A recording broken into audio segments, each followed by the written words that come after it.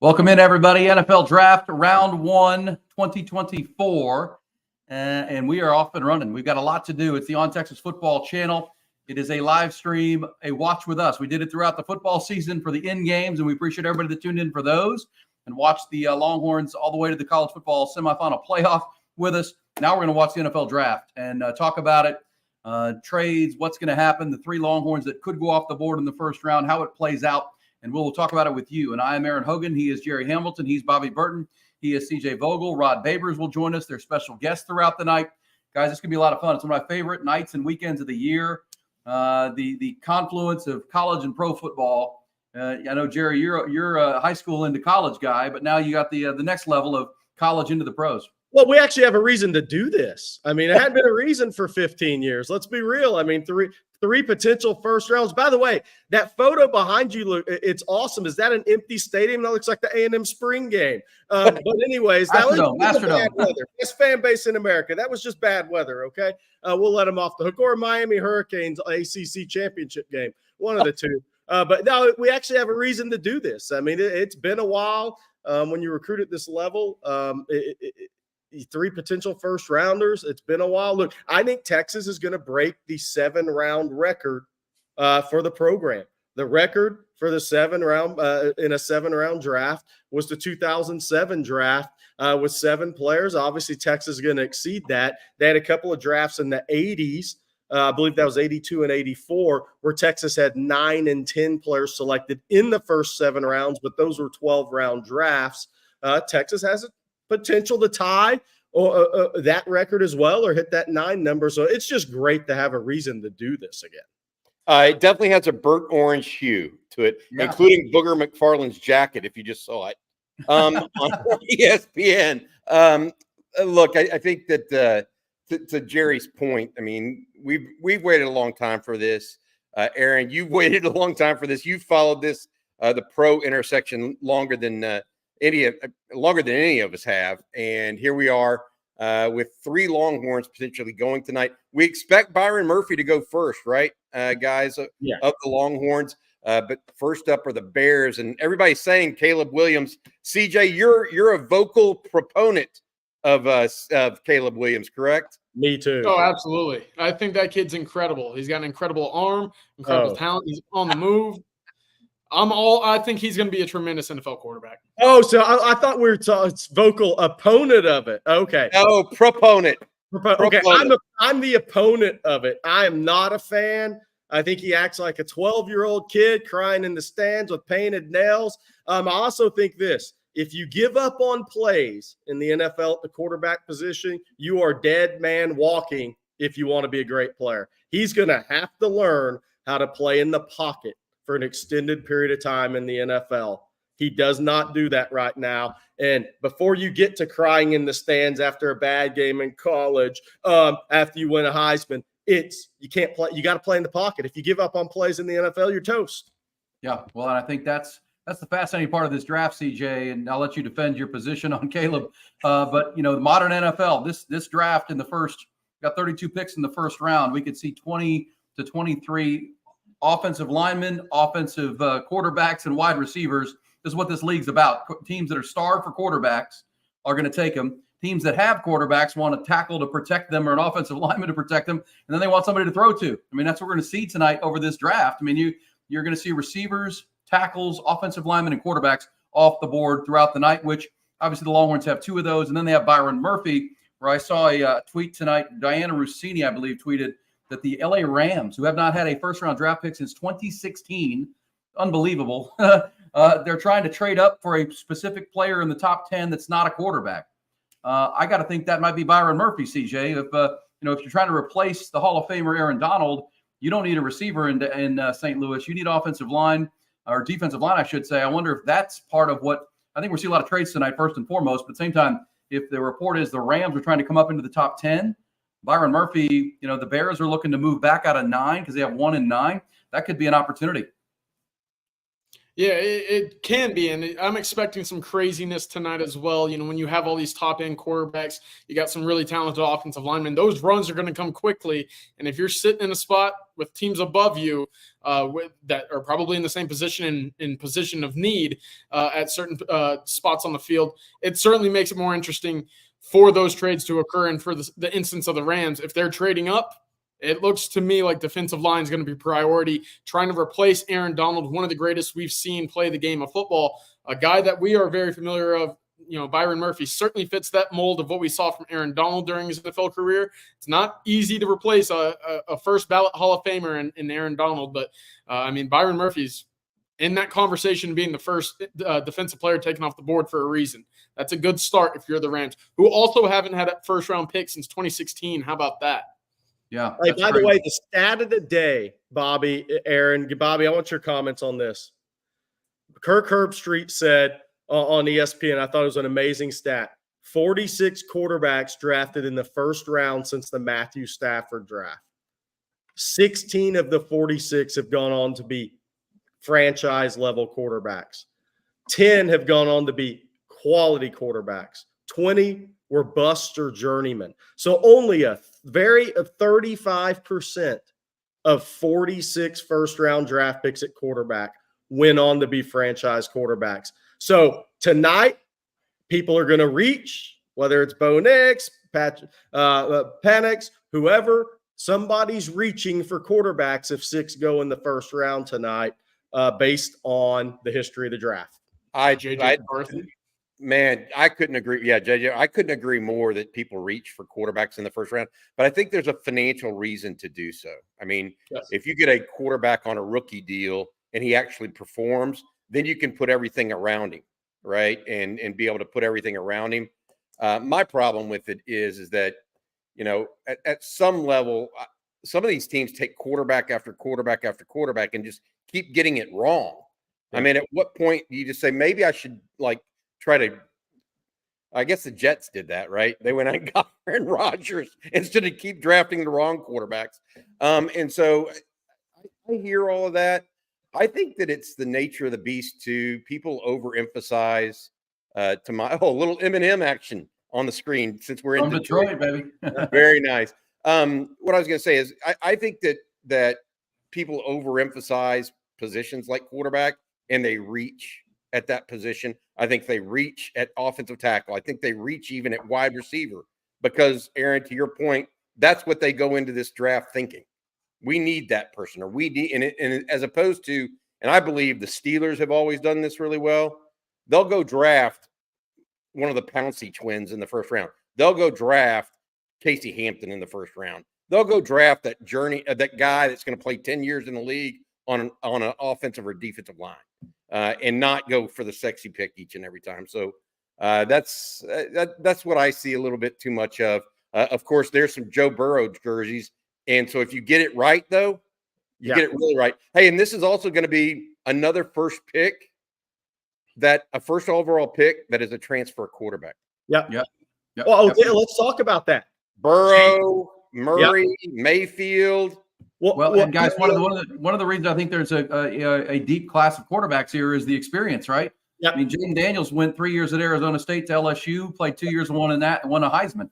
Bo Nix has started 61 football games. Michael Penix has been at 2 different programs and elevated both of them to really high levels. Caleb Williams moved from Oklahoma to USC. The youngest guy is Drake May. He's the one guy that didn't transfer, but I think we always compare it to other classes, and I understand the numbers are the numbers, but the experience level of these quarterbacks, CJ, has never been higher as far as number of games played, number of as much film as you can watch and evaluate. This class has as much as any we've seen in a long time. That's a good point, Aaron. And to that point, it's also the era we're playing in. 4 of the 6 guys being talked about as first rounders are transfers out of the portal. Now, Penix smartly followed Kalen DeBoer. That's a really good transfer. Caleb Williams smartly for college followed Lincoln Riley, right? I mean, obviously Arizona State had their situation with the coaching change, so Jaden Daniels hit the portal as he probably should have. But this draft tonight, it'll be interesting to look at as well how many first-round picks transferred somewhere total. Obviously, that's going to be the highest we've ever seen in the NFL draft. CJ, I don't know if can CJ pull off this suit that Aiden Hutchinson is wearing right now? That's what I want to know. I don't know that. I was never young enough and good enough to pull out. I'd be more like Jared Goff up there. Got a little sport, not even a sport coat, just a little. Oh, look at that! I got the flash, Bobby. That could be me. Not a question of a doubt. Crazy. There's Jerry with the hair. Jerry would have the crazy hair. There we go. That's me doing a Manscaped read. Well, we talk about the number of quarterbacks and receivers, and the question I have for you guys, and Jerry, you're the evaluator. CJ, you evaluate this because in addition to quarterbacks panning out, half the time they even get to the second contract. Less than that, they even become a star quarterback. Receivers are the worst. I saw a stat that, it was a guy with ESPN, their stats guy, did a 20-year projection from 2000 to 2020 or 2019 and called hitting or missing on, do they get a second contract with that team, right? And so you can't really tell that now as far as the last couple of drafts because we're not there yet. But from 2000 to 2020, receiver was the lowest hit rate. Only 27% of receivers get to that second contract. Wow. You add quarterbacks into that. The question is why? Is it they don't see a lot of press coverage in college football? Who can get off the press, who can win and separate at the pro level? And the quarterbacks obviously don't, they see a lot of zone coverage and, lesser defenders that they're playing against. It's just a faster game. It's a tougher game. And I think that's really hard to project. Y'all's thoughts? I can see that. I also think receivers are the most fungible. Not the most fungible. I think running backs are actually typically, right? That's what the NFL draft history says. But you know what? I mean, I don't know. I don't know if I have a particular reason for that I can think of. Maybe just I think it could be coverage. I think that a lot of teams fall in love with sexy picks that can run fast, maybe like an Xavier Worthy, for example. But Xavier's a little bit more complete receiver than Darius Hayward-Bay or John Ross, for example, that were just speed guys. I think they fall in love or have fallen in love with that.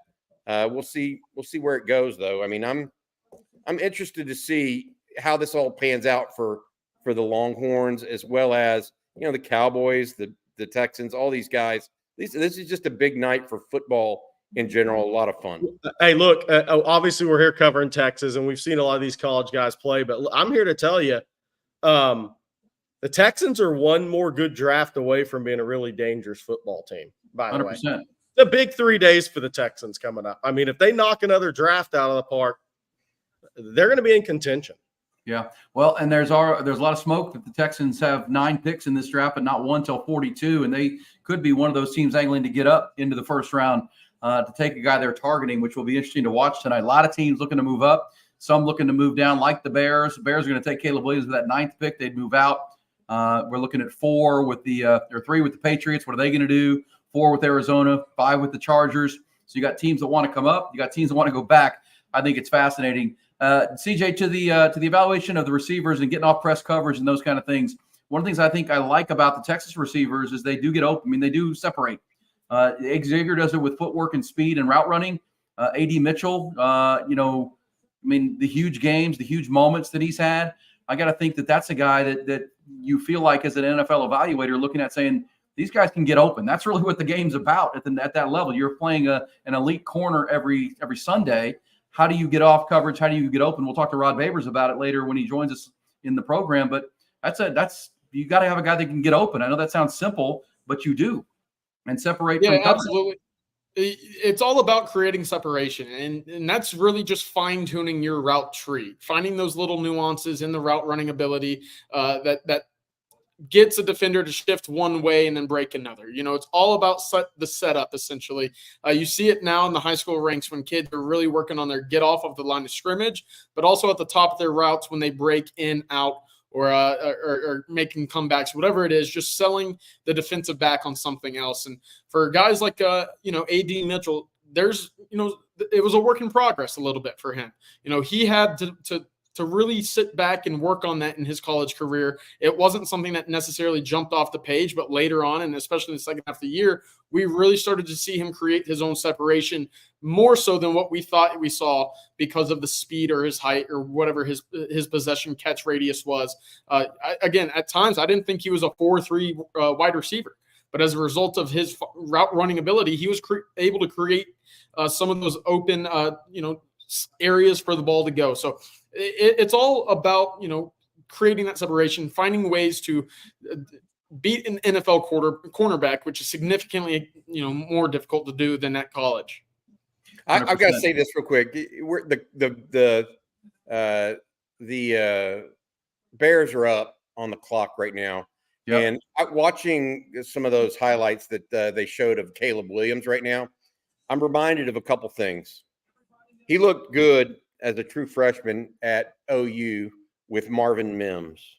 He looked good as a sophomore at USC with Jordan Addison. He did not look great this year.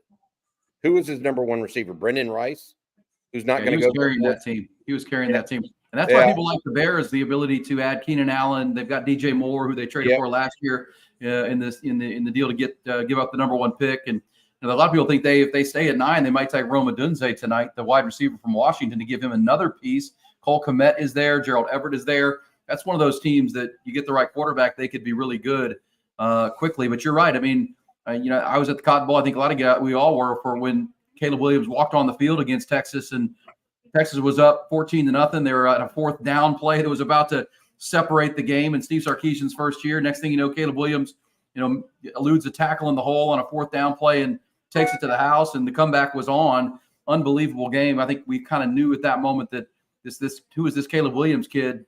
He's kind of a star. He's done that. But you're right. This year, Bobby, he was not. To your point, Jerry, he bailed out of the pocket a lot. Was that offensive line? Was that lack of a number one receiver? Play on script kind of thing. CJ, make your case for the number one pick here tonight. We heard Jerry earlier talking about why he's concerned about Caleb Williams at 1. What's your positivity about the player? It's all about the arm, and it's all about decision making. He's a guy that inside the pocket. I know there's some of those questions of when the play does get off script. Is he a guy that can follow the script? Is he the guy that on his first read hit his back foot and deliver the ball where it's supposed to go? He likes to make the razzle-dazzle play. That's part of his game. He likes scrambling around, finding the guy down the field. That's where a lot of his highlights come from.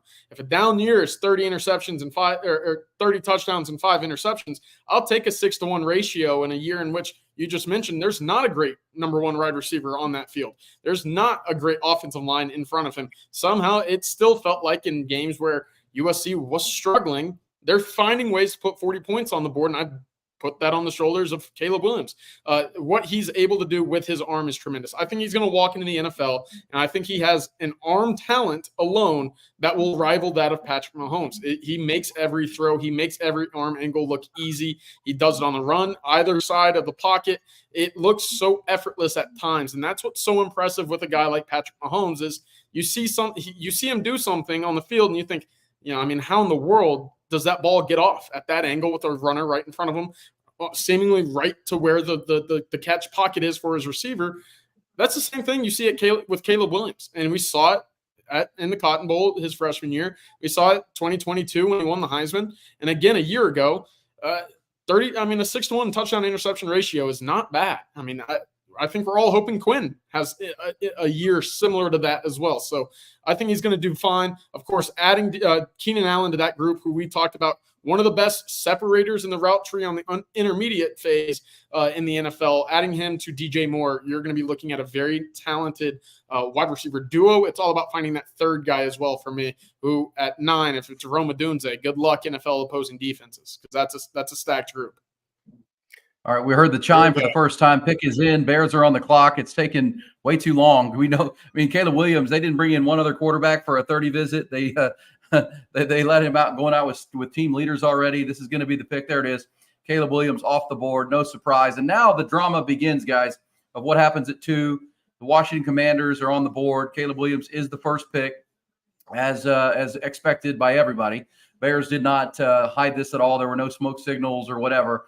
This was their guy, and we'll see. As you just said, CJ. They've got good offensive players. Their defense was actually really good by the end of last year under Matt Eberflus. So, this is one of those teams that thinks they can be in a playoff berth if they can get this right. But now you have Washington and Jaden Daniels, the Arizona State transfer to LSU, the Heisman Trophy winner. Cliff Kingsbury is the offensive coordinator in Washington now. It feels like that's his kind of quarterback more than a Drake May, but I think the opposite of Chicago, Washington has done a great job of, making it muddy of what they're going to do. There's reports all over the place. The gambling markets have no idea. The consensus favorite is Jaden Daniels, but Drake May is there. New England's on the clock behind them. What do y'all think happens here with 2?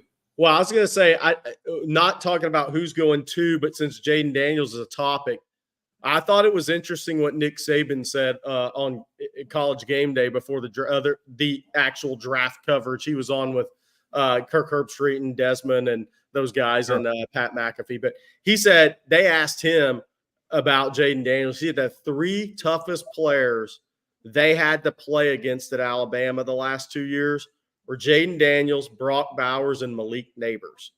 Wow. That's actually a compliment coming from Nick. So, I mean, I thought that was interesting that when he was asked the question, those were his 3 answers.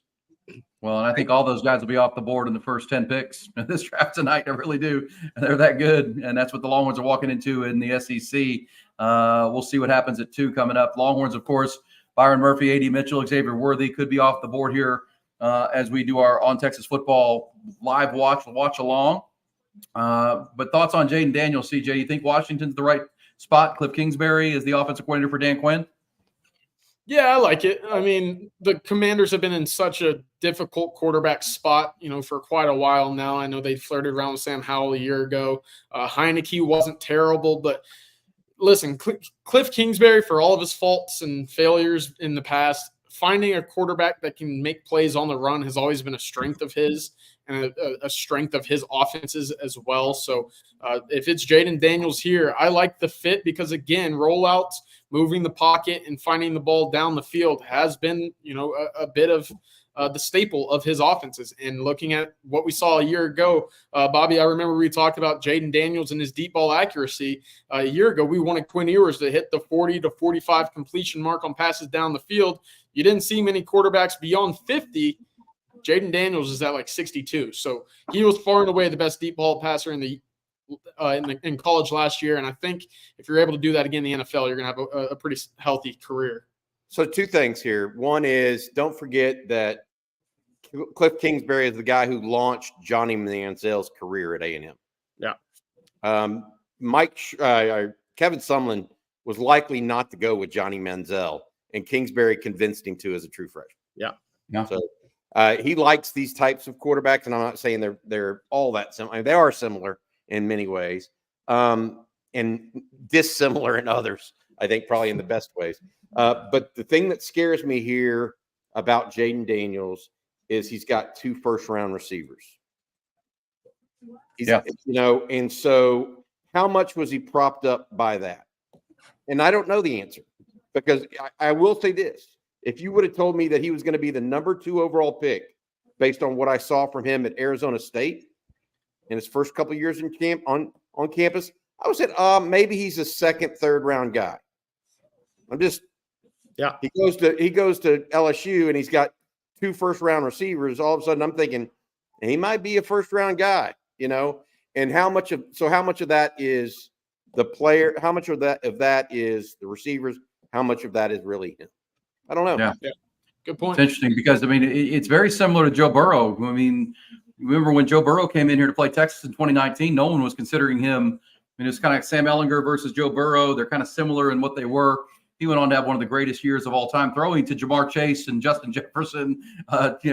Randy Moss's kid was the tight end that year for them, and they were obviously one of the better offenses we've ever seen in college football. And now Joe Burrow is the number 1 pick. Similar in that Jaden Daniels had to transfer, from Arizona State, and then found it. And that's that. We would go back to the beginning, the experience playing, the reps, guys. Getting on the field and starting 50 or 60 games in college football at the highest level of the SEC. To Nick Saban's point, that's the training ground. We go back to 2021 when the draft was so poor at quarterback. Zach Wilson hardly played at BYU. Yeah. I will say in that conversation too. Huh? Daniel Jones, he was also in that conversation where you didn't see a lot of college games. And, now you're looking back thinking, all right, this might not have been the guy at the pick for that. I mean, it's all about that 25 mark that Bob, you brought it up a ton. That's a big reason why Quinn returned for 2024. It makes a big difference, especially when you move from college to the NFL. Yeah. The other thing I would say is the first 2 picks, if a dog's going to bite, it'll bite as a pup. That's the old Darrell Royal saying. Both Caleb Williams and Jaden Daniels did play as true freshmen. And Daniels did it about 170 pounds. Yeah, we had him in the Under Armour game. He was a rail thin guy in high school. So my point is, remember when we talk about that in future years about which players for Texas might be high draft picks, these guys typically play early. Yeah. And play a lot. And that's a direct correlation, especially on the offensive and defensive line, but there is a level of correlation there that I think is worth noticing as we talk about Texas football, et cetera, and the young players on the roster right now. By the way, I want to mention for the chat, we'll take your Texas questions, recruiting questions. I wanted to address one from earlier. Somebody asked about somebody saying Texas leads for Dominic Williams. Yeah, it's kind of what we said on Coffee and Football this morning.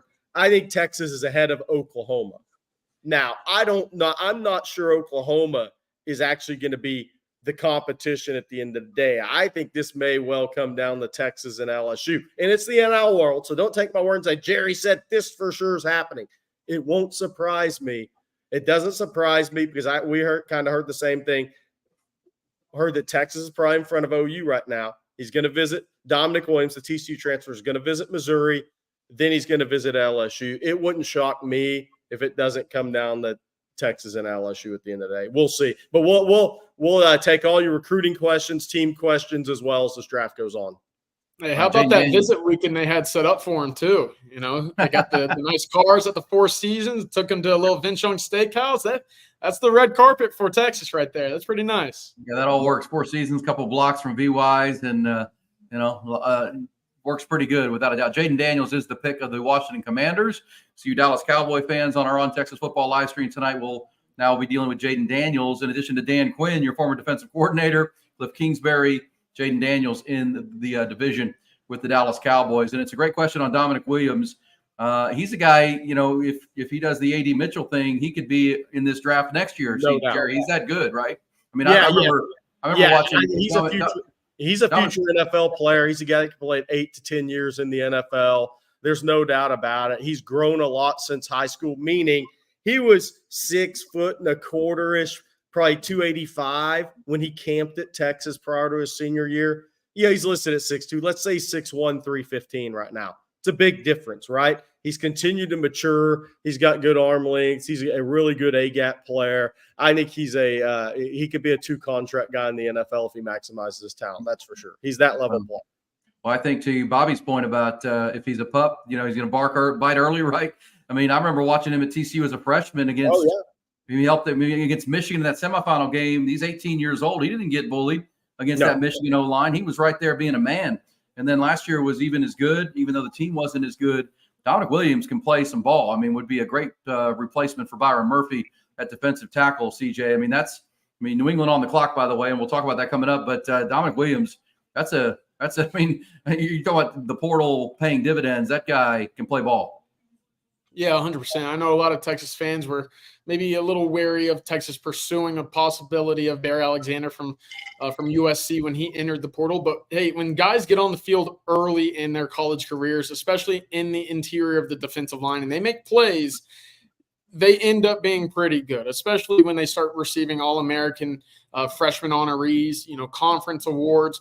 That's where these guys end up. They're very coveted in the NIL portal game, whatever it is.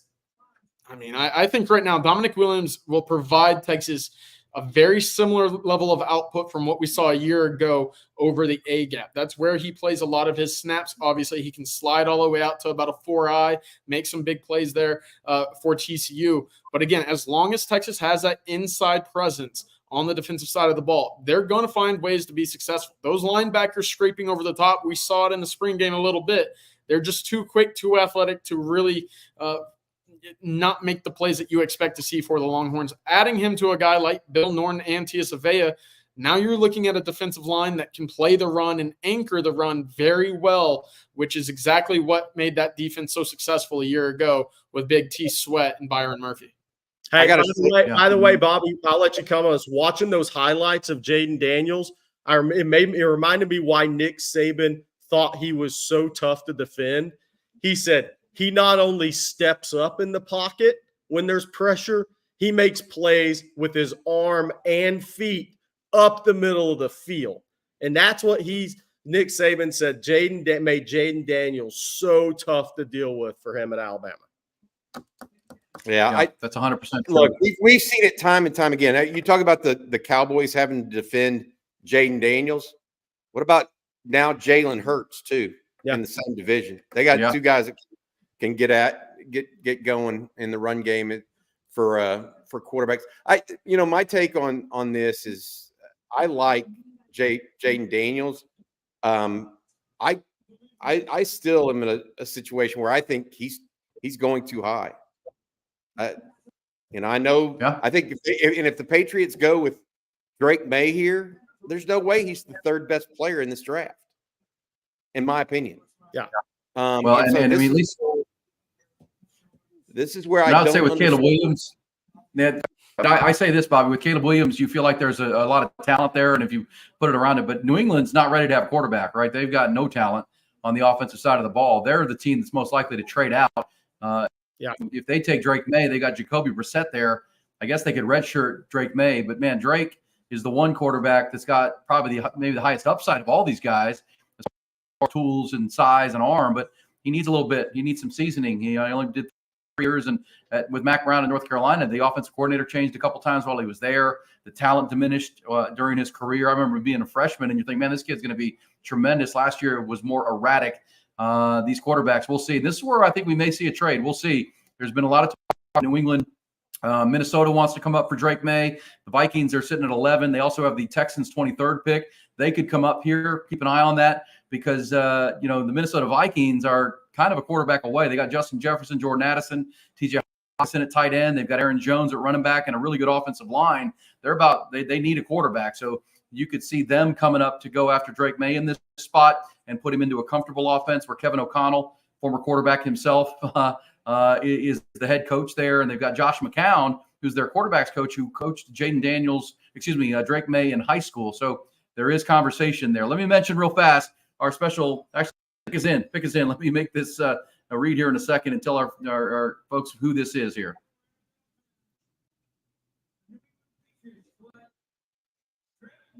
All right, there it is. Drake May to the New England Patriots. So 1, 2, 3 at quarterback. That last happened back in 2021, that horrible draft that included Trevor Lawrence at the top. The second pick was Zach Wilson. The third pick was Trey Lance. We'll see if this one is better. Could we go 4 for 4 for the first time ever? Arizona is on the clock, guys, and there's talk they could really trade down because J.J. McCarthy is a team. There is a player that a lot of people covet right now.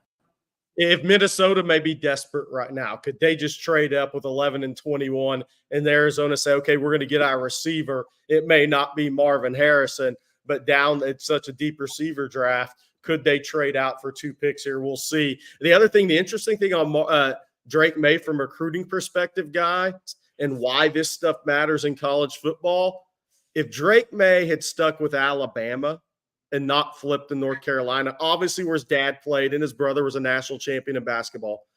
My opinion is Bama would have won the national title this year and Nick Saban would have stuck around for 1 more year. That's how big that decommitment ended up being for Alabama. Yeah, and Mac Brown and Tim Brewster doing their recruiting thing while Tim was still there in North Carolina. Hey, special thank you to Joe Brown, your veteran mortgage professional. Joe has been providing mortgages in Austin and around Texas for more than 3 decades now. A lifelong Longhorn, proud Navy veteran. He's helped folks around the state, including several former UT athletes, with their mortgages. Give him a call, 512-663-4744. That's 512-663-4744. If you're looking for a mortgage, it's Joe Brown, the veteran mortgage professional, 512-663-4744. And we'll tell you about that. We appreciate everybody making this live stream possible tonight. A lot of fun watching the draft with you on the On Texas live stream. 3 picks off the board. All 3 are quarterbacks. Now Arizona's on the clock, and they may be sitting in a honey hole with an opportunity to trade down and maybe like they did last year. Remember, they traded with Houston last year. Houston drafted C.J. Stroud, came back up with Arizona to take Will Anderson, but then that dropped them back to 12. But Monty Ossenforth, their general manager, traded back up to 6 to take the big offensive lineman out of Ohio State. We'll see. There's a lot of talk that Arizona would be okay to trade back here, but try to come back up to get one of these top receivers for Kyler Murray to throw the football to. We'll see. This is where we went 1, 2, 3 quarterback. Now the draft begins really as far as the drama, the subplots, and who goes where. Lower. I want to go ahead and add in somebody here. We got a little special guest here, guys. I think he's here right now. John Mills, the offensive lineman out of San Francisco. How you doing, John? Hey, what's up? Thank you guys for having me on. Watching a little draft coverage. All these quarterbacks are going 1, 2, 3. You're a big offensive lineman. What are you supposed? Yeah. What do you say to that, man? I mean, I like the Patriots, so they got Drake May. That's my guy. I'm excited for the Patriots. They're not too good right now, but the next years, 5 years they'll be good. So there you go. Yeah. Hey, John, thanks for joining us. Very, very much so for coming on. We wanted to have you on for a while. Kind of talk about the recruiting process in general, because here's the deal. You weren't a name early on in the recruiting process, right? You know that. There were some guys that were more highly ranked that had offers earlier than you. So time to talk about the recruiting process. I mean, obviously Washington's been on you a while, and you can tell people you've had multiple family members that played there. Kyle Flood's been on you. He got on you early. A lot of schools kind of came in this year and added offers to your list. Kind of talk about your recruiting process in general, what it's been like for you. Yeah. So Washington was on me early. I did good at the camp when I went there. But I mean, my grandpa is played there. He loves UW. I don't know if the original offer was, I don't know, but I feel like they were just they invested early and it paid off. And then Texas was on there early too. Which is a huge factor for me. Because they trusted in me. They offered after the first three game footage, and I went there in the camp. And honestly, what you said with all the coaches or the offers coming in this year, really is, I think it's because of my style of play. Because of my aggressive style and my physical style, it was hard to show that in the camps with just the 1v1 pass sets and no pads or no run blocking or anything like that. So I think, and it was also hard because my head coach, Lenny Vandermeer, he has helped me a ton in our program, and I'm coming different this year too. He's helping so much, and he's a major factor in that, 100%. Which is what's happening right now. You've been on the Texas campus, I believe, 4 times now. What has impressed you about Kyle Flood? What is it that's impressed you about the University of Texas, whether it was on the field this year, on your visits? I believe you were at the Sugar Bowl, the Washington, Texas game, if I remember that right. But what's impressed you about Texas so far in the process? With Coach Flood is just how professional he is and how he's sharp. Like in the meeting, my coach was in there with us, and he came out and he was like, "Man, that dude is sharp." And he's been around football a lot. He knows what's up. And how professional he is, how smart he is, how good of a developer he is. That's with Coach Flood. That what impresses me so much, and the fact that he's a great human. He doesn't switch up during practice and like when you get there. That's what I was talking to Daniel Cruz and Brandon Baker about. I mean, sure, he gets on you, but that's what every good coach needs you to do. They're so good coaches, just a soft coach. So that's what I like about him so much. And about the university, I've always wanted to go down south and live down there. I feel I like to go hunt and fish and everything, and Texas is a great place to do that. And the academics of Texas are amazing, which is something my parents talk about so much, and it's something that means a lot to me because football is for everybody, and hopefully, after the NFL, I can go into I don't know, agriculture or construction or sports management. Who knows?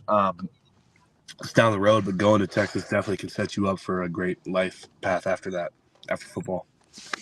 Yeah, that's great stuff, John. And again, thanks for joining us this evening. Of course, the draft is on. We're waiting for some of these big men to hear their names called. But in the terms of your recruitment and finding a home that kind of helps you develop to become an NFL draft prospect. We've seen Christian Jones kind of rise up draft boards this year. Kelvin Banks is a name that Texas fans are hoping, has a great season and is off to the league in the first round next year. How much do you look at which programs develop those top end offensive linemen when it comes to your recruitment and evaluation of programs?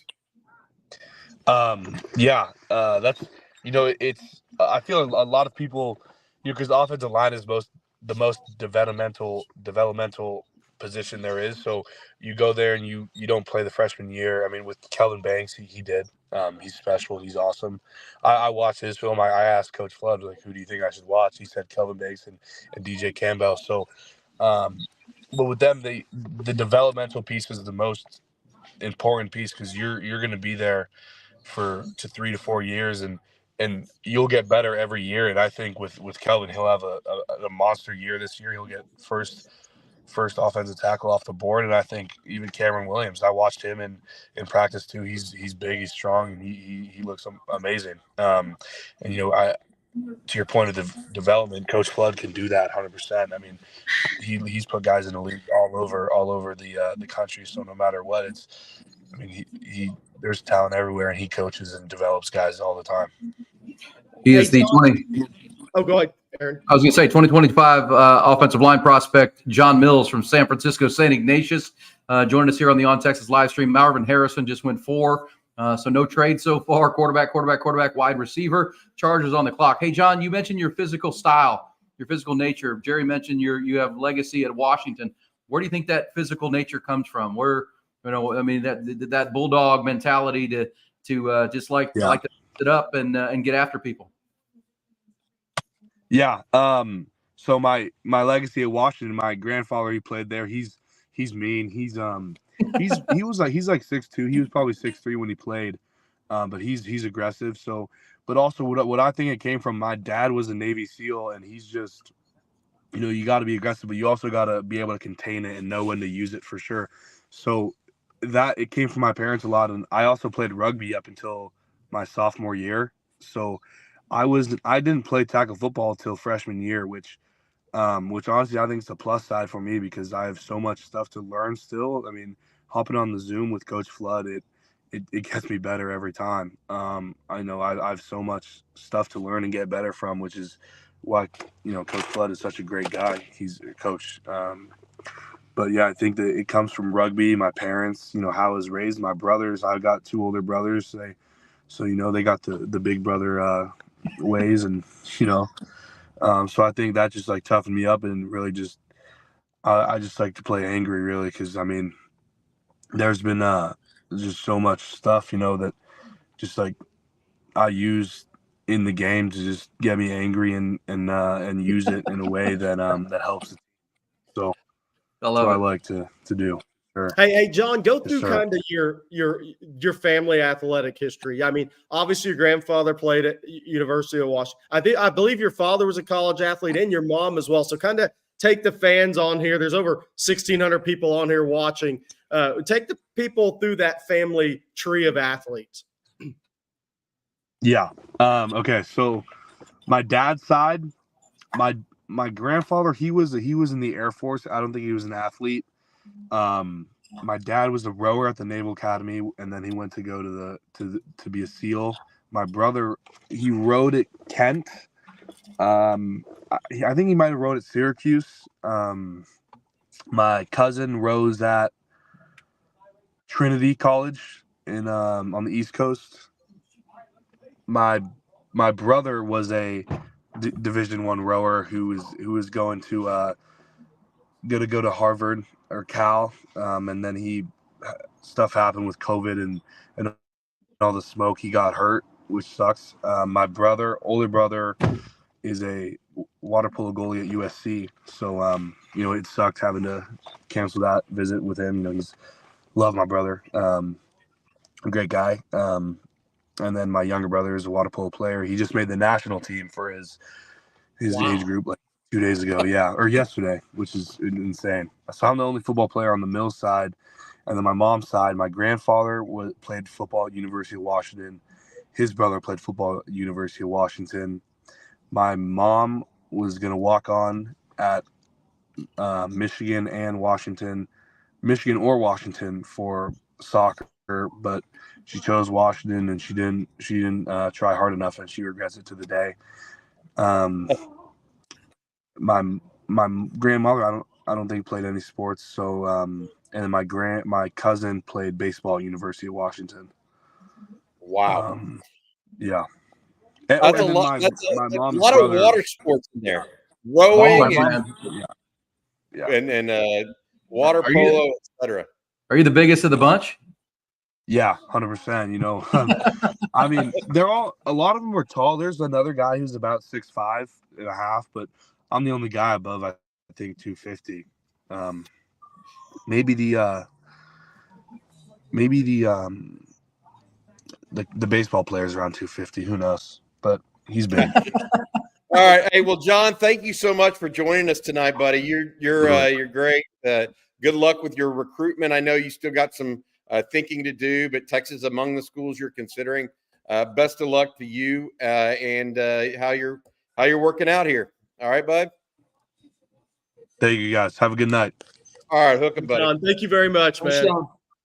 That was All great. right, so, hey, y'all know why I'm a big fan of this guy, right? We made him an on-Texas football 4-star, and I don't know if anybody has him a 4-star yet, but they're all wrong. I'm just here to tell you.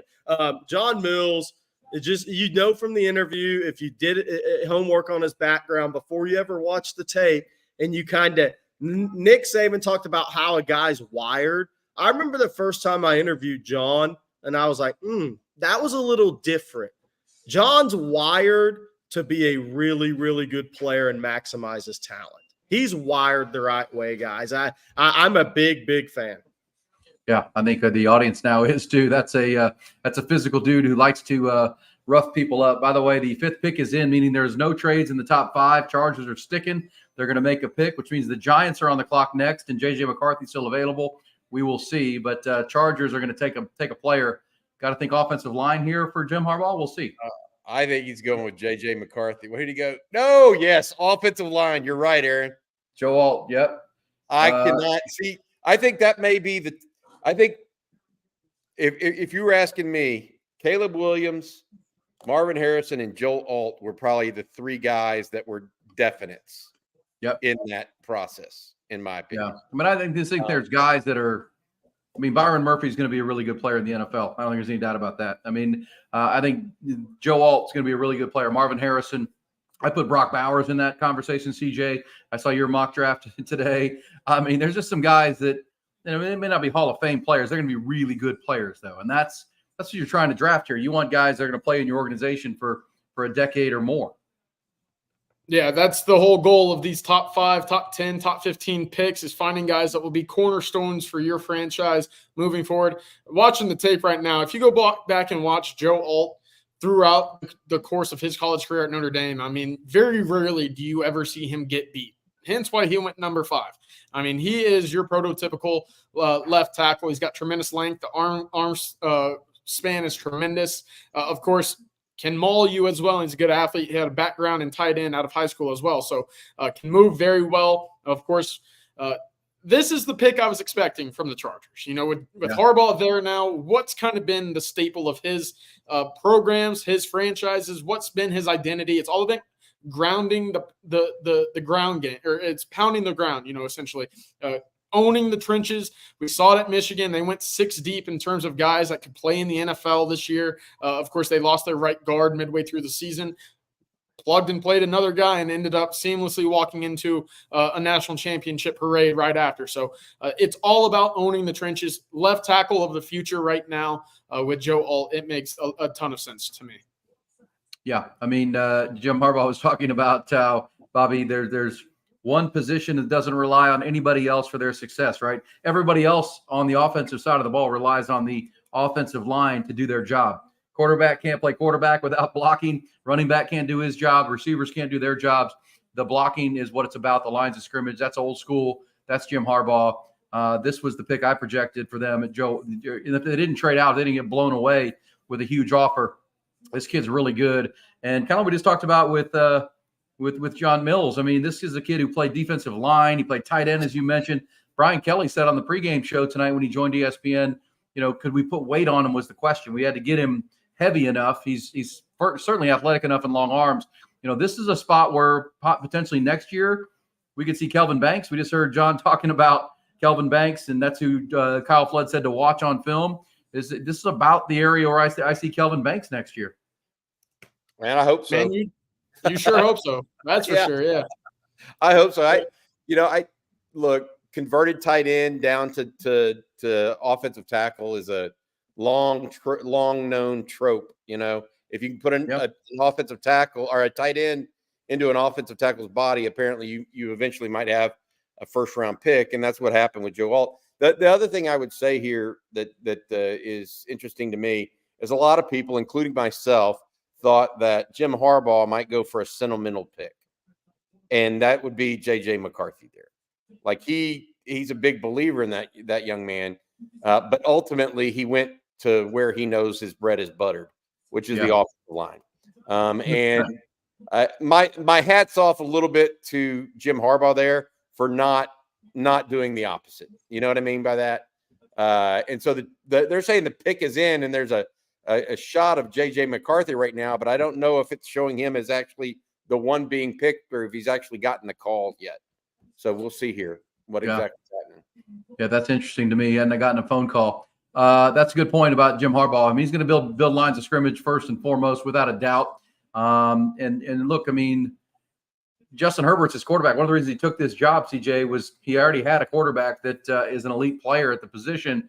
And, there was some scuttle ahead of this that maybe they trade Herbert and draft McCarthy. I mean, that's a $110 million cap hit immediately. You can't live that way. He's got a quarterback. Now he's going to build offensive line. There's no question about it. Now the Giants on the board. If you're a Cowboy fan watching tonight here on the On Texas Football Watch, you just saw Jaden Daniels go to your division rival there in Washington. Now, is it a quarterback? I think a lot of people projected McCarthy at this spot. And they need a wide receiver.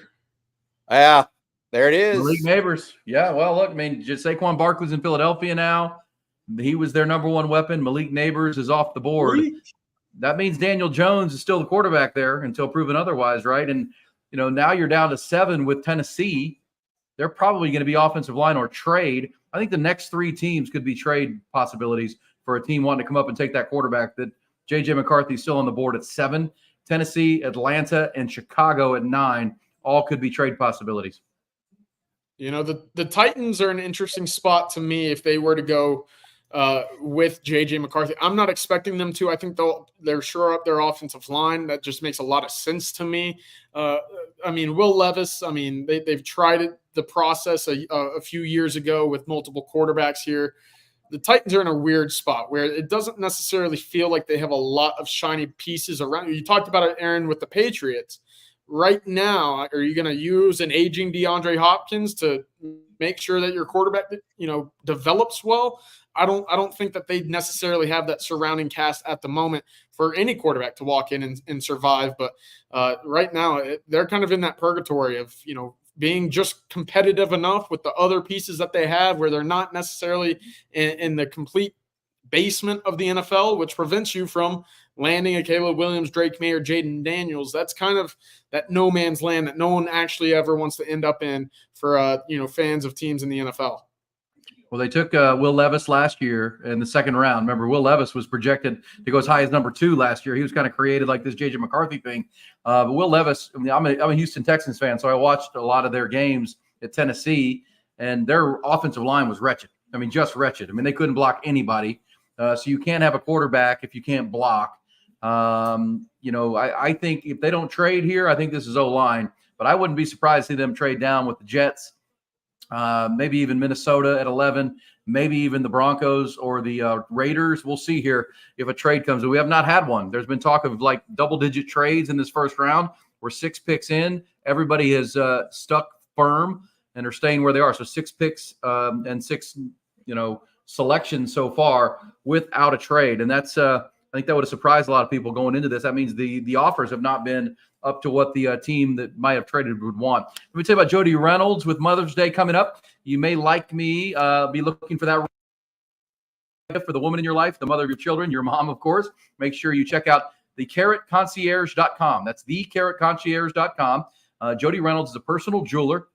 So she's the Carrot Concierge. She's your personal jeweler. When we always want one of those, you can see some of her beautiful creations and use the QR code on the screen to see even more. Visit her Instagram or her website, thecarrotconcierge.com as well. Jody's an Austin resident, Texas fan. Her husband listens on Texas football. Prides herself providing personal service, takes the extra steps to make sure your lady gets exactly what she wants. Mother and the mother of your children, maybe a daughter that's a mother as well. She is doesn't have to be the overhead storefront. You can hire and lower inventory prices as much as 30% less than what you'd see at the jewelry store. Bobby, it looks like you just ordered something from her as well. But Jody has a number of different tennis bracelets, rings, necklaces, and more. All beautiful jewelry, all personalized for you and yours. Check out thecarrotconcierge.com. That's KARAT, concierge.com. Visit the website, give her a call, text her, take care of that special someone in your life. Mother's Day right around the corner. Actually, I have a wedding anniversary tomorrow, so I may be checking that out right here tonight while I'm doing this thing. That might be my next move here. Thecarrotconcierge.com, guys. Love that stuff. Also, use the free shipping code OTF to get free shipping, because shipping can be expensive when you're sure. Shipping jewelry. Hey, the one thing I want to go back to as it relates to Malik Neighbors, I just watched the highlight film of him. He ate up everybody in off coverage. I mean, ate them up. I mean, you had no chance against him in off coverage. Nope. So if you're, this is the question, right? Is can he get off a press? And we were talking about the high miss rate early in this discussion of the situation or of the whole topic of the draft, where Aaron, I think you came up with a stat that wide receivers were the biggest misses of all the entire draft based on getting a second contract with a particular team. And all of those highlights with him, except for one, were against off coverage. So how's he going to do against press? Because in the NFL, they will have enough guys that can try to press him. Yep. You're not you're not going to have enough guys in college football to try to press you routinely. So I'd have to go back and watch that. So there's been some big names in that highlight reel too. I mean, it was Keely Ringo at Georgia, Kool-Aid McKinstry. I mean, Terrion Arnold. You saw some big names opposite of him. And as you said, all off coverage though. All off coverage. He was eating up safeties from the slot a lot of times. Well, I think that becomes the question. I mean, I think we all try to figure out why they miss so often on quarterbacks, receivers. By the way, back to that same stat, that 20-year window of players, the number one position of hit is center. And they've only over that 20 years, only been 11 drafted, or 12. 11 of them signed new contracts. Number 2 was offensive guard. Number 3 was left tackle. So, I mean, offensive line, you can watch, you can see the combat, you can see the the physicality and the footwork and the all the things you need. I do think, quarterback and receiver are harder because you just don't see that kind of defense and that kind of coverage in the college level. CJ, Rod will be here with us coming up at the bottom of the next hour and join us. I mean, the transition from college to pro is so different as far as how they attack and how the corner you line up with is a pro corner every single week. You got to be able to get open. And I think that also affects the quarterback because they also see, as you said, Bobby, a lot of off coverage. They see a lot of guys, and the windows are so much bigger at the college level versus what you see in the speed is not the same. That's the thing that's really what's hard to project because you just can't see it in 7-on-7 or in most college football games. Absolutely. Here's from one super chat from Freelance Society. Let's take this one. If Xavier Worthy would have stayed for his 4th year, would he be the best Texas wide receiver of all time? I don't think many fans realize how special Worthy was to this program. I will add this. I definitely think he would have the best stats of all time, and I do think he would go down as the best receiver of all time at Texas. Roy Williams didn't stay all 4 years. Roy Williams just didn't play in that kind of offense. And then you also have a situation where Jordan Shipley, I mean, as a productive receiver, he's as good as you're going to get. But Worthy started and played a lot in a high-flying offense almost from the start. That's the difference. And he was number 1 from the start. I do agree with this that Xavier Worthy is one of the best receivers Texas has ever had from a productivity standpoint. And I think he helped launch Texas receivers into this high-flying era that they're trying to get into with Steve Sarkisian. CJ, your thoughts on that? I agree 100%. Again, just what he was able to do from the offset of his career as a true freshman at Texas, in a place where Texas desperately needed a wide receiver 1 to step up. That was Xavier Worthy from the minute he stepped on campus. And, of course, it panned out pretty well for him. Of course, we know the speed, but also the hands and the route running was on display. This season when he was healthy, those little whip routes or comebacks that he would run in the red zone, probably would have liked to see them a couple more times than what we did this past season. But to the point, Xavier Worthy, a tremendous football player, one that Texas fans were very fortunate to have for the last 3 years. All right, props to our man Matt. He already had J.C. Latham, the pick from Alabama, on the board before it was made. That means he's got some intel, which we appreciate. Nice job on our running scroll. J.C. Latham, the offensive tackle from Alabama. And by the way, how big was that Texas win at Alabama? Alabama could have 5 players drafted in the first round tonight. The Longhorns we're going to be excited to have 3. They could have 5 guys off the board. If you look at he and Dallas Turner, the edge rusher could be going off the board here. Terry Arnold, you mentioned, Kool-Aid McKinstry. There's a lot of Alabama players. That was a really talented team that Texas beat by 10 points at Tuscaloosa. The X-Worthy thing, I feel so. I was at the Alamo Bowl, 2 years ago, 2 Januaries ago, or 2 Decembers ago now. And he was getting booed when he dropped that touchdown pass. I just felt so bad for the kid. And then you learn that he had a broken hand. And I loved the player from the very beginning. And, the Texas fans were down on him. They didn't like his body language. They didn't like the way he, dropped some passes. And, Quentin, he was dealing with a young quarterback, too, that's trying to feel it out as well.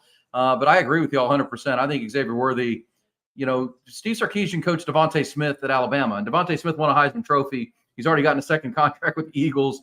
And Sark would tell you that he's every bit the player Devontae Smith was. I know he's only 170 pounds, but that guy can fly. His footwork's amazing. His get off, his immediacy with his acceleration is elite. He's going to be drafted here in the first 25 picks, I believe, tonight. Oh, I like that. I'm big. Look how big this guy is, dude. Y'all, he is a big dude now. That's a bear hug. Look, I'll be careful now. The commissioner said back surgery like 3 weeks ago. Do you know that? No, I did not. But that may be the biggest that may be one of the top 5 hugs of all time there. He double clutched. Holy cow, that's so funny. I had read a story earlier that the players were told just to do DAP with the commissioner. He just had back surgery 3 weeks ago, and he just got very hugged. His doctor's probably watching going, oh, my gosh, be careful now. And let's see if the commissioner does. But we'll see. Now we're on the board with the Falcons. Bijan Robinson, of course, and the Falcons. Pick is already in. This will be an interesting one. Who's Kirk Cousins? Is Bijan Robinson getting, a new playmate? Is he going to find someone to help his offensive line, a wide receiver to open the front 7? What's Bijan going to? I think this. I'm going to say this has to be defense in my mind, because Raheem Morris is their new coach. He's a defensive coach. They signed Kirk Cousins. They've used high draft picks on Bijan Robinson, Kyle Pitts, Drake London. I think this has to be defensive player. Dallas Turner, Byron Murphy could be a spot here. Because we're so far we have 7 picks. We haven't seen a trade. We've had 3 quarterbacks. We've had 2 tackles and 2 wide receivers. So we said off the top, those are going to be the heavy positions here. Teams that need a quarterback are going to take one. Teams that have a quarterback are going to try to protect that quarterback or have somebody to throw to. That's been the first 7 picks. And now we're at 8. And I'm thinking defense here. This is going to be the first defensive player, in my opinion. The fact they haven't traded this. By the way, the Minnesota Vikings sitting at 11, they may just be sitting and waiting for J.J. McCarthy because the Bears are next. And then it's the Jets who are not going to take a quarterback. You could be sitting with J.J. McCarthy to the Minnesota Vikings at 11. We'll see. Hey, the Falcons didn't waste much time getting this pick in. I mean, they must have been eagerly awaiting the first 7 picks here before it became their turn. No trades, probably just what they hoped would happen. Whoever's the pick here, I mean, they're pretty happy about it. They got that pick in ASAP. So we'll see here.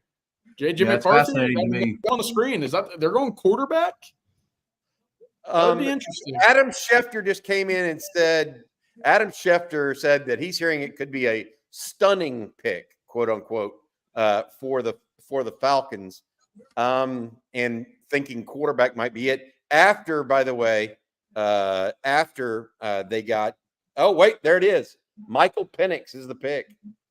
After they got Kirk Cousins, guys. Michael Penix. It. Michael, you want a backup quarterback with number 8 overall?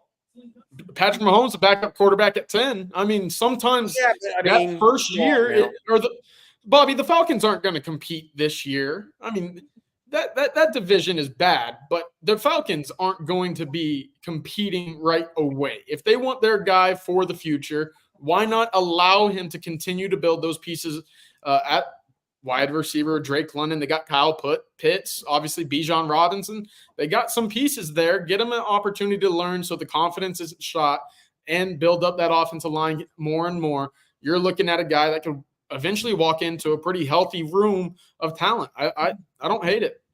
Well, I will say this. The only issue is I agree with everything you just said, but Kirk Cousins just signed a 4-year, $180 million contract with $100 million guaranteed. I mean, Michael Penix is already going to be 24 years old when this season begins. I love the player. I love this pick. I mean, I love him. I just don't like it. He's going to have to sit for a couple of years and wait. I mean, you don't give a guy $100 million guaranteed and then sit him down. I guess I see what the Falcons are doing. Packers did it. By the time Michael Penix gets on the field, he's be 26 years old. I know it's a premium position. I don't hate it. I just know it could create conflict, Jerry, when you just give a guy $180 million for 4 years in free agency and now draft his successor. That's a weird conflict of things to me. Packers didn't do it at 8, though. Yeah. My thing with Penix is you better have a really good offensive line because when he plays on the move, his accuracy drops considerably. I think he's a good player. I think people are reaching in this draft at quarterback. I really do. I think we'll look back on this one. It'll probably follow some of those drafts that Kirk Herbstreit hit on. Again, if people didn't, Kirk Herbstreit, I thought had the stat of the draft, 46 first-round quarterbacks since the Matthew Stafford draft. Only 16 of those guys have been gone on to be franchise quarterbacks. 10 were good players, solid quarterbacks, and 20 were bust or journeymen. I think there's going to be a lot of reaching at quarterback in this draft, so that'll be interesting to see down the line. I want to say something on J.C. Latham because this goes back to recruiting, and this is the thing I love about what I'm lucky to do for a living. J.C. Latham was a defensive lineman in Wisconsin when he transferred to IMG, and I was at IMG, and they were transitioning him to offensive line, and it took a long time for him to buy into it. But once he did, and he realized, okay, this is, and the thing about IMG, it's different than a high school coach in Wisconsin saying, hey, your future's offensive line. Who's telling you that an IMG is a former NFL defensive lineman and a former NFL offensive lineman coaching those positions at IMG, right? So it's a little different when they tell you that. But J.C. Latham, it took him a while to come around to it. He had that defensive line mentality, like those guys in AAU basketball. They always want to be a small forward if they're a power forward or center. He wanted to be a defensive guy. But once he took to offensive line and saw how good he could be, he went out and maximized his talent. And I always give those guys so much credit, but it's so much fun in our job to be able to look back and think about those times when you first saw a guy. And he was about 275 the first time I saw him, by the way. And was he 342 on draft night? How much he went out and maximized his talent, guys. He's a bully too. I mean, he plays bully ball without a doubt. Michael Penix to Atlanta. I'm trying to get in the head of the Falcons of what they're doing.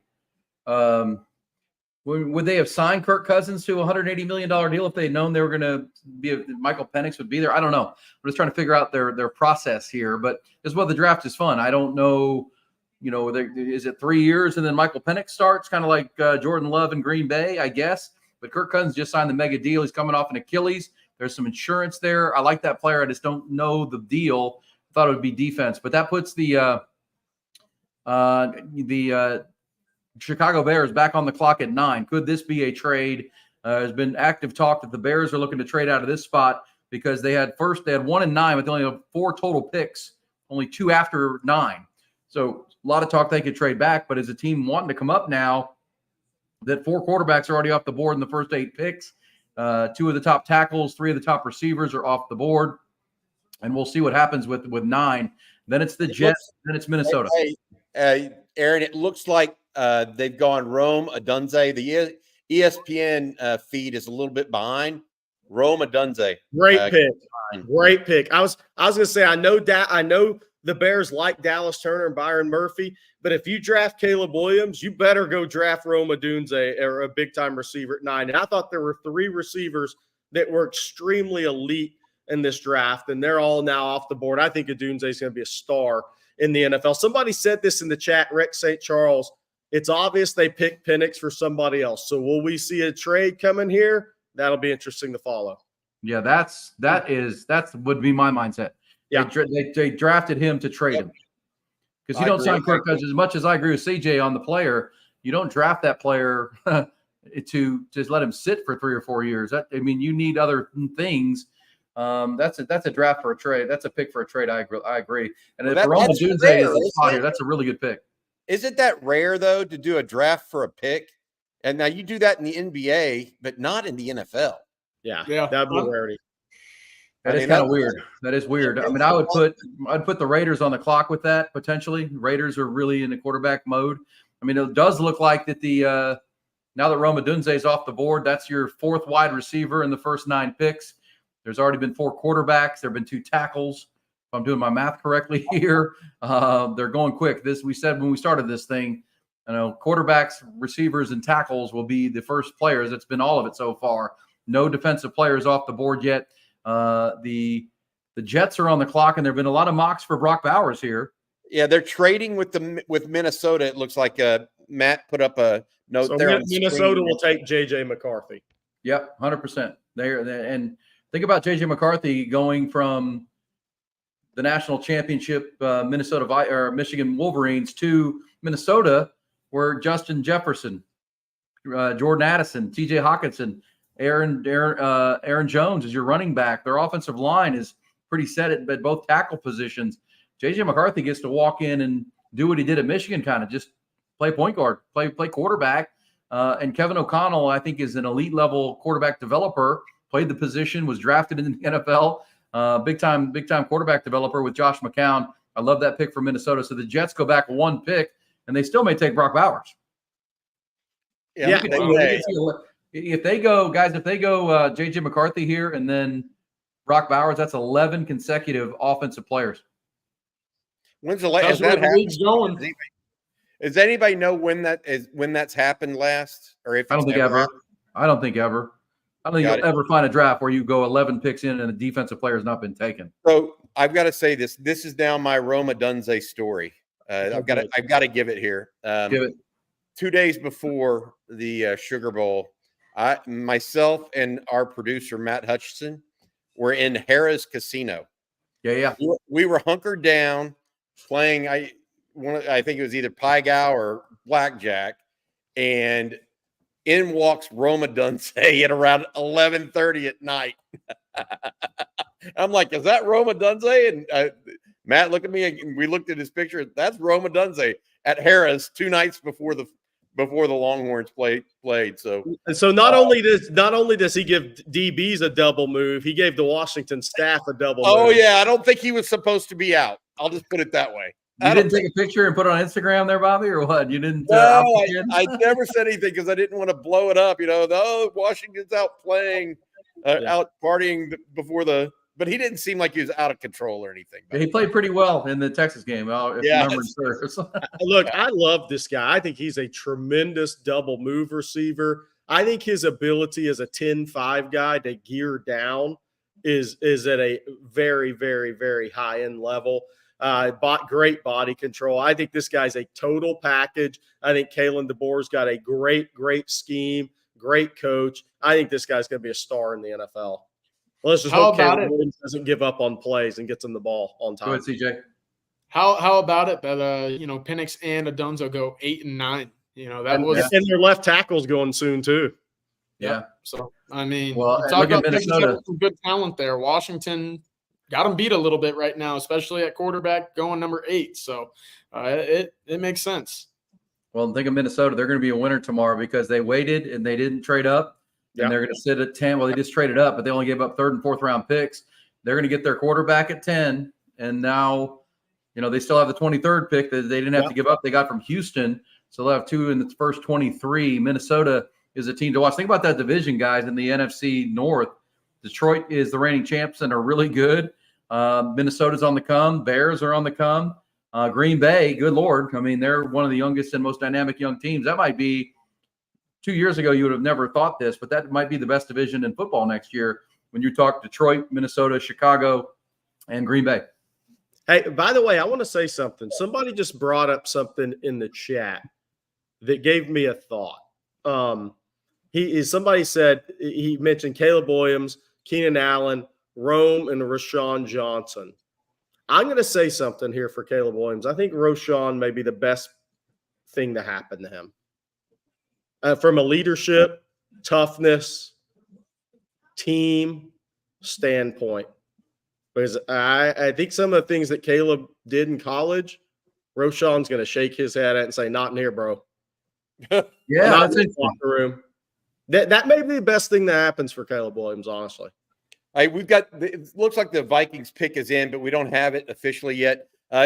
Jerry, you were out when this we were talking a little bit about Kelvin Banks possibly going top 5 next year. Daniel Kinnaman with a super chat. What do y'all think of that? CJ, Aaron, y'all think he might go top 5 next year? It's going to have to take a monster season in my eyes. Listen, Kelvin Banks is a great player. He's a 5-star guy. I see him as a first-round pick, but again, Joe Alt was this year's only top 5 guy on the offensive line. He was far and away the best offensive line prospect in the country this year. It's a tough thing to do, to be a top 5 pick in the entire country in the draft. It's a tough thing to do. It's going to have to take a big step for Kelvin Banks, but that's not to say he's not a first-round talent. There's just levels a little bit when it comes to the top 5. Well, I would say this too. If you go back to last year's first mock draft after, which will happen on Sunday, and Quinn and Kelvin will be in there. Maybe an Isaiah Bond gets thrown in. Who knows, right? But if you go back and look at last year's early mock drafts, the day after the draft, the guy from Oregon State wasn't in there. The guy from Washington, if he was in there, he was low. I mean, think about how much changes with these mock drafts. And my point is there's going to be a couple of guys come out of nowhere that's going to challenge for that spot next year. I think Kelvin Banks is a lock to be a first-round pick. Where he's going to go, I don't know. Does he get dinged? I mean, look, they're looking for warts. Does he get dinged because if he measures 6'4" flat without shoes on, or his wingspan's only 81 instead of 83.5? I mean, they look for warts and ding you on such minor things. I think he's a lock to be a first-round pick, but I think the question for him outside of his play, who's going to kind of jump up that's not going to be on these mock drafts and challenge? Because that's going to happen every year. Hey, this one cracks me up, guys. Mr. 817, Mr. Talk Too Much on the Roma Dunze highlights on ESPN. I was happy that between Penix and Adunze, there were only 3 total plays against the Longhorns in those highlights. By the way, I thought there might have been more going into that. My over/under on that was definitely not 3; it was more like 5.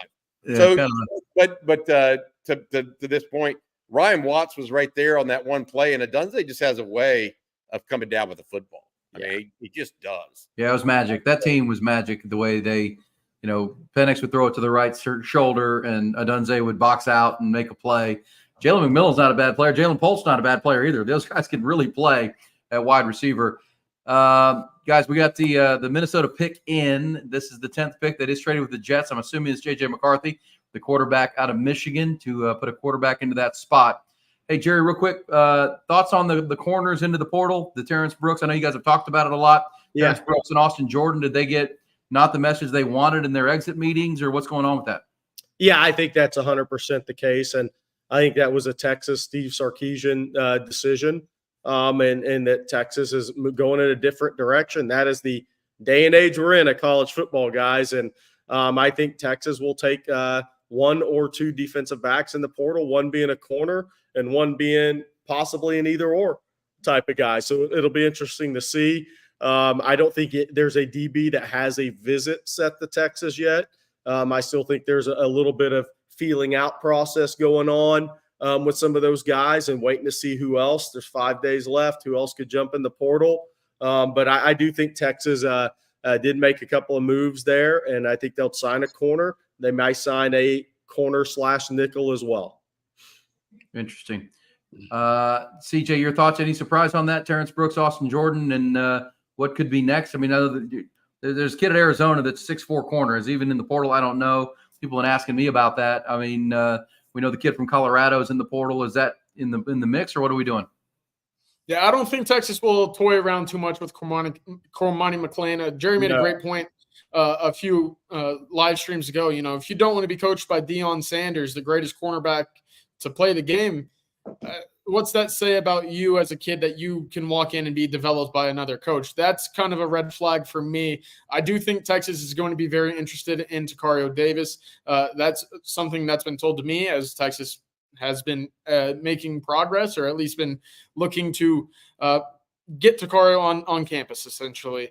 Of course, Anthony Johnson Jr. out of Western Kentucky is another name that's been mentioned to me, was the MVP of their bowl game this past December. So a very talented prospect, one that kind of has a different build than Tacario Davis. You don't see 6'4" cornerbacks roaming around too often, nor do you see them become available as well. So Anthony Johnson Jr., about a 5'11" prospect, sticky in coverage, great hips, great fluidity, can cover and stick with the wide receivers very well, especially in man coverage. So I'll be looking at the two of them to see if Texas is able to get either of them on campus during this portal window. Interesting. I think what'll be great for Texas fans watching this draft after what's fun about this now that Texas is winning again and having guys drafted, after the guys that Texas getting drafted, you get to go pick by pick and subtract guys off the Michigan team for the September 7th game because they were really, really talented. And McCarthy's interesting because there's so many varying opinions on him and thoughts on him. Jim Harbaugh thinks he's going to be tremendous in the NFL. I'm very interested to see with J.J. McCarthy. I mean, it's hard to go against the guy that coached him every day. Now, obviously, coaches prop up their players, but boy, Jim Harbaugh thinks his guy's going to be a really, really good player in the NFL. Yeah, I'm fascinated by McCarthy. And Bobby, your thoughts? Because McCarthy as a junior was more dynamic. He did more in the passing game. When he finally won the job, I mean, he was really – I used to watch him and think, man, this is kind of a little baby Joe Burrow, the way he moves in the pocket, makes throws off platform, athleticism, toughness. I knew he was a really good high school player in Illinois, won a state title in high school, just a winner. And then, you know, this year Michigan's so deep and so talented, it's almost like, look, just don't screw it up. If you go back to the TCU game in the semifinal in the Fiesta Bowl, his 2 pick sixes were the reason they lost the game. And it's like, okay, stop. We're just going to manage this thing. And there's a lot of quarterbacks in his spot that wouldn't do that or would balk at that. And he did it. He just navigated the game, did what was necessary when it was necessary against the best teams. You know, against Penn State, he handed the ball off like 36 consecutive times or whatever it was. I think that's what Jim Harbaugh sees, the quarterback who he's going to Kevin O'Connell with Minnesota. He's malleable into, hey, I'm just going to run the system. I mean, I'm not going to ad lib. I'm not going to do too much. I'm going to do what you asked me to do, and let's go win football games. I mean, I know we'll see how this plays out for his career, but that's what coaches and offensive coordinators covet, is someone who just runs the system, plays the game, doesn't overthink, kind of a Drew Brees mindset when you're playing the quarterback position. Bobby, you're muted. I will say this, guys. he was a junior this past year, a true junior. Yeah. He stays, he's the odds-on pick for number 1 pick next year. Yeah. Over Quinn, over Carson Beck, over anybody else. No doubt. So to get him at 10 makes a heck of a lot of sense. Good point. Especially if you don't have to rush him. Now, the Vikings may have to rush him. You know what I mean? Like, it would be nice if he had if they could do this with him, like what the Packers did with Jordan Love, or even what the Chiefs did with Alex Smith to Patrick Mahomes, right? By the way, Mahomes went 10th overall too, by the way, at this pick. Yeah. I'm not making the comparison. I like him as a player, though, Aaron. I think that he is coachable as a quarterback. I think he's team first, and I think he's got a strong arm. A lot of people don't realize this, but J.J. McCarthy, Texas had real interest. Tim Beck, the former offense coordinator at Texas, had his family down for an unofficial visit to Texas. And the Longhorns were in his top 2 or 3. But then the Longhorns started looking elsewhere at quarterback, and McCarthy ended up going to Michigan early. But I've liked this guy forever. I liked him since his high school film. He's a playmaker that doesn't try to do too much as a playmaker, which is rare for a guy that has his kind of ability. And that's one of the things I like. He tends to play within himself.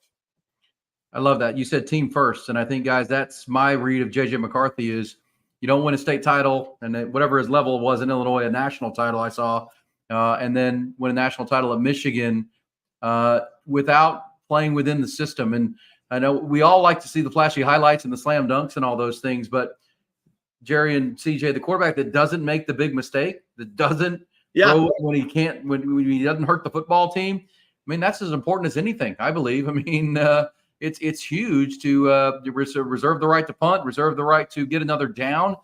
Those are important aspects of what coaches are looking for. I also heard from many people that when they went to his pro day in Ann Arbor, they were blown away by the athleticism, the arm strength, the things that maybe you didn't see on film that, oh gosh, this guy does all those things. And he's an uber talented kid. Yeah, no doubt. And by the way, the Jets just picked pound for pound, maybe the best athlete in this draft. Watch the highlights of this guy move at left tackle. He is a freak athlete at that size. I mean, pound for pound, a great, great athlete, guys. But yeah, I mean, look, J.J. McCarthy, look at Brock Purdy at San Francisco. And if J.J. McCarthy's a souped-up version with a stronger arm, better athlete version of Brock Purdy, and I'm not saying J.J. McCarthy, the game manager, I'm talking about all the things y'all have talked about, just team guy, great locker room guy, leader guy, watch out. Yeah, I'm not so sure he's as wily as Brock Purdy. Where's this? That's the first time I've really looked at Fashanu. Were those highlights, Jerry? Where's he from originally? He's from Maryland area. He is a stud athlete, Bobby. Penn State has just killed it in Maryland over the years. I mean, that is their recruiting territory. They've lost some to Ohio State lately. By the way, and so that's interesting. But my goodness, he was impressive on those highlights, Jerry. Very, very impressive. Hell of an athlete. Yeah. Geez. Well, that's another offensive player. That's another tackle. It's been quarterbacks, tackles, and wide receivers, as we said. We're 11 picks in. There's been no other position taken. No defensive players taken. So Byron Murphy's still on the board. This is fascinating. Now the Jets pick's already in, CJ. Was this Brock Bowers? I mean, is this that? Excuse me. The Broncos pick is already in. There's been some Bo Nix conversation with the Broncos. Brock Bowers, I think, is the best player on the board right now. As a receiving tight end and just a kind of a can't miss player in your offense, whether you're running the ball or throwing the ball. What do you like here for the Broncos? Well, it's certainly interesting that ESPN cut it to commercial with Bo Nix on the screen. That kind of gives you an indication of what the conversation was like in the green room there. It makes sense for Bo Nix to be the pick here. Of course, the Broncos need a quarterback. They need a quarterback of the future more so than anything. What's interesting, you mentioned Brock Bowers. His fall right now is kind of a bit of a surprise. The tight ends, you don't see them go too early in the draft all that often. But with the way that Brock Bowers has been talked about as a generational can't miss, tight end prospect, to see him now sitting at 12 with what it looks like Denver leaning quarterback, we might see a little bit of a fall here. What does that mean for a guy like Byron Murphy, who probably was going to expect to have a guy like Bowers off the board? Interesting. I wonder if it also affects Jatavian Sanders later in the draft. We'll see tomorrow, obviously. But right now, it looks like teams are a little trying to get ahead of it with the offensive line and some quarterbacks beforehand. I think I heard some of Bowers' early workouts coming off the ankle weren't great. But I think whoever drafts him outside of 10 is going to have a future multi-year Pro Bowl player. I agree. I got to tell you, the pick is in, and we know who it is. But I don't think either of the major networks have said it yet. But it looks like it's going to be Brock Bowers. Not Brock. Sorry, excuse me, Bo Nix. Sorry very much. It is Bo Nix. Sean Payton goes for Bo Nix. Does that even fit? Well, I will say this on the radio show. I've been saying that for a couple months because I just see he's not that accurate passer that Payton had. I know, but there's always been this affinity with Sean Payton and this quarterback.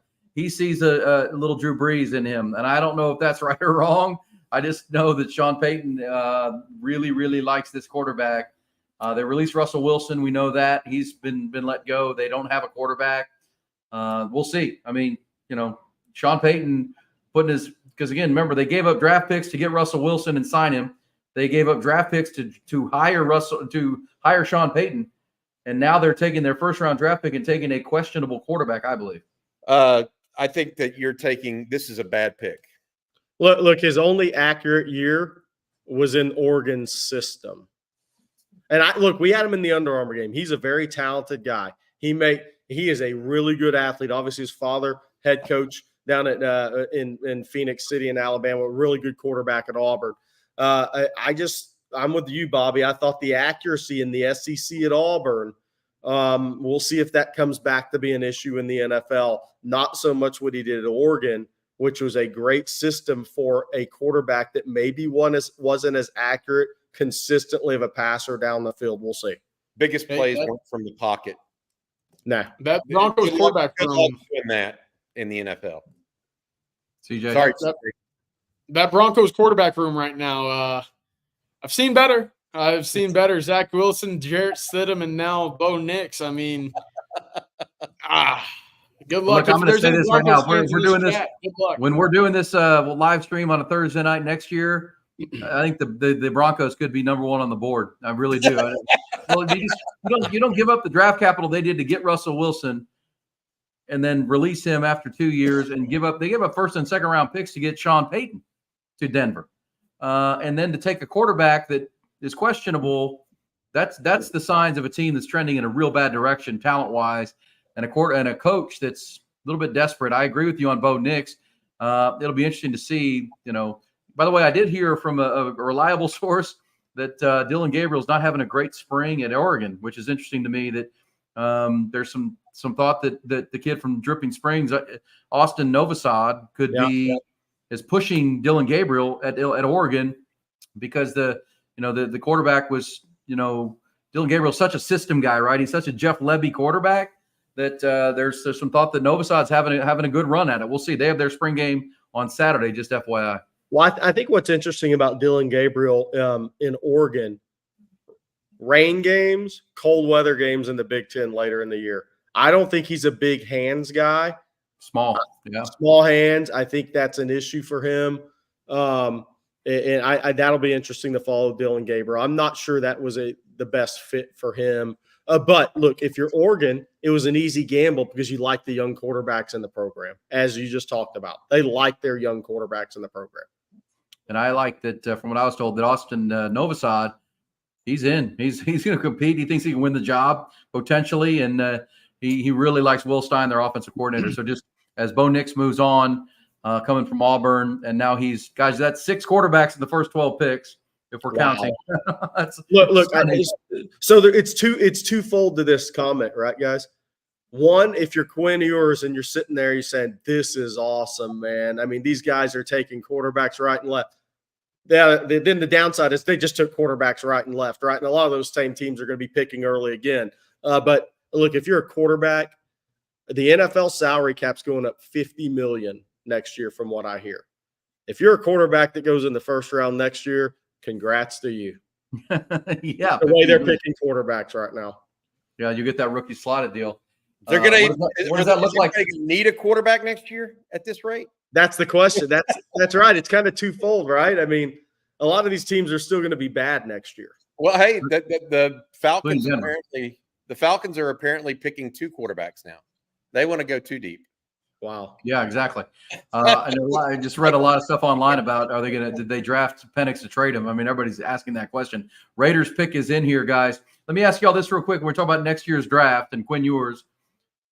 Who do you see? Shedeur Sanders, Carson Beck, Quinn? How does this look like next year if we're looking at 6 quarterbacks in the first 12 picks this year?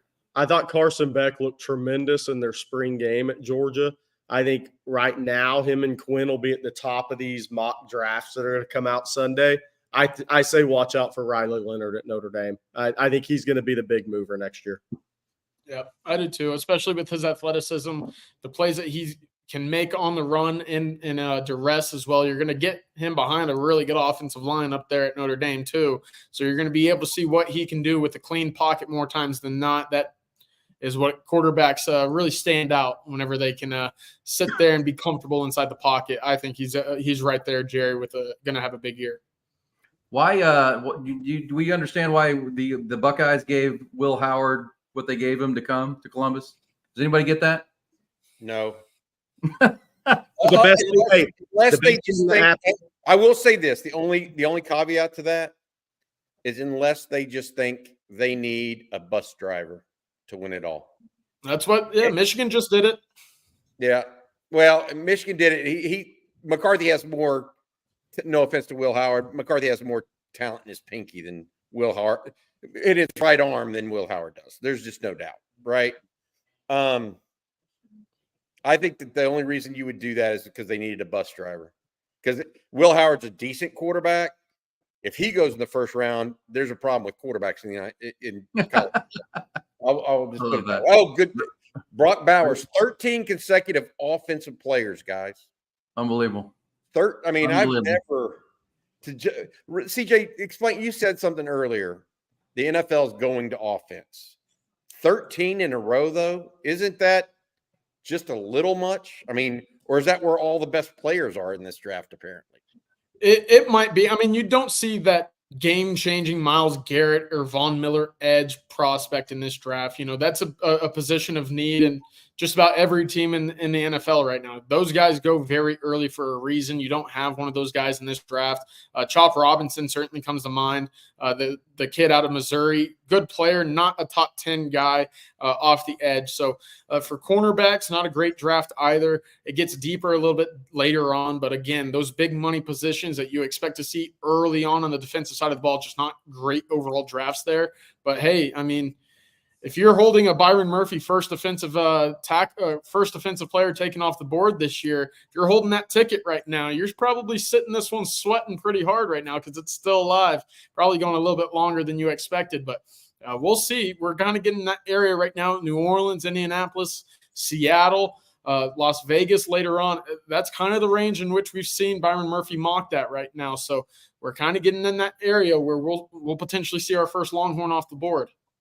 Yeah. I think this draft will be looked back upon that the guys that were a lot of these guys drafted after some of these quarterbacks were better NFL players. I just think with 6 quarterbacks, people desperate at quarterback right now, it's knocking down players that should have been top 10 picks. I mean, Brock Bowers should be a top 10 pick. Hey, good news for him. He's from Napa. So Vegas to Napa, pretty easy flight home for him. Back to the West Coast he goes.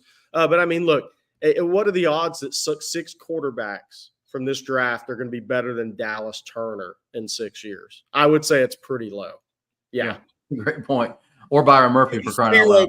Or Byron Murphy or half a dozen other defensive. But at the same time, it's not a great defensive draft, guys. Byron Murphy's a tremendous football player. He's not normally the guy that's the first D lineman off the board in a draft. To CJ's point there, the Myles Garrett. There aren't those guys in this draft, and that's not taken away from Byron Murphy. He's a first-round pick. He's a great player, but it's just. I think that's a very good point. I mean, the quarterbacks are being overdrafted by quarterback desperate teams. The tackle depth is deep. We know that. The receiver draft is elite, and then yes, there's not an elite cover corner like we've seen Sauce Gardner and Derek Stingley go back to back a couple of years ago. Last year, Will Anderson was the third pick to Houston, and he was Defensive Rookie of the Year. That guy's not in this draft.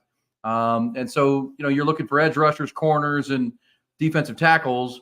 Byron's probably the best of the bunch. But I think everything you just said, guys, are right. I mean, there's no way these 6 quarterbacks are going to be better than some of the guys that are going. I just think it's kind of that weird draft where, again, if you don't have a quarterback, you're desperate, you're going to overtake one. And this goes to the COVID year and the experience and all the starts. These coaches convince themselves this guy can be our guy. We know they're not all going to be good. But yeah, we're about to go on a run of defensive players. You have to think. And, I was told that the Cowboys, who sit at 24, they had 21 first-round grades on players, 21 total on their draft board. If one of their guys slides, you could see Dallas come up and use 2025 capital to try to get the left tackle or the offensive lineman they want. Houston could get back involved in this, I believe, with their multiple picks. They got 9 picks to go, starting at 42. They could come back if one of these guys slides. And DeMeco Ryans wants defensive line help, pass rush to go opposite of or probably interior. Byron Murphy would be a spot for Houston, I believe. But either way, it'll be interesting to see how these next 6 picks play out, because I do think there's going to be a run now on defensive players. This has to be. There's 2. You can't have 13 straight offensive players. I wanted to ask you guys about Brock Bowers, because you guys cover this from the high school level into the college level. He was an impact player when he walked on campus and on a very talented program. I mean, I'm watching Georgia without, an elite playmaker, a running back or a receiver, big name. That guy was their best player for a couple of years on a team that won 2 national championships. To me, that guy is a game changer. The Vegas Raiders has got a really, really great football player. Oh, yeah, absolutely. The issue with him, in my opinion, is you need the type of offense and the type of quarterback to maximize what he can be in the pro game. And so he's a little bit of a luxury, right? And in that respect, I agree with you that they got a great player. The best tight end in the game right now, Travis Kelce, right?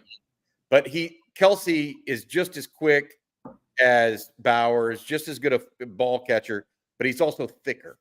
So he can play in line just enough. Brock Bowers is as much a wide receiver as he is a tight end in some respects.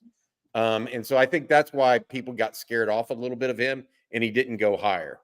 But at the same time, I mean, I don't know that they have the offense with the Raiders to make that pick. That would be my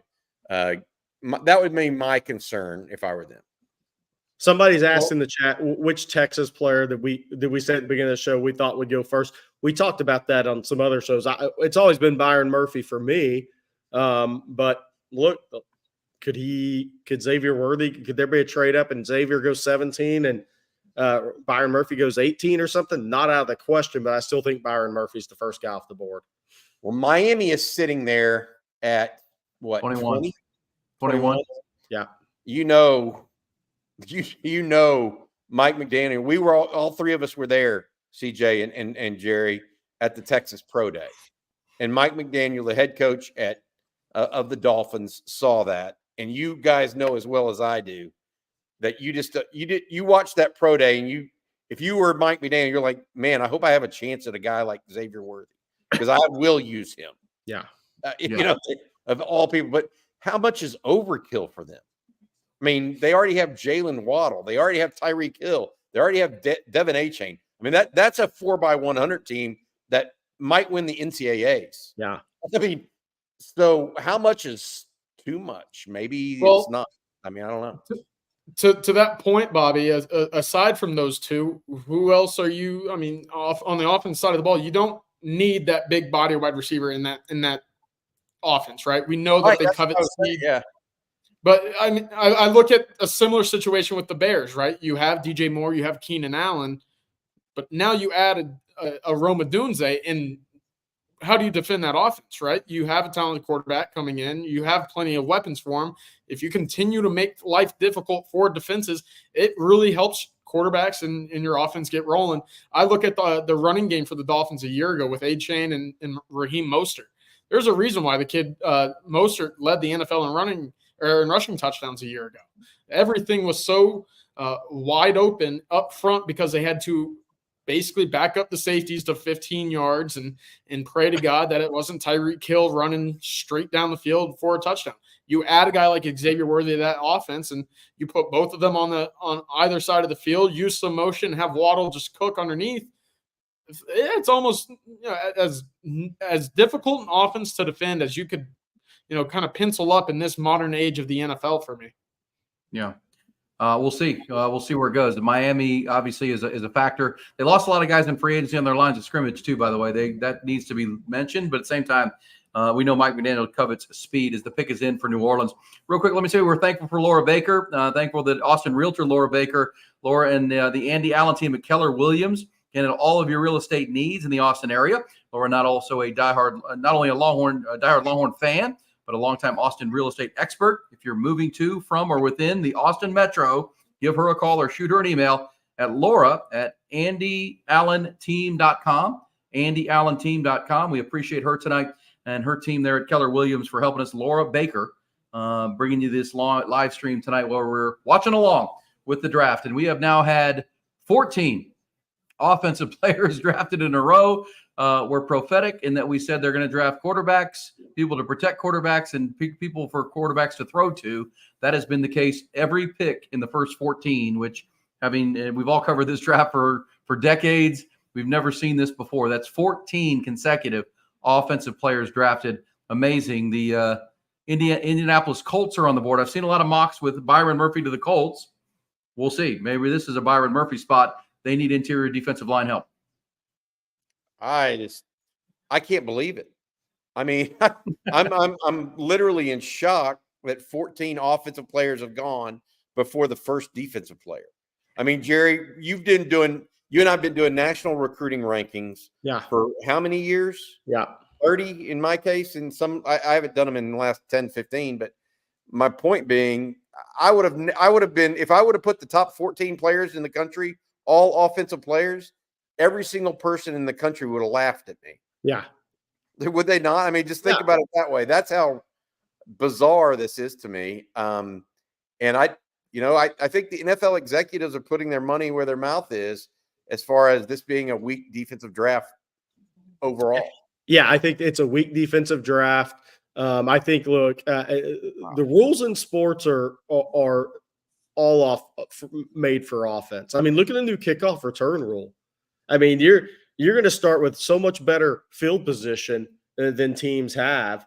Everything is being built for offense in sports now. All the rule changes are for offense in sports. So, I mean, it's crazy. But again, I think it's the main thing here with this draft is Dallas Turner, tremendous prospect, will go in the top 20. Myles Garrett, he's not, right? Byron Murphy, tremendous player, legitimate first-round pick at defensive line. Is he some of the guys that have been drafted at that position in some years past? Probably not quite those guys. So I think it's a combination of everything. Now I will say this. Our friend Nathan O'Neill, who trains a lot of NFL players, trains a lot of guys getting ready for the draft, he thinks Chop Robinson is going to be a star in the NFL.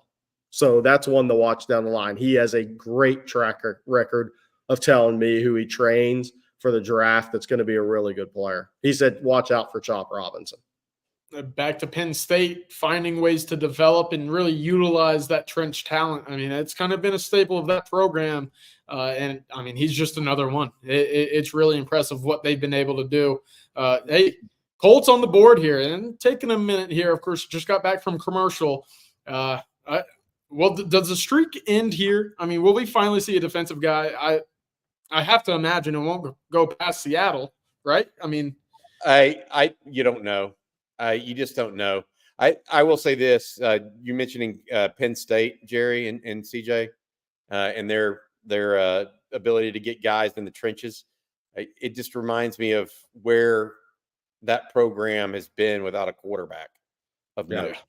Because James Franklin's recruited well at basically every position except quarterback. Now they got a decent young one right now, but I don't think he's elite in Drew Allar. Yeah. And so they're playing second and third fiddle to Ohio State and Michigan in that league. Let me ask y'all this. Where do you think Oregon's going to come out in the Big Ten? Like, do you really think they're going to be a top 2 or 3 program in that league next year? Or do you think they're going to bump down to 5th or 4th, 5th, 6th in that league with USC, UCLA, now Oregon and Washington all going? I definitely think Ohio State and Michigan stay at the top, maybe Penn State. Where's Oregon in that group? So I had a Pac-12 assistant coach tell me that Oregon was the only team they played in the Pac-12 that looked like an SEC team physically. So I think they're ready for the Big Ten from that. They thought they were big up front on the offensive line, had enough size on defense, had long levered guys, but then were speedy at the skill positions. They thought that team was easily the most talented team they played and said that had the look of an SEC team physically to them. So I think the way Dan Lanning's recruiting and building that team, I think they're going to be ready to roll in the Big Ten from day one because they are recruiting at a high level. They're in the NIL game. But I think this next year, look, I mean, with what Aaron said earlier before he just stepped out for a second, if Dylan Gabriel doesn't come through for them, they're suddenly going to be with a quarterback, whether he's talented or not, he's not going to have any experience. Yeah, that'll be interesting. I mean, they've developed offensive line very well, and of course, that's very important. You move into Mario Cristobal did. Yeah, that's a difference. That's fair. That's fair. But at least, like you said, Jerry, there's a continual stockpiling of talent, whether it be through the portal or high school ranks. You go out and you get Evan Stewart to play next to Troy Franklin. I mean, that right there is probably the best wide receiver duo in all of college football at the moment. So if it is Dylan Gabriel that is the hindrance there, then yeah, you're probably going to be in a bit of trouble. But if he's a guy that continues the way to play the game of football that we've seen over the past few years, they're going to find ways to put up points because they have plenty of talent. And again, I think that those trenches are just good enough to compete. Will that be the sustained MO of Oregon moving forward? Again, to your point, Bobby, I guess we'll have to see in the Big Ten. Hey, one more super chat here from Jay Lee. Talking about all these quarterbacks, 6 of them so far in the NFL draft, gone in the first 15, or really in the first 12 picks. What is Quinn Ewers' draft floor with injury or bad season considered? If it's injury and a bad season, I mean, depending on the injury, you never know. If it's catastrophic, it can be really catastrophic. But say he has a minor injury and say he has a decent year, not an unbelievable year. What's his floor at this point, guys, in y'all's opinion? Second, third round floor. I think mid first ceiling for him. Interesting. I agree. Whoa. We've got a defensive player, CJ. Latu. That's interesting. That's a guy who was at the University of Washington, and the medicals. He had to retire from football, like medically retire. Then he transferred to UCLA, and their doctors cleared him. And for the last 2 years with the Bruins, he tore up the Pac-12. I'm assuming the medicals checked out because I do think that's the best pass rusher in this draft. Yeah, as far as pure pass rusher, getting off the edge, getting after a quarterback. But obviously, the medical was the biggest factor. When you medically retire and are told by a training staff at Washington that you can't play anymore, that's going to be a concern. Obviously, that is now your first defensive player selected halfway through the first round. Hey, yeah, he is a natural pass rush guy. You're 100% right. He is such a smooth moving athlete on the field. I mean, that's kind of the thing that stood out to me. I was watching a late night game and I was just like, This guy just moves so smooth as an athlete, and he happens to play either that stand-up edge position or as a pass rusher. He's got such great balance through contact as a defensive player. Look, you see the way he bends there. But what a smooth moving athlete, man. I think if he stays healthy, I think he's going to be a really good player in the NFL. Well, and you're in that division. You got to chase Trevor Lawrence. You got to chase C.J. Stroud now. You got to have Will Levis if he becomes the guy in Tennessee. You got to have pass rush in that spot. But so a defensive player has gone. Byron Murphy is seen. We're talking about Dallas Turner, Byron Murphy. The corners are still there in Terrion Arnold and Quinyon Mitchell from Toledo. Where we may see a run on defensive players here. I mean, you have to at some point, right? I mean, 15 straight offensive or 14 straight offensive players. There's got to be some defensive guys off the board here. And here we go with Latu, the kid from UCLA. And that puts the Seattle Seahawks on the board.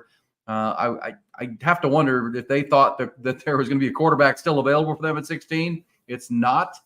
And the Seahawks have been, friendly into the Longhorns in the last several years. We'll see if there could be a Longhorn in the spot here. This would be a Byron Murphy opportunity. I think every pick here for the next several guys are Byron Murphy territory. Yeah, absolutely. This actually might be a team that you look at in 2025 for Quinn Ewers, for a long-term solution at Seattle. Of course, Geno had a great year last year. They pieced together some nice weapons on the offensive side of the ball, but they just parted ways with a number of guys on that defensive side of the ball. Looks like they're going for an entire rebuild when you talk about no more Quandre Diggs back there. They told Jamal Adams to hit the road as well. So, again, they got some nice pieces, but, of course, that quarterback is still lacking. In 2025, you might see them in the top half of the draft once again, looking at a guy like Carson Beck or Quinn Ewers or Riley Leonard. You mentioned it, Aaron. I mean, the last defensive tackle to end up in Seattle from Texas worked out pretty well. And it wouldn't be surprising to see them end up with Byron Murphy here. It's interesting. I'm just doing – we always check on high schools that people play at. Did y'all know that Caleb Williams and Olu Fashunu Gonzaga prep same high school? Yeah. Washington, D.C.? Yeah. That's crazy to me. Another couple things that Jerry and CJ, we were all talking about the other day, top players from major high schools and which high schools have produced the most talent or first rounders, et cetera. IMG has added one thus far, Jerry, to your point with who's the other one besides Latham? J.J. McCarthy. I didn't know he went to IMG. I think he transferred there his senior year. Yeah, senior. He had did. a great high school career in Illinois until his junior year. That's the problem with IMG. Where do you count these guys and where do you not? They should almost have to be there 2 years to count. Gotcha. Okay. And then the other one was Roma Dunze's from Bishop Gorman in Las Vegas. That is on the come, so to speak, as far as a number of players that have come out of Las Vegas. Because when I was covering recruiting heavily, Las Vegas was nothing. Right. I mean, there literally was never a prospect. It might be once in 5 years, and now they've got one of the most prolific high schools in the country. And look, and there's 3 high schools that California kids go to by and large that transfer out of their public schools. 4, I guess. Up north, it's Folsom, but the 3 big ones are Mater Dei, St. John Bosco, and Bishop Gorman. So Dunze's a California guy that ended up at Bishop Gorman, and they've had some other kids from California transfer in there as well. Interesting. Ooh, I think we got some good news coming, guys. Here we go. Seattle Seahawks. Hey, listen. I mean, it's about time. It's about time. We got some good news, guys, coming up. Our man Matthew is on the watch here. This could be the we needed some Texas fight, and first one off the board. I will mention this before we get to the actual pick for the Seahawks. It looks like it's going to be Byron Murphy. I saw this from Diana Rossini on Twitter. Said the Falcons called Kirk Cousins when they were on the clock to let him know. From what I learned, Cousins understood the quarterback might be considered, did not believe that they would take him. I'm told he's a bit stunned. So here we go. The drama thickens and the plot thickens. Kirk Cousins, $180 million deal. They take Michael Penix, 8. Atlanta's doing Atlanta things. 6 quarterbacks in the first 12 picks. Defensive players could go back-to-back here, and it's a good feeling once they come back from the commercial break that Byron Murphy will be a Seattle Seahawk. And this is Mike McDonald, right? The first-year head coach coming in from the Baltimore Ravens, was at Michigan before that. This is a real good spot, I think, for young Byron Murphy. 3 years out of DeSoto, already into the NFL, going to a team on the rise with a young coach, and they still probably need a future franchise quarterback, but a lot of talent on that football team. And they're transitioning out of the Pete Carroll era into the Mike McDonald era. Unbelievable. So happy for him, man. That's a big one. I mean, That's big. From unheralded 3-star recruit, not the highest recruited defensive lineman on his own team in high school. That was Shamar Turner. Same high school as Shamar Turner. Shamar Turner had people coming at him all different ways from Sunday. Byron Murphy had committed to Baylor originally. Texas put their hat in the ring late, relatively late, right, Jerry? Yeah. And, to make this for yourself, man, way to go, dude.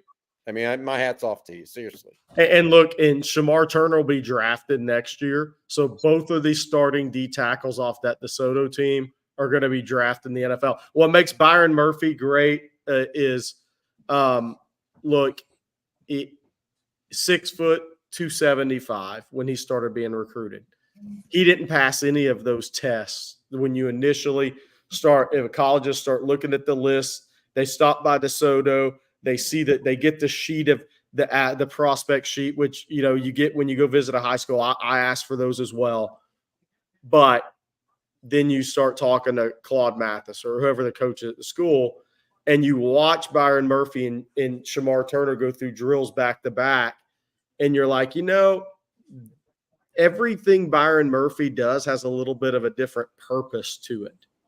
And you see that when you watch guys work out and practice. You talk this out. Oh, he's like that every day. Because that's my question. A lot of times when I'm at a school, if I'm at a school and a guy's just max out effort on every single rep or snap, I always go to a coach, say, is he like that every day, or is he just doing that because the media guy who wants to interview him's here?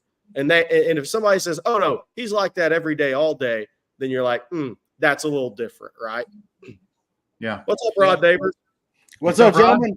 What's up, Rod? fellas? Just showed up after all the offensive players got drafted. He said, Yeah, man, and right on time too. I was like, right when Byron Murphy gets picked up, a great place for him too, man. He's going there with one of the young, bright defensive minds in all of football, not just the NFL and college football too. With what Mike McDonald's done there, and for him to be his first draft pick shows you that's a linchpin he wants to build around. And it makes sense, in that division, you got some of the best offensive minds in football. You got to deal with Kyle Shanahan. You got to deal with Sean McVay.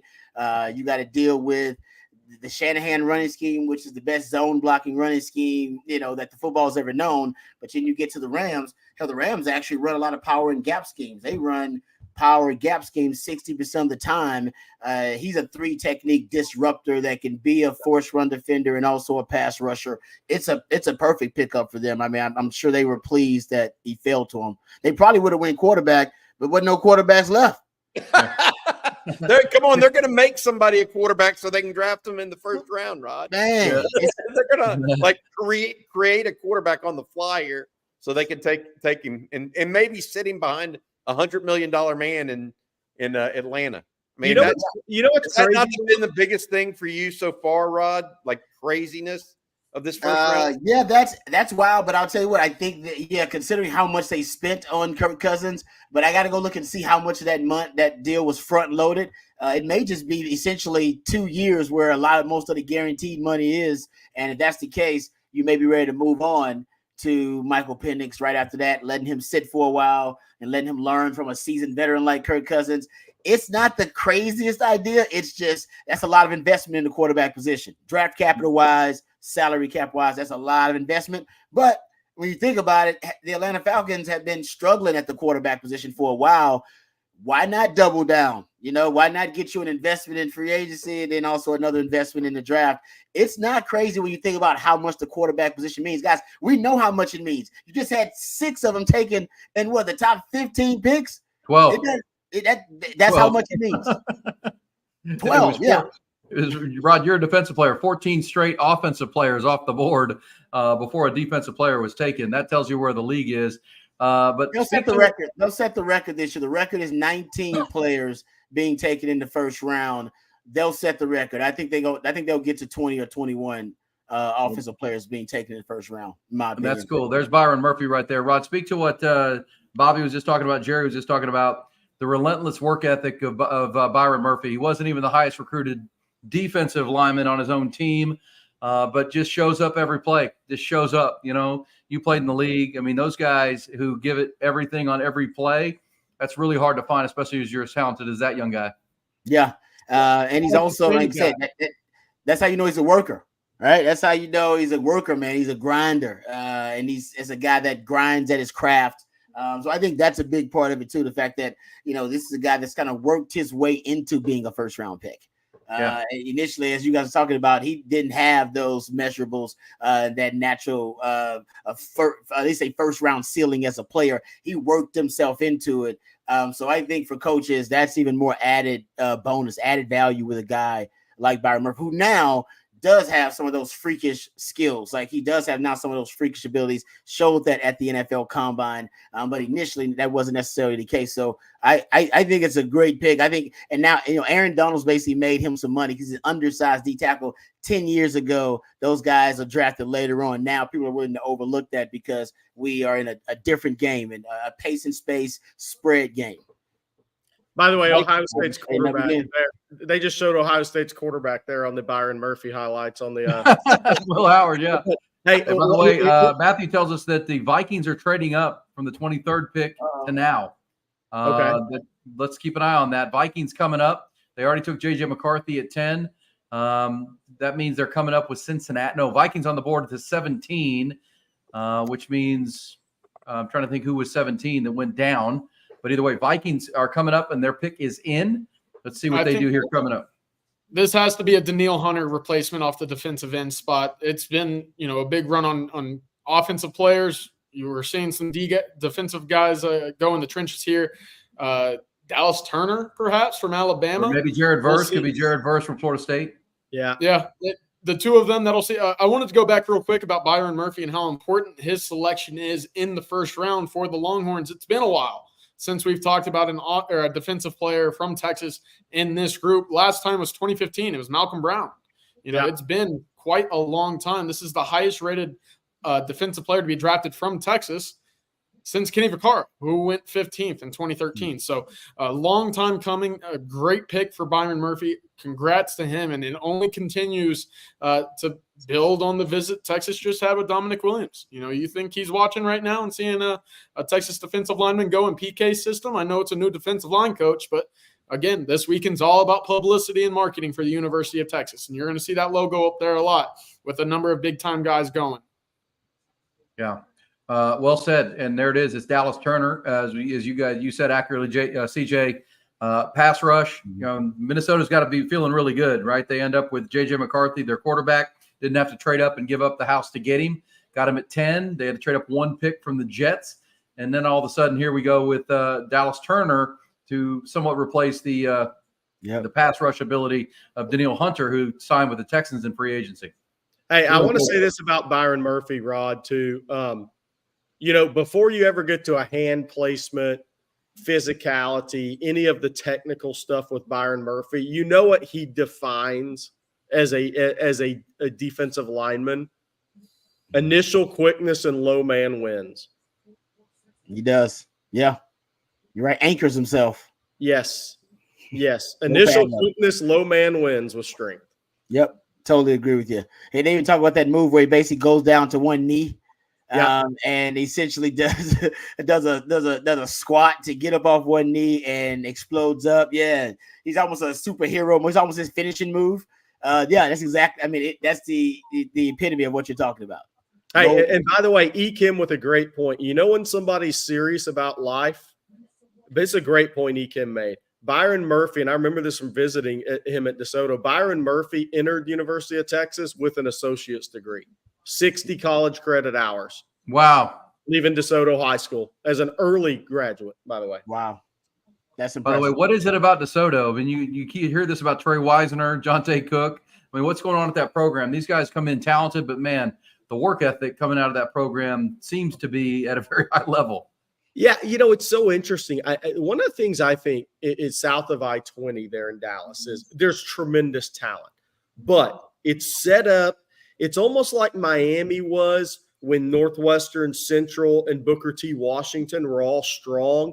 There's a real competitiveness in the same district between Cedar Hill, DeSoto, and Duncanville, and even Lancaster is coming in that district. These kids all grow up together, playing youth ball together. They compete so hard against each other.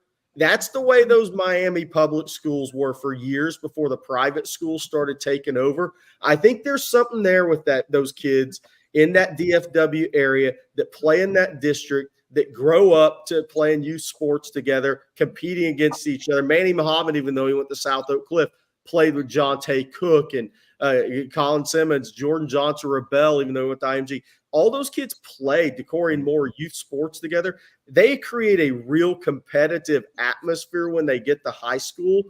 DeSoto they want to beat Duncanville. Duncanville wants to beat Cedar Hill. Those guys are super competitive at a young age in high school because of where they're playing, who they're playing against. Good I stuff. was noticing that DeSoto, Jerry, another national power. Dallas Turner going at 17. St. Thomas Aquinas. Yeah. Another one of those. Rob, we were talking right before you came on how some national powerhouse teams have picked up first-round draft picks. IMG so far has put in 2 first-round draft picks. Gonzaga Prep in Washington, D.C. actually, I think, had 2 top 10 picks, or a 10 and or number 1 and number 11. Caleb Williams was actually Fashanu's high school teammate. And then St. Thomas Aquinas, we mentioned that as well. But look, all right, and then Bishop Gorman with Roma Dunze. I'm impressed right now that Texas is doing so well with that South Dallas area, Jerry. And all of those schools you mentioned, when I was growing up and when I was starting in this, it was just Dallas Carter with that team, right? Then it became, and recently it's become Duncanville, but it also was Skyline for a little bit, a little bit. But that South Dallas area, all the way out to Mansfield. I mean, I know Mansfield. Yes. But that little, I don't know what that road is, 287 or something. What? Yeah. Yep. It's just loaded. Well, and Rod, and we've talked about this, Rod. The most talented area in the country right now is Atlanta metro area. Second, I think in the country right now is the stretch of I-20 from North Crowley to Lancaster. There's well over 100 future Division I players from Lancaster to North Crowley alone on the south side of I-20. That's North Crowley, your Mansfield, boom, boom, boom, all the way down to Lancaster. Wilmer Hutchins will have a kid every now and again, but he ends up at Lancaster or somewhere. He goes west. But that is probably the second most talented area in the country right now to Metro Atlanta. The 2 most talented counties that neighbor each other, Dade, Broward, and Florida. But I-20 south of Dallas is ridiculous. And it's all sports. They have basketball guys getting drafted every year, girls track. I mean, it's everything. Nice. Trey Johnson for the Longhorns this year, right? Wasn't he there before he went to Missouri? Is that right? Richardson Lake Highlands. But okay. Okay. My bad on that. But no, you're good. Good point. But, yeah. By the way, we're hearing from our producer, Matt, who's got the Adam Schefter treatment going. Amarius Mims to the Bengals. So offensive lineman, they're trying to protect Joe Burrow, keep him upright. That's a nice pick. That was one the Cowboys were kind of hoping may slide back to them at 24. Amarius Mims to the Bengals, according to our man Matt back in the headquarters there. So we'll keep an eye on that. That puts the LA Rams on the board. LA Rams was not at a first-round pick, guys, since 2016. 2016. Wow. Think about that. It's unbelievable. 2016, they had a first-round pick. Every other draft they traded picks to make the Jared Goff move. They made trades to acquire Jalen Ramsey gave up 2 firsts to get Jalen Ramsey to LA to help them win a Super Bowl. They made trades in the Matt Stafford deal to get Matt Stafford from LA and the Jared Goff trade once they acquired him. So, since 2016, this is their first number 1 overall pick. We'll see what they're going to do because Marius Mims is in. There was reports earlier in the day that they were trying to trade up to get to Brock Bowers. Yeah. If they really wanted Brock Bowers in that offense to go with Cooper Kupp and Puka Nacua and Matt Stafford and all that they do, that didn't happen. He ended up going to the Raiders. So now if Marius Mims is the pick with the Bengals, that will put the LA Rams on the board for the first time. Remember the T-shirts, Rod? The F them picks. F them picks, man. We don't need them picks. They won a Super Bowl, been to another one in the run, but here we are. It's good to see the Rams back on the board. I have a funny recruiting story about Amarius Mims. So this is one ESPN Under Armour. We had what was called a Future 50 event. Then we had the day of the Under Armour game. The kids, we brought them in the day before so they could kind of get a feel of the Under Armour game. That was the same year Tommy Brockermeyer was part of Future 50, the healthy Tommy Brockermeyer, not the Tommy Brockermeyer ended up being. Tommy Brocker was a tremendous prospect before the injury set in. But the point of the story was we're at the Future 50, and Blake Brockermeyer played, 12 seasons in the NFL? Mm-hmm. He walks over to me and said, who the is that guy? And it was Amarius Mims. So some guys just look different at a young age. Amarius Mims was one of those guys that a 10-year, 12-year NFL guy had to say, who is this guy?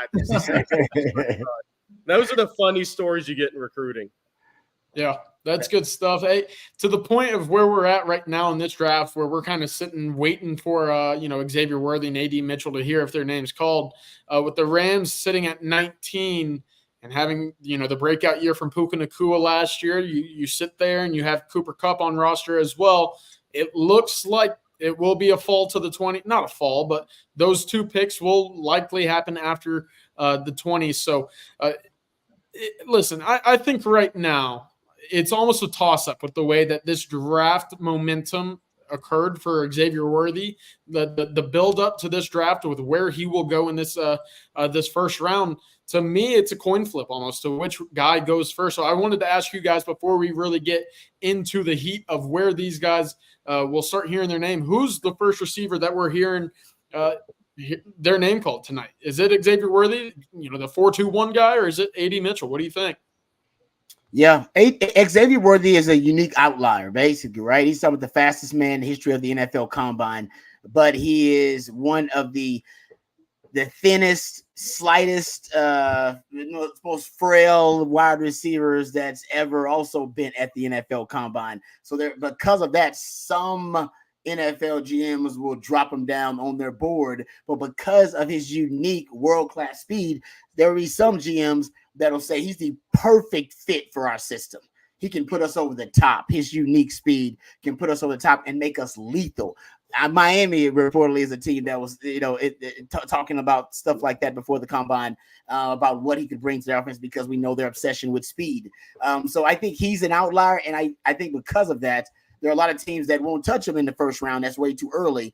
They think because of that, there's some risk with outliers of that, of that nature. But I think some teams, they'll look at him as the perfect fit as an outlier for them. So we'll see. I mean, if he falls, obviously, a little bit late in the first round, which that was actually the prediction early on in the mock drafts that he would be. Remember the Kansas City Chiefs, there were teams that had him going to Kansas City, have him going to the 49ers. That may likely end up happening and still be the case where he ends up. It's been a while. That may be the case where Xavier Worthy ends up falling to, I don't know, the perfect fit if he falls that late in the draft. But I think a team is going to take a chance on him in the first round. I still do. Well, I'll keep an eye on Jacksonville here because Pittsburgh and Jacksonville are names to watch. The other thing that I think is interesting is I think the 49ers may trade Brandon Ayuk at some point tonight just because of the Amon-Ra St. Brown trade or signing that got done yesterday. They can't afford him, quite honestly. They just really can't, big picture, especially when the top receivers are now making, $28 million. A.J. Brown just signed for 32. Yeah, right. Exactly. AJ Brown's making $32 million. Yeah, he's the highest paid receiver now. And Adam Schefter has reported that Brandon Ayuk would rather, get paid than play for the 49ers. So he wants to get paid. and he sees himself as the number one receiver. I think the league looks at him as the number one receiver. So I'm looking at like Jacksonville, Pittsburgh, these teams that have picks at 20, and now Jacksonville traded back with Minnesota. Vikings came up to get Dallas Turner. Jacksonville went back to 23. That's the original Houston pick. You wonder if they would give that pick up to San Francisco to acquire Brandon Ayuk and say, look, I mean, as much as we like Xavier Worthy, Adonai Mitchell, and any of these guys, Brian Thomas Jr. at LSU, we're going to take a proven commodity. We'll sign him to the contract. We'll make him our number one guy. I'll be watching that. But as far as I think that's in play here, but at the same time, if you ask me which one I think goes off the board first, as far as the Longhorn receivers, I think it's AD Mitchell, just because of the size and his ability to make big separate and make big catches in big moments and win those individual battles, which, as we talked about tonight, Jerry and CJ and Rod, you're just tuning in. We talked about separation, getting off the press coverage, the ability to win those and get open, get off that and make those catches. I think AD has shown that over his 3 years in college now. But we'll see. I think Ayuk's in play potentially. There have been a lot of chatter about where that's going to be. We'll see. But I would pick AD over X-Man, but we'll see. I mean, it's going to be flavor, which flavor you're looking for. Do you want that speed and take the top off, or do you want that guy that can make contested catches and potentially turn into a wide receiver one? By the way, if I have to answer a question, if somebody brings a women's basketball question into the chat tonight on the NFL Draft Night, it definitely gets answered. Yes, Amina Muhammad is the cousin, the power forward center transferring out of the Texas women's program is the cousin of Malik Muhammad. For whoever asked that. Thanks. Perfect. And that happened. I mean, they added the girl from Michigan that's a 18 points Great a game. player, future WNBA player. She's tremendous. That team's going to be preseason 1 or 2 next year with Vic Schaefer for sure. We're being told our man Matthew is the man. I don't know where his intel's coming from. He's got Jared Verse, the Florida State defensive end who transferred from Albany to Florida State, and now he's going to be the 19th pick in the draft. The Rams' first round draft pick in 8 years is going to be Jared Verse, Florida State. Yeah, it's interesting. The Rams, they thought the first round picks are usually overvalued, so it's interesting they go with just a premium edge rusher with their basically Sean McVay's first round pick that he's had since he's been there. That's unbelievable. He hadn't had one. It's crazy. Hey, the run on defense. Come on now. We're getting some defensive guys, Rod. You've had 3 out of the last 4 picks? 4 out of the last 5 have been defensive players, right? With the Rams coming in? Make defensive players great again. Let's go. Come on, man. We can't be this offensive all the time. Let's go. We have 14 straight offensive players. What are we doing? Give me some defense. By the way, Jared Verse, we talk about the portal. I think Florida State was the first program that was ahead of the game in the transfer portal, got on guys early, got them to campus early, got them in the fold. I mean, you think back, 2 years ago, Mike Norvell's job was on the line. It wasn't going well. They hit the portal and scored big, and they're going to have multiple guys out of the portal drafted tonight. Jared Verse is going to be one of those guys who ends up being a first-round pick at edge. They're going to have multiple guys out of the portal that'll be drafted tonight. Florida State was the first team that did a great job in the portal. Yeah, one of those guys, Johnny Wilson, who Texas was interested in out of high school, the 6'6" guy that was Keon Herman Coleman. Yeah, Keon Coleman the same way, right? And Jared Fisk. All of those guys are portal guys. Yeah, Fisk was the one that lit up the combine. I mean, at his size, oh my goodness, a monster. But that's good stuff from Poona Ford, the last Seattle defensive tackle. Paving the way, paying homage to the new one. I like that. Look at that his baby in the picture. I like that, Poona. That's good stuff right there. Poona Ford can be in the kitchen getting a drink and reach out and around the door to the couch to get his phone to tweet that, okay? Got the longest arms on a 5'11" person I will ever see in my life. No question. I went to see him at Hilton Head High School, and when I shook his hand, I mean, he reached out to shake my hand. I was like, my gosh, dude, you have the longest arms I've ever seen on somebody your height. It was wild when you saw him at Hilton Head High School. Wild the first time you ever met him. Hey, by the way, do we consider both of these Longhorn receivers who are going to go off the board here in the next 10, 12 picks transfer players? I mean, is Xavier Worthy, since he was committed to Michigan originally, and then are they both transfer guys, or is it just AD Mitchell? How do we I would say just AD. classify I that? would say just AD Mitchell, since Xavier never attended a class. Yeah, he never went there. He never showed up on campus. I got you. It's good, good stuff. Rick Amberg, yes, longer than Tyron Smith. No, I said what I meant was for a guy who's 5'11". Yeah. Puna Ford has over an 80-inch wingspan. He had the longest arms for a sub 6 foot person. I assume I'll ever see in my life. Wow, That's crazy. Yeah, because Tyron Smith is 6'7" or 6'8", in which the long arms kind of fit the whole profile. 5'11", come on now, that's crazy. That is amazing. But Jared Verse is the pick of the Rams. That puts the Steelers on the board. They're in the market for a receiver. There's no doubt. I mean, they've obviously made moves this offseason. Russell Wilson, Justin Fields. They're going to battle for the quarterback position for Mike Tomlin. They invest a lot in their defense. They need playmakers because Deontay Johnson, they let go. George Pickens, I don't know if you can trust him in Pittsburgh, right? I mean, he seems like he's so talented but enigmatic as a player. You wonder if this is a spot because you've seen, the betting marks would tell you that they were one of the top teams to acquire Brandon Ayuk potentially with a trade here. But we'll see if they take a pick here. They got about 4.5 minutes to go, or almost just under 5 minutes now for the Steelers. This could be a spot for a wide receiver.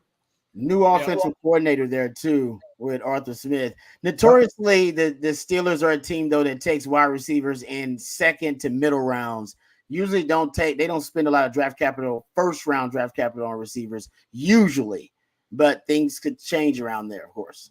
Well, and no one's done it better, Rod. I know you have the numbers on that. No one's drafted receivers better than the Steelers over time. Oh, they've done it great, and they just trade them, replace them, release them. They don't overpay for receivers. They'd rather let you walk. I mean, they've done it famously. Antonio Brown ain't the only one. They let a Super Bowl MVP and Santonio Holmes walk. That's how the way the Steelers operate. So they're always drafting the next wide receiver, but it's usually in the second round. But things can change with the new offensive coordinator there in town. Well, let's hope if a Texas wide receiver ends up here in Pittsburgh that they're used correctly in that new offense. I know Bijan's going to be on the phone with them saying, "Oh man, good luck," because that did not work out too well last year in Atlanta. And I'm sure you're looking at the Steelers' weapons, thinking the same thing. Like, man, I hope this is the year it gets figured out for Arthur Smith because man, that was tough last year. And the pick is in for the Steelers, and now the Dolphins on the clock. Before the draft, there was a lot of talk that the Dolphins had an infatuation with, obviously, Xavier Worthy. That makes sense because Mike McDaniels loves speed. He's got the fastest team in the NFL. If he wants the fastest team in the history of the NFL, then maybe you could go with Xavier Worthy. Also point out, Tyreek Hill is the second highest paid receiver in the NFL. Go look at what his salary cap hit is in like 2 years. Like after that, in 2 years, it balloons to some ridiculous number, upwards of 40, around like $42, $43 million.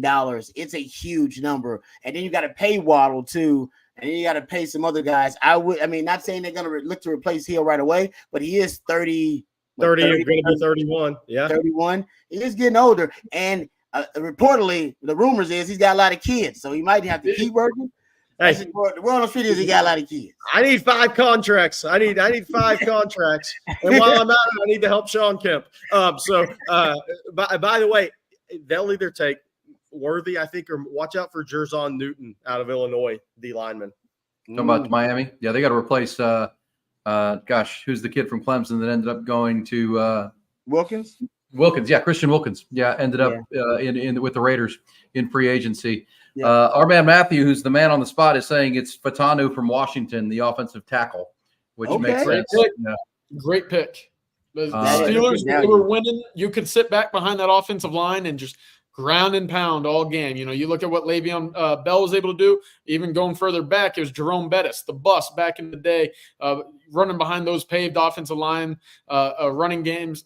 It's going to help a ton. Of course, Russell Wilson now he's done a tremendous job in his career playing behind ragtag offensive lines. If you're able to get him a clean pocket and allow him to diagnose, you might see a little bit of a resurgency in his career. Obviously, Denver, not a great stint for him last year and beforehand. So we'll see. But I think that's a great pick right now for the Steelers. And again, you're kind of getting those wide receivers from Texas into those playoff category teams with good quarterbacks exactly where you want to be. Where you want to be.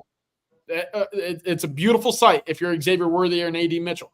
You just make sure that you hear that bell and name called before you see Carolina at 33 to start off Friday morning, you know. Hey, look, I think it's great for these guys. Rod, you can speak to this too.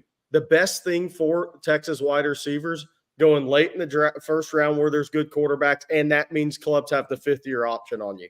It's a great place to be. That's a big difference from going 25 in the first 2 or 3 picks in the second round. Yep, 100%. Totally. That's a great point, Jerry. And I'll point out that, you know, for Xavier Worthy specifically, it's important that he goes to a team with a good quarterback that knows how to use him.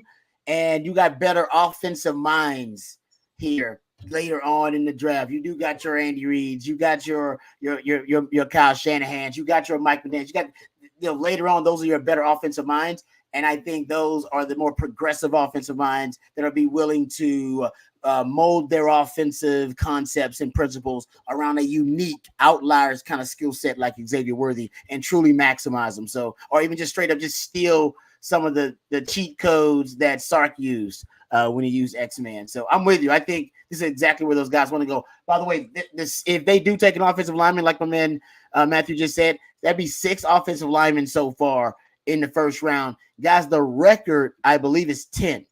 The record for offensive linemen drafted in the first round is 10. That record dates back to 1968. They are very close to reaching that record of 10 offensive linemen drafted in the first round already. Yep. If they go 20, that'll be 6 tackles, 6 quarterbacks that are off the board. And then the wide receivers have been heavy as well. And if we consider Brock Bowers a pass catcher, that's another one. That's been your heavy position right now. You know, if you're just jumping in, the confusing part was Michael Penix to Atlanta, who just signed Kirk Cousins, which creates a quarterback controversy immediately if it doesn't. I did see, and then of course Denver then took Bo Nix with 12, which we've been talking about. That apparently Sean Payton has an infatuation with Bo Nix. I'll read this from Adam Schefter. He says Denver held a private workout with Bo Nix the day after his pro day. The night before the workout, the Broncos sent Nix 3 packets of offensive play installation. Next morning, they worked him out in the classroom. He crushed it, took it to the field, watched him throw for an hour, and said they have the quarterback that they wanted. So that's why Bo Nix is a Denver Bronco.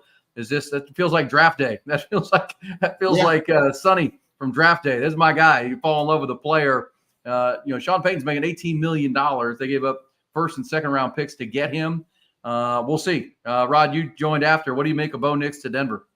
I'm not a huge Bo Nix fan, but I do love me some Sean Payton. I think Sean Payton's a hell of a coach. I think he's a hell of a quarterback, nurturer, quarterback guru. He'll bring out the best in Bo Nix. I'm just not sure what the ceiling of Bo Nix actually is. That'll be interesting to see. And if they want him to play right away, because I also think he'd be, you know, best suited sitting for, you know, a season or at least most of the season and learn the offense. And hopefully that's what they can do. But I know their quarterback room is it's a desperate situation there with the quarterback room. What do you mean, Zach Wilson? Zach Wilson's there. What are we doing? Exactly. Yeah. But you know what? That may be perfect because maybe they want to tank, and they want to tank. Put Zach Wilson out there, and boom, that tank job done. Tank job accomplished. Yeah. But I think Sean Payton's a hell of a coach, and Sean Payton thinks he's got something in him. Sean Payton will find out. Basically, he'll be able to get the best out of him. Hey, Jerry Fashanu going to Pittsburgh. You know, big time. That's the Joe Moore award-winning offensive line. Can't go wrong with that. We talk about offensive linemen, tackles, guards, centers, pan out and hit more than most any position.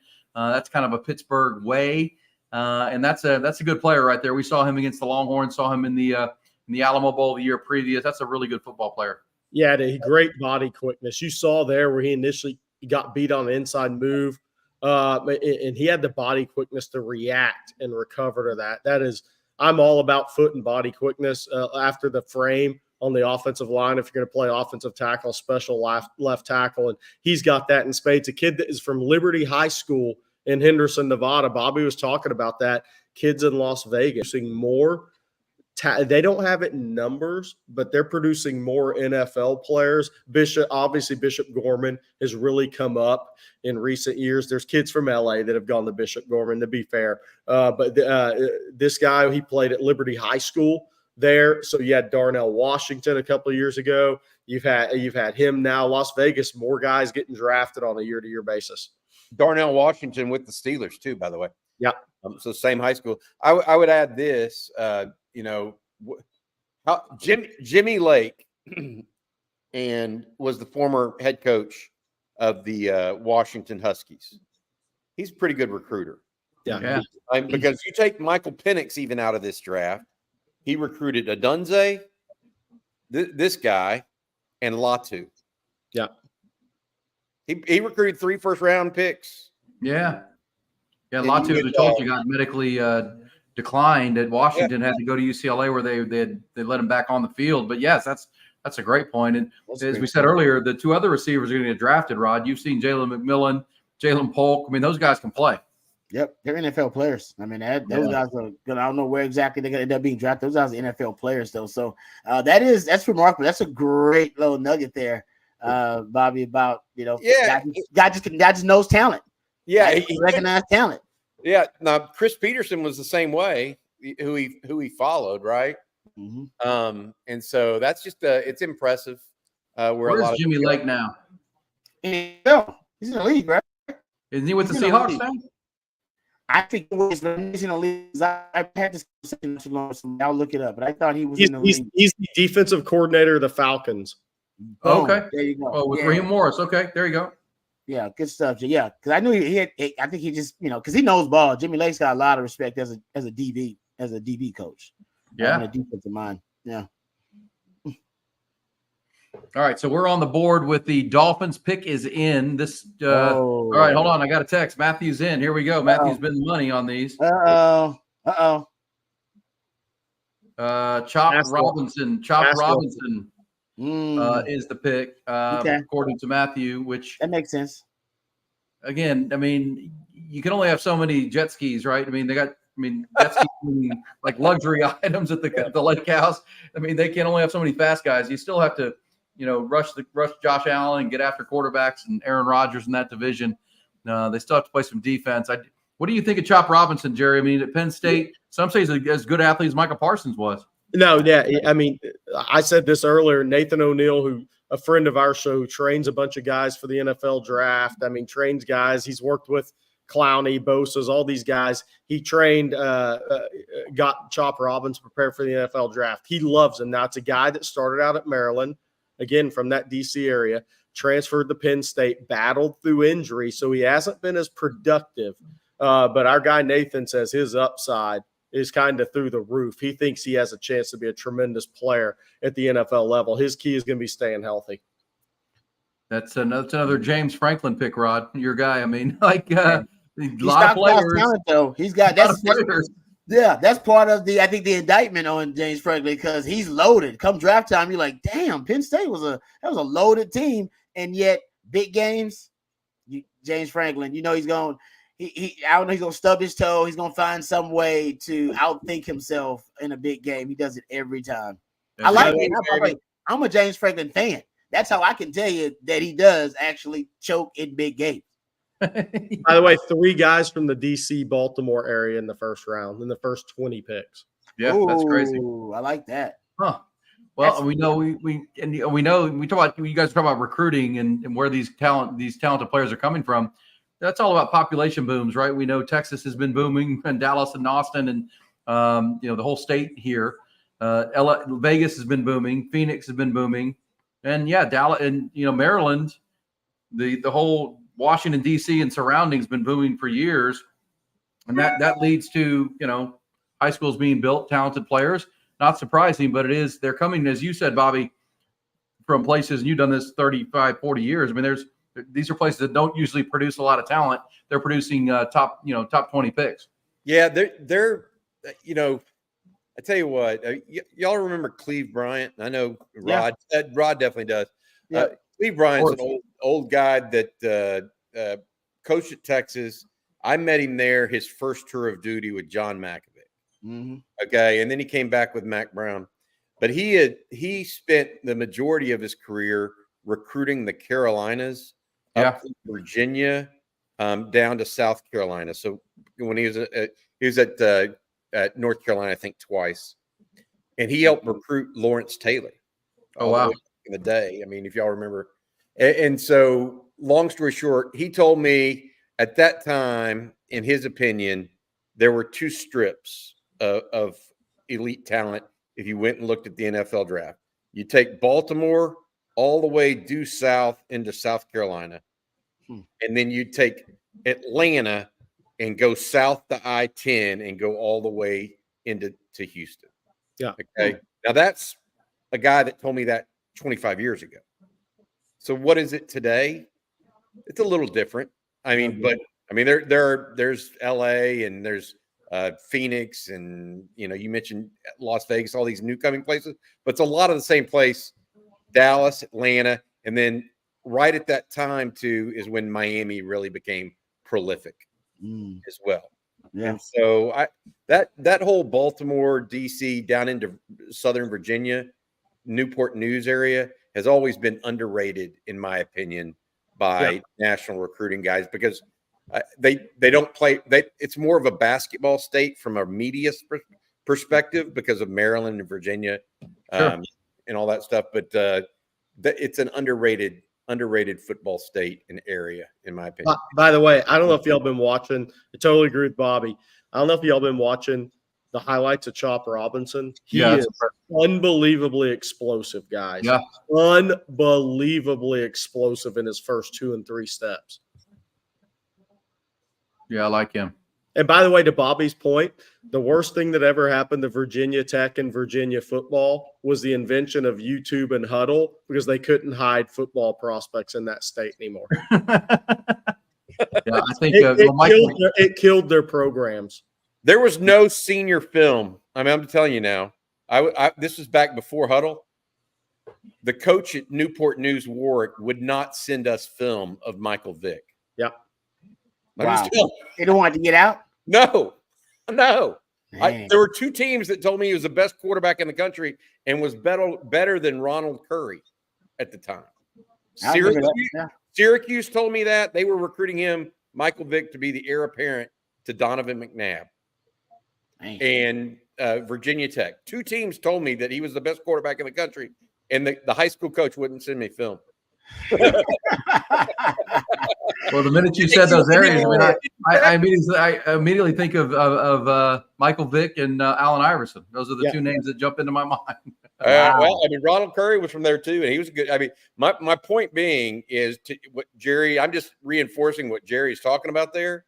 Huddle hurt Virginia Tech football big time, as much as anything. I mean, because all those guys in Newport News, that they were just, I mean.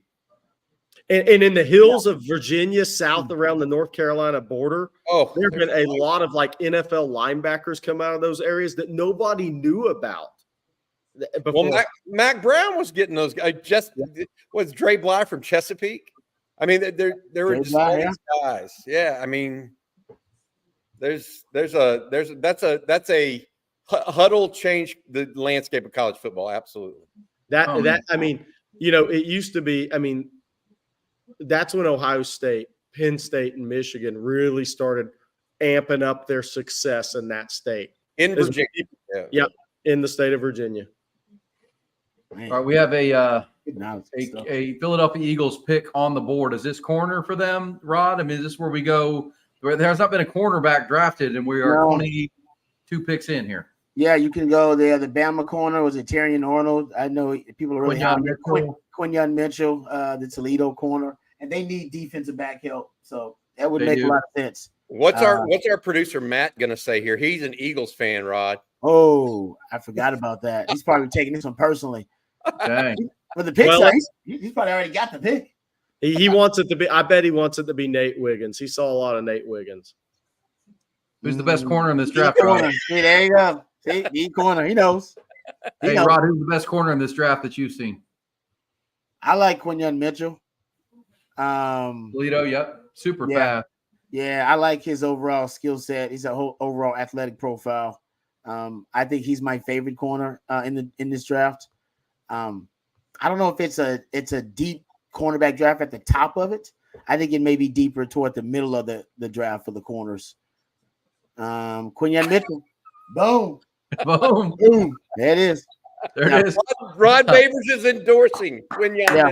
No, that's a good pick. He's the best corner in the draft, in my opinion. He's a jet. He's a straight up cover guy. While we're on this, Rod, Cooper DeJean from Iowa, is he the next white corner? I mean, you ran the last white corner out of the league, so what are we doing?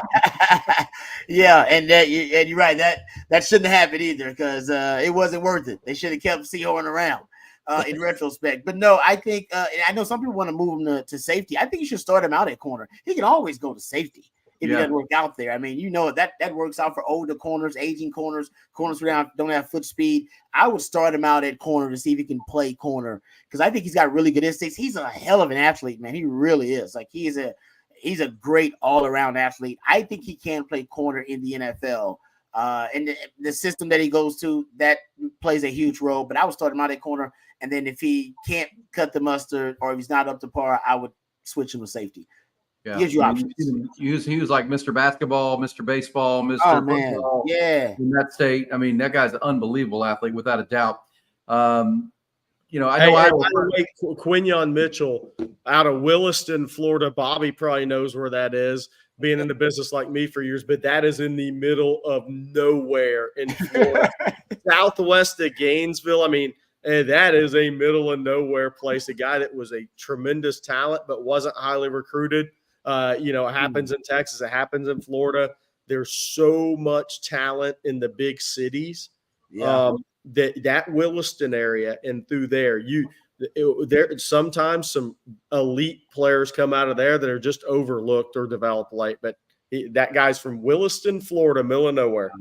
That's where that would be like a guy, and I don't mean middle of nowhere type, but that's like a Newton. Yeah, a guy being from Newton or Jasper and going. Yeah. Well, it's swampland essentially down there. With that part of Texas, it's kind of it's not the main part of it's not Orlando or South Florida, right? Yeah. It's kind of that middle part of the state. The one of the things I'm interested in here, and I've been watching both channels back and forth a little bit, and when I stepped out away about 15-20 minutes ago to come back, I haven't seen a lot of college coaches on either channel. They did that in the pregame. Yeah, only pre. Like, I was thinking, is Sarkisian going to be on here? Lincoln Riley with Caleb Williams, or Kalen DeBoer with these I mean, are we going to see what usually we would see a college coach in front of the cameras a lot? We're not seeing that tonight. Well, one of the things that hurts, I kind of wonder if it's purposeful. One of the things tonight's Nick Saban's on ESPN, and so he's had three guys. He's going to have four guys drafted. He's not there to shake any hands. But yeah, no, it's definitely a change. Maybe it's a spring evaluation period. Who knows? A portal guys on campus for visits. I mean, well, I would say as a 3-decade draft dork, the college coaches come in on Friday and Saturday. That's when they bring them in. It's almost like they want their lead guys to lead on the night of. And I don't think the college coaches want to comment on the night of for whatever reason. But normally by Saturday, when they're back into the back end and they can talk about the picks that have been made, that's when you see those guys show up. And wouldn't surprise me to see Sark up there if the Longhorns do indeed get 3 guys in the first round. They've already had 1 with Byron Murphy to the Seattle Seahawks at pick 16. Do want to tell you about Mark Saunders when it comes to protecting all of your stuff. Wouldn't it be great to have that one place that protects it all? Here's some good news. Local Texas Allstate agent Mark Saunders is the only insurance agent you'll ever need. I promise you that. Everything from your home, car, boat, motorcycle, RV, and ATV. Call Allstate agent Mark Saunders in his office today, 512-218-8571. That's a local number here, Austin-wise, 512-218-8571. Are you in good hands? With more than 35 years of experience, you will be with Texas alum Mark Saunders. If you're looking for someone local here in Austin, if that's where you're based, in the Austin Round Rock area, give him a call, 512-218-8571, Mark Saunders. And we appreciate him being a part of our live stream tonight on a Thursday. It's our watch along and watch with us for Texas draft prospects in the Texas draft. We've now got a Philadelphia Eagles corner off the board, and the Jacksonville Jaguars. Aaron, Aaron, I'm going to jump in because I'm going to get out of here for the night. CJ Vogel's back. I just wanted – we've had 4,500 people join this. Thank you so much for supporting On Texas Football. I've had a great time. UT Boy, we're going to get to those super chats. We've had a great time. Thank you for y'all's continued support, and we'll talk to you in the morning. Coffee and football. Get your coffee piping hot and ready for 8 o'clock tomorrow morning. CJ Jerry drinks Diet Coke or Coke at 6 a.m. Goes to Chick-fil-A and gets a Coke and a chicken sandwich or nuggets. You don't even drink coffee, and it's called coffee and football. I mean, come on. He's eating fried chicken and drinking Coke in the morning. Yes, breakfast of champions. Yeah, no doubt. I don't even know what I'm going to do with him. What are you on the road? Hey, CJ. By the way, I haven't asked you since you've been on. You're in a hotel room, I'm assuming, right? I am. I'm ready to get home. I've been eating sleep too much. I've been, finding ways to enjoy myself out here, but it's a good time. Good. Because no one has two double beds in their house. I mean, that just doesn't happen. I got this art in my room. There's no way. Look at that. I don't have this. Yeah, that looks great. That is like, can I buy some of that? That's pretty badass. That's pretty cool. I barely hang anything in my room. It's all just wall and maybe a flag on the door. That's about all we got now. It's either a hotel room or he's on the set of the Mary Tyler Moore Show. There you go. I love Lucy. There you go. Back in the day, man. They just being proper back in the day. That's all. I love it. Well, I've got the Astrodome and an Astros jersey. That's what I've got in my wall art from the empty Astrodome back from the 80s. Yeah, the dome, baby. Rod and I grew up going there. Yeah, man. What city are you? Or what Motel 6 are you in, Siege? Motel. I'm up in Las Vegas. I was here for a charity event earlier this week, so. Planet Hollywood got us set up this week. It was a good time. So nice. But hey, I'm telling you, too many nights in Vegas. I'm ready to get back down to Austin, feel the heat, and get some sleep. Man. I'll tell you that. Yeah, more than 3 days in Vegas is too much. That's too much. Yeah. No doubt. Hey, we got a couple super chats we can get to here real quick, guys, from Freelance Society. Can you guys see Sark being a head coach in the NFL? After winning 2 titles with Texas, LOL. He seems like an NFL guy too. I can see Sark wanting to conquer it all. Mm-hmm. I don't disagree with that. I mean, I'm not saying he wants to be an NFL coach, but I can see him wanting to conquer it all. I mean, he has some very big. I'm going to say this the right way. He has a very big appetite for success on every level in football. So. It'd be interesting to me. Y'all, anybody else have a particular thought on that?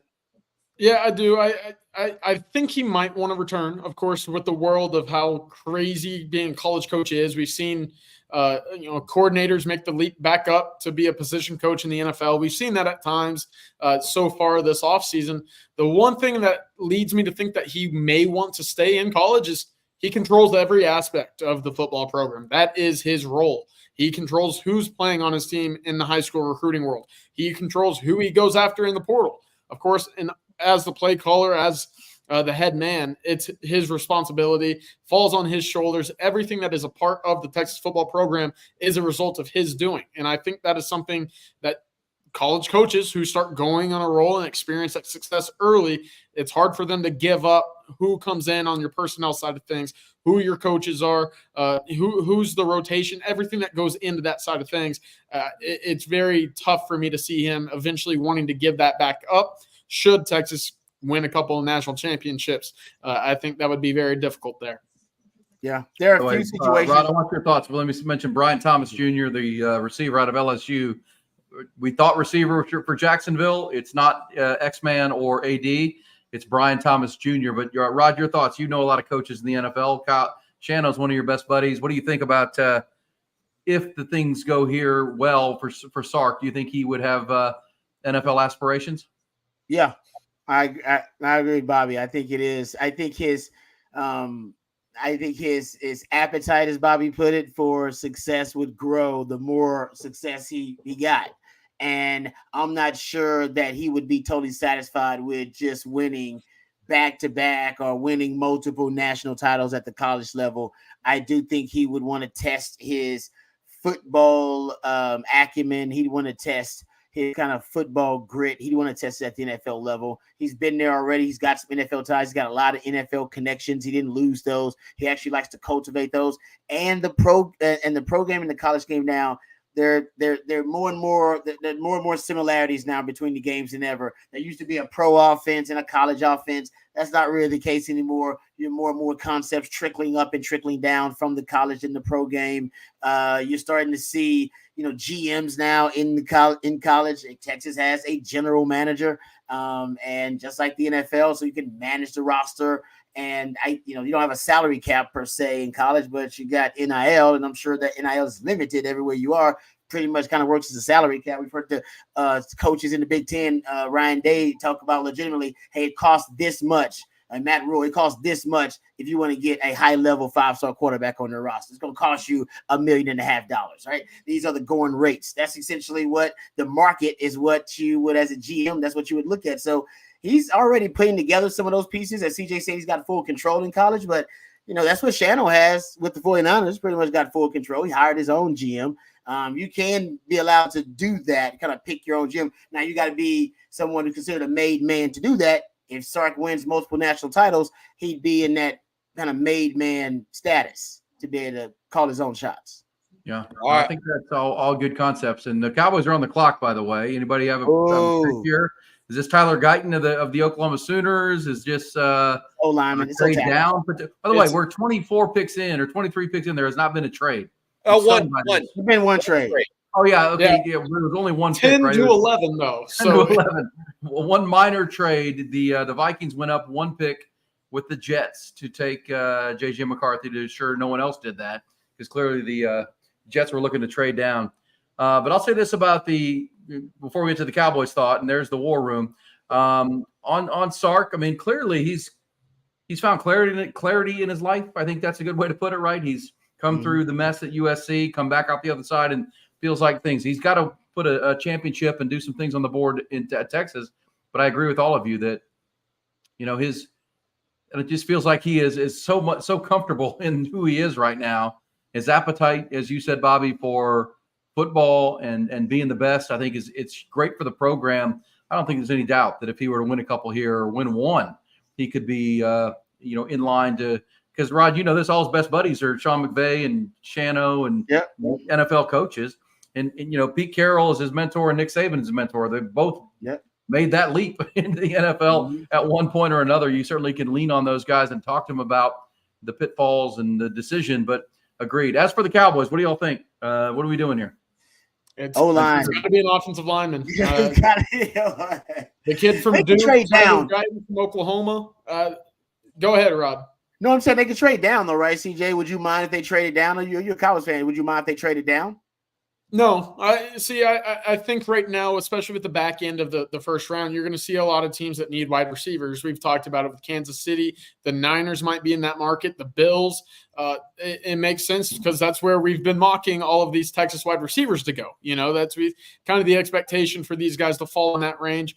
As a result of that, I think the Cowboys could look at it and say, yeah, there's a few guys right now that we certainly like. Obviously, it's the kid from Duke, the center from Duke, Jackson Powers Johnson out of Oregon, the center, or Tyler Guyton, the offensive lineman, right tackle prospect from Oklahoma, who might have I might be making a couple Cowboys fans and Texas fans in the chat make me want to turn this off. But those three guys, I think the Cowboys could certainly go one of three ways and be very happy with what they selected as a result of the way that their offensive line is looking at the moment. Of course, you're moving an interior guy in Tyler Smith out to left tackle.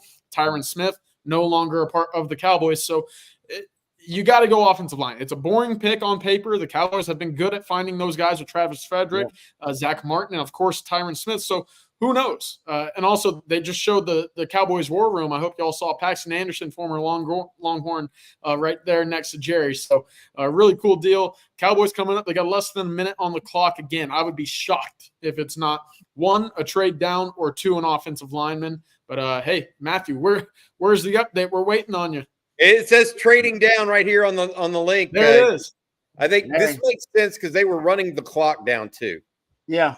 And when Rod mentioned that, I was like, that may be what it is because they are trading down. I don't know the particulars of the trade yet, but obviously the Longhorns, the Cowboys probably, in my opinion, trying to just accumulate picks. Because Aaron, you said that this at the very outset of the show, Cowboys had first round grades for 21 guys. Yeah, that was according to Brian Broaddus. They're picking at 24. And if one of those 21 weren't there, adios. It's Detroit, Bobby. Detroit just moved up with the Cowboys. Apparently, the crowd just went nuts. Yeah, that makes sense. The Cowboys aren't going too far back. They're going to drop back to 28 or 29. That makes sense. And yeah, Brian Broaddus was the one that reported that the Cowboys draft board had 21 first-round graded players. And so they're drafting at 24. That makes sense. That means the guys they really like are gone. The Amarius Mims, Fashanu, all the tackles that they really like, and they feel like they could trade back and still get Tyler Guyton from Oklahoma, potentially as an offensive lineman, or the center and the guard. The kid, the center from the kid Barton from Duke could still be available. That would be a need for them without a doubt. But the Lions are coming up. What do we think the Lions are doing here? They need they might go probably DB. corner. Probably corner, right? DB. Yeah, I think they'll go corner. I think they'll go DB here. Terry and Arnold, maybe? They go Terry and Arnold. There are a couple other DBs. I mean, I don't know how high up they're going to draft Cooper DeJean, but we know the Lions, they like to draft ball players. They're not necessarily worried about upside. They're not worried about premium positions. They're trying to draft guys who can help them right away. And the Terry and Arnold one makes sense. They need cornerback help, and he's a guy that translates to be able to help them right away and be able to translate. Our man Matt telling you, Terry and Arnold's the pick out of Alabama. Yeah, we saw the Texas receivers who have not been drafted yet torch him pretty good in Tuscaloosa last year. I agree with that. That's why he wasn't my top corner. I was like, I seen him. I mean, he's all right, but I've seen him out there, and he wasn't making many plays against some Texas wideouts. So this is what I mean. Remember, this is what I said earlier. I said sometimes you watch the draft as a player and you come away confused and upset because I guarantee you the Texas wideouts are like, "Hey man, I did that dude dirty." You know what I mean? I put him in the mixer out there. Y'all gonna draft him ahead of drafting me? That's the NFL draft, man. It can be frustrating for players like that to watch. So I'll say this: I think Terry and Arnold, though, I think he's probably the best cover guy. He was probably the best cover guy for Alabama. There was no question. And hell, Kool-Aid McKinstry's still out there. He's a guy that's going to get drafted potentially in the second round too. But Terry Arnold, that makes a lot of sense for and I trust Brad Holmes, by the way. I'll give you a stat about Brad Holmes, the GM for the Lions. Dude, this dude right now, he's on a heater. I think he won Exec of the Year last year, and it was well-deserved. 21.7% of his draft picks have become Pro Bowlers since he became the GM. He's got a 21% hit rate for Pro Bowlers, not just starters, Pro Bowlers that he drafts. The dude is on. I mean, he knows what he's doing. Well, they just signed him on the first 3 rounds the entire time because he's given up his late round picks, or is that true number? That's just true number. All of his draft picks, 21.7 is the number. Damn near 22% of all of his draft picks have been Pro Bowlers. Well, think about it. I mean, they just signed Penei Sewell and Amon-Ra St. Brown to mega contracts. Those are draft picks. Last year they drafted Jahmyr Gibbs, Jack Campbell, the linebacker from Iowa. They drafted the tight end. Laporta. Sam Laporta, who turned into a baller. I mean, there's a reason they're really, really good. Jameson Williams, who's not a Pro Bowler yet from Alabama, but he's going to be a good player. They just have a lot of really good players. I like that Detroit team a lot. Yeah. We'll see here. But Detroit coming up, Cowboys trading back. The Cowboys go down to, is that 29, Matt, where they're going back to? I'm trying to think where the they'll be 29. They're 29. Okay. Yeah. So I'm going to go ahead and say Tyler Guyton for the Cowboys. I don't know. We'll see at some point what the trade netted the Cowboys, but as I heard you saying, Rod, and I agree on this. Jerry Jones said Tuesday, we're going all in on our young guys. So they're going to try to, they need more draft picks. And if you can still get the same guy at 29, CJ, that you did at 24, or you would at 24, go back, get a couple more picks.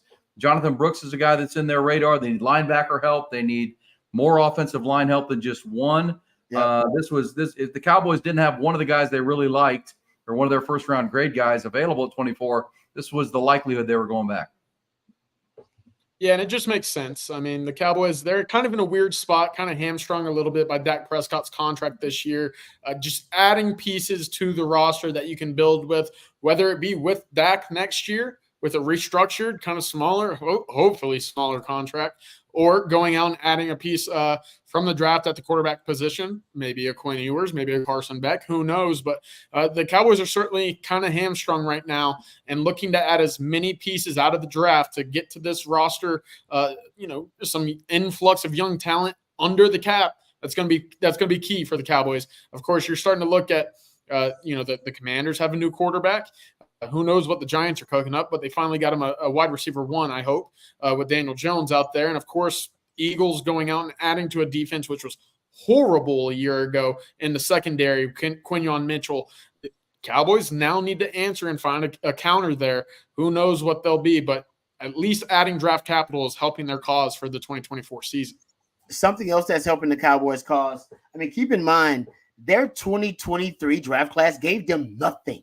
They got nothing out of it. Now, I'm not saying that it was a bust of a class, but they just didn't get anything. Mozzie Smith didn't really provide anything. They kept, his yo-yo weight thing, adding weight and gaining weight. They really weren't sure exactly what his fit was or how to utilize him. Schoonmaker was dealing with injuries. DeMarvion Overshown, he got hurt. Fihoko, the edge rusher, didn't really provide anything. Eric Scott Jr. So I think their hope is that last year's draft class, now it's healthy, and that they will, those guys will start making a push to be impact players on the roster, and they'll hit on this draft class, and then that'll be an infusion of cheap young talent they can start to kind of remake the core of the roster with. The problem right now is the core of your roster are all young guys, very talented guys, all pros, but they need to be paid right now. CeeDee Lamb and Micah Parsons. And the truth is the Cowboys, they don't really, right now, they're acting as if they don't have the money to pay them, which is ridiculous. Right. They need to just pay them right now and then let the market obviously do what it does. The market will adjust. But right now, they keep waiting to pay CeeDee Lamb. A.J. Brown just became the highest paid receiver at $32 million a year. What do you think Jamar Chase and Justin Jefferson about to do? Pay that man right now, because the longer you wait, the higher the salary is going to rise for receivers, and the more you're going to have to pay. So I don't understand what the hell the Cowboys are doing. I don't. Real quick, here's the trade. Lions get picked 24 and a 2025 7th. So not a whole lot of draft capital there. The Cowboys come back with pick number 29 in this year's first round, as well as pick 73 in the third. So you get some good value there. There's a number of good time players that the Cowboys can add here. Maybe a Devondre Sweat. They need Green Bay just ran all over him, and it looks like Green Bay, not necessarily in the market for a big-time wide receiver, but certainly they just ran all over them in the playoffs. That looks like something that I think the Cowboys could certainly use here with that extra third-round pick. That'll be interesting. But after Green Bay, who the pick is in right now, Tampa Bay, Arizona, now you're really getting into wide receiver needy teams. I expect to see a small run to close out this first round. Yeah, agreed. Yeah, good. So pick 73 to add to the haul for the Cowboys. That makes sense. That's a guy that can come in and plug, and that could be a center, that could be a guard, that could be a linebacker where they're looking for depth there. We'll see where they go. And to Rod's point about, I know your feeling on hope, Rod. Hope is not a strategy, but the Cowboys are hoping the 2023 class steps up. They're hoping they hit on all these draft picks. That's Jerry Jones in a nutshell. I get what they're going, but that typically hasn't worked for them, but we'll see. But I see what they're doing. They want to plug holes, and they're getting very expensive at the top end.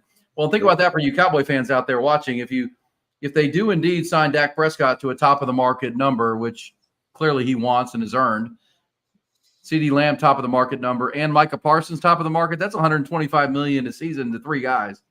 The salary cap's about to inflate, but still, three guys making that. It's especially if your quarterback doesn't elevate in January and doesn't carry you like you need him to, that becomes a challenge. So that's where the Cowboys are right now. So going young, they're all in on the young guys. I'm still going to say Tyler Guyton, unless he goes here in the next couple of picks, could be the Cowboys guy.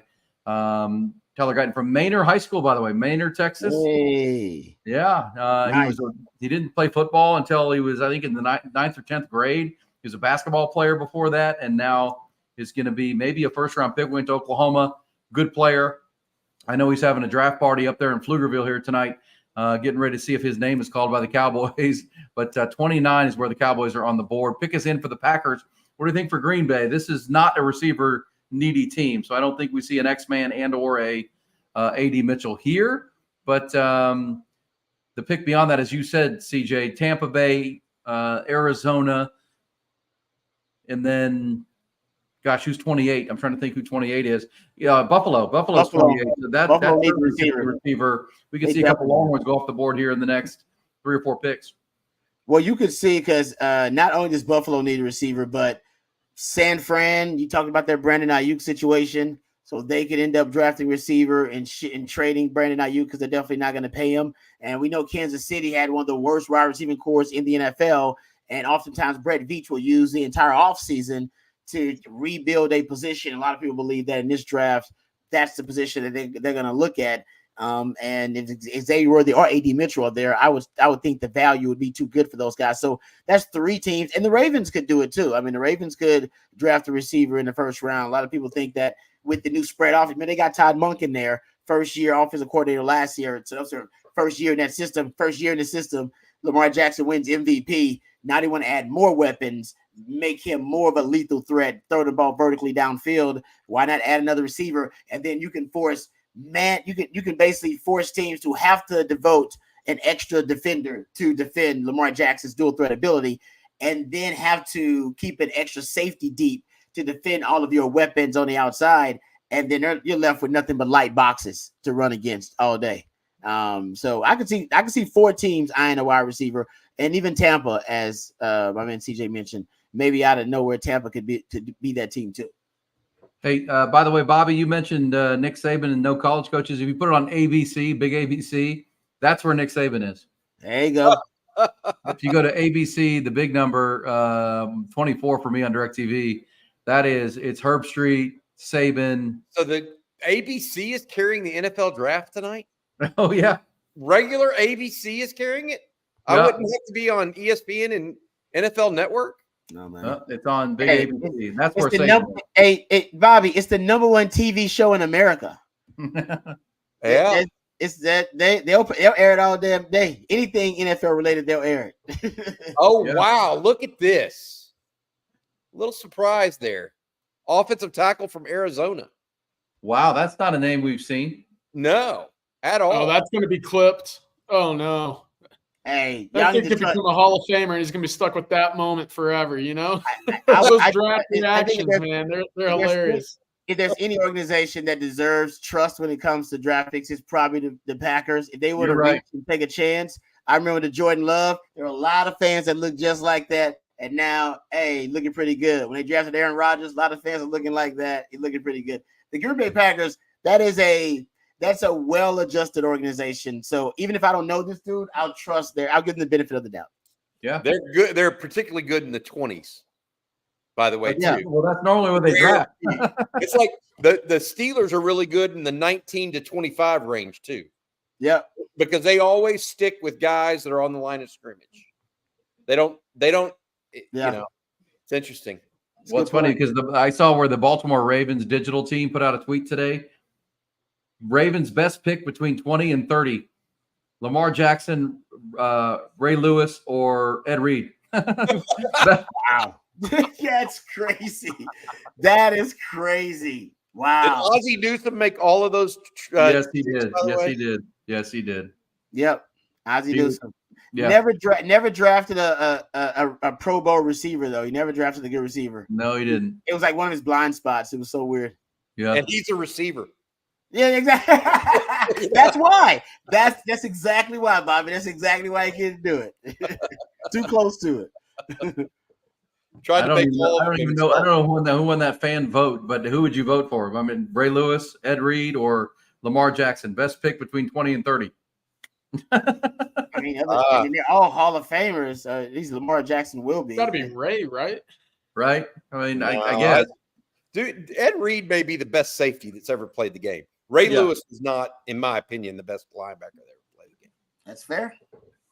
I mean, I'm Yeah, just- well, I mean, the point of that is to like the Packers, Steelers, Ravens.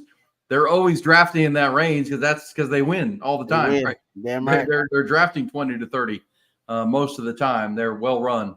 they don't have to pick a bunch of quarterbacks that no one knows if they're going to be any good in the first 12 picks. Yeah. That's just amazing to me that 6 quarterbacks went in the top 12. They may not be. There may only be one that's worth a first round pick. Yep, but if you hit on that one, ooh, I know. Hey, this is a good question from George Lopez. Love the content as always. In y'all's opinion, which Longhorn goes off the board next? I know y'all were talking about that. It's Based on who all's here, who what are y'all thinking?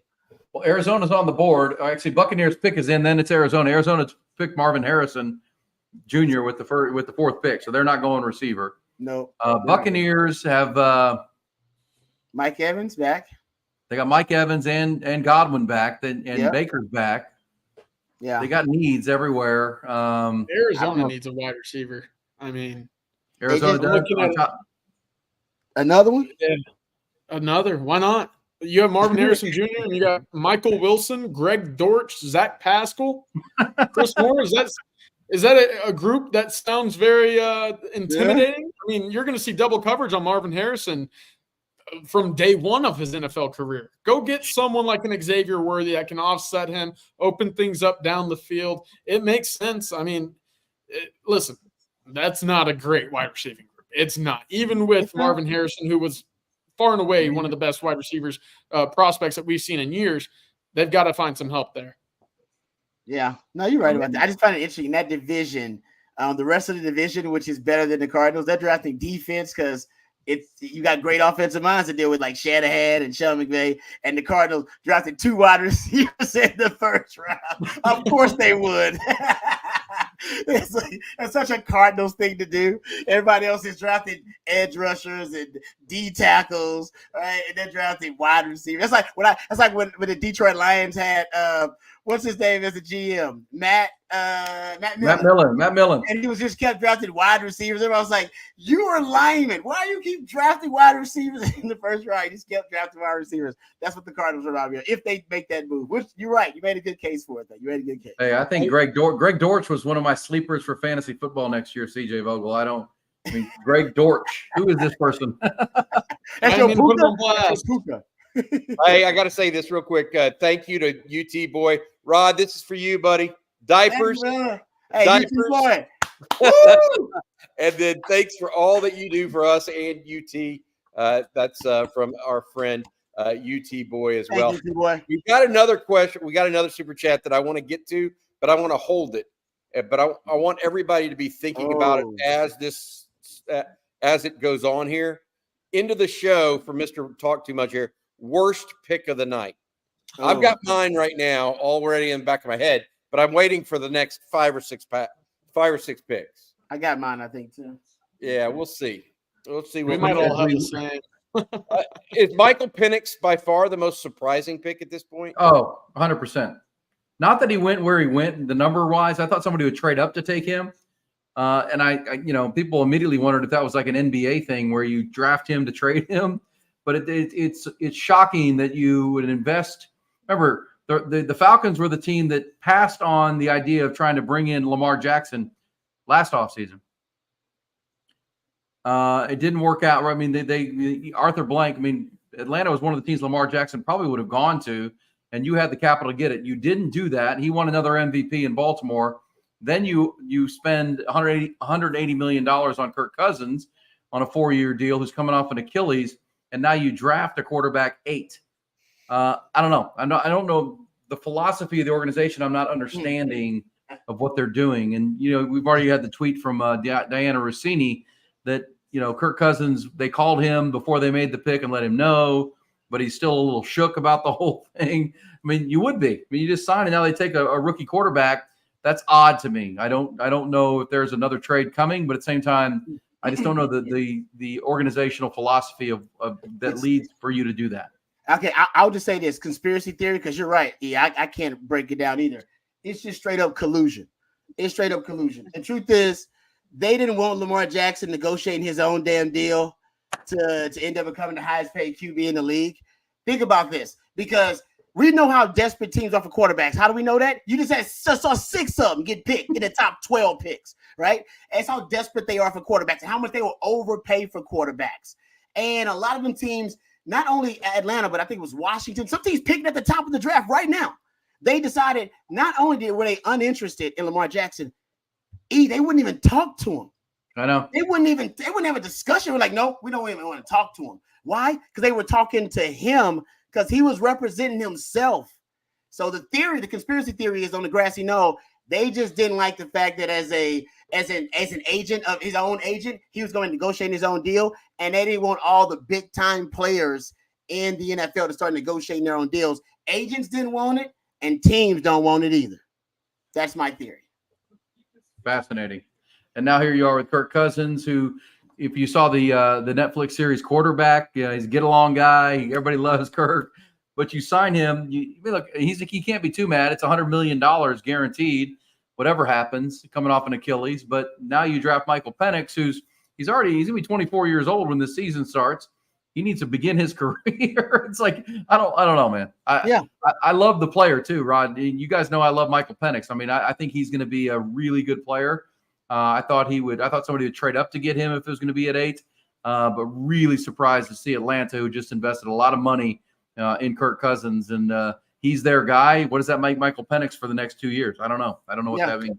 And remember, one of the reasons people said they didn't want to invest in Lamar Jackson was because of injuries.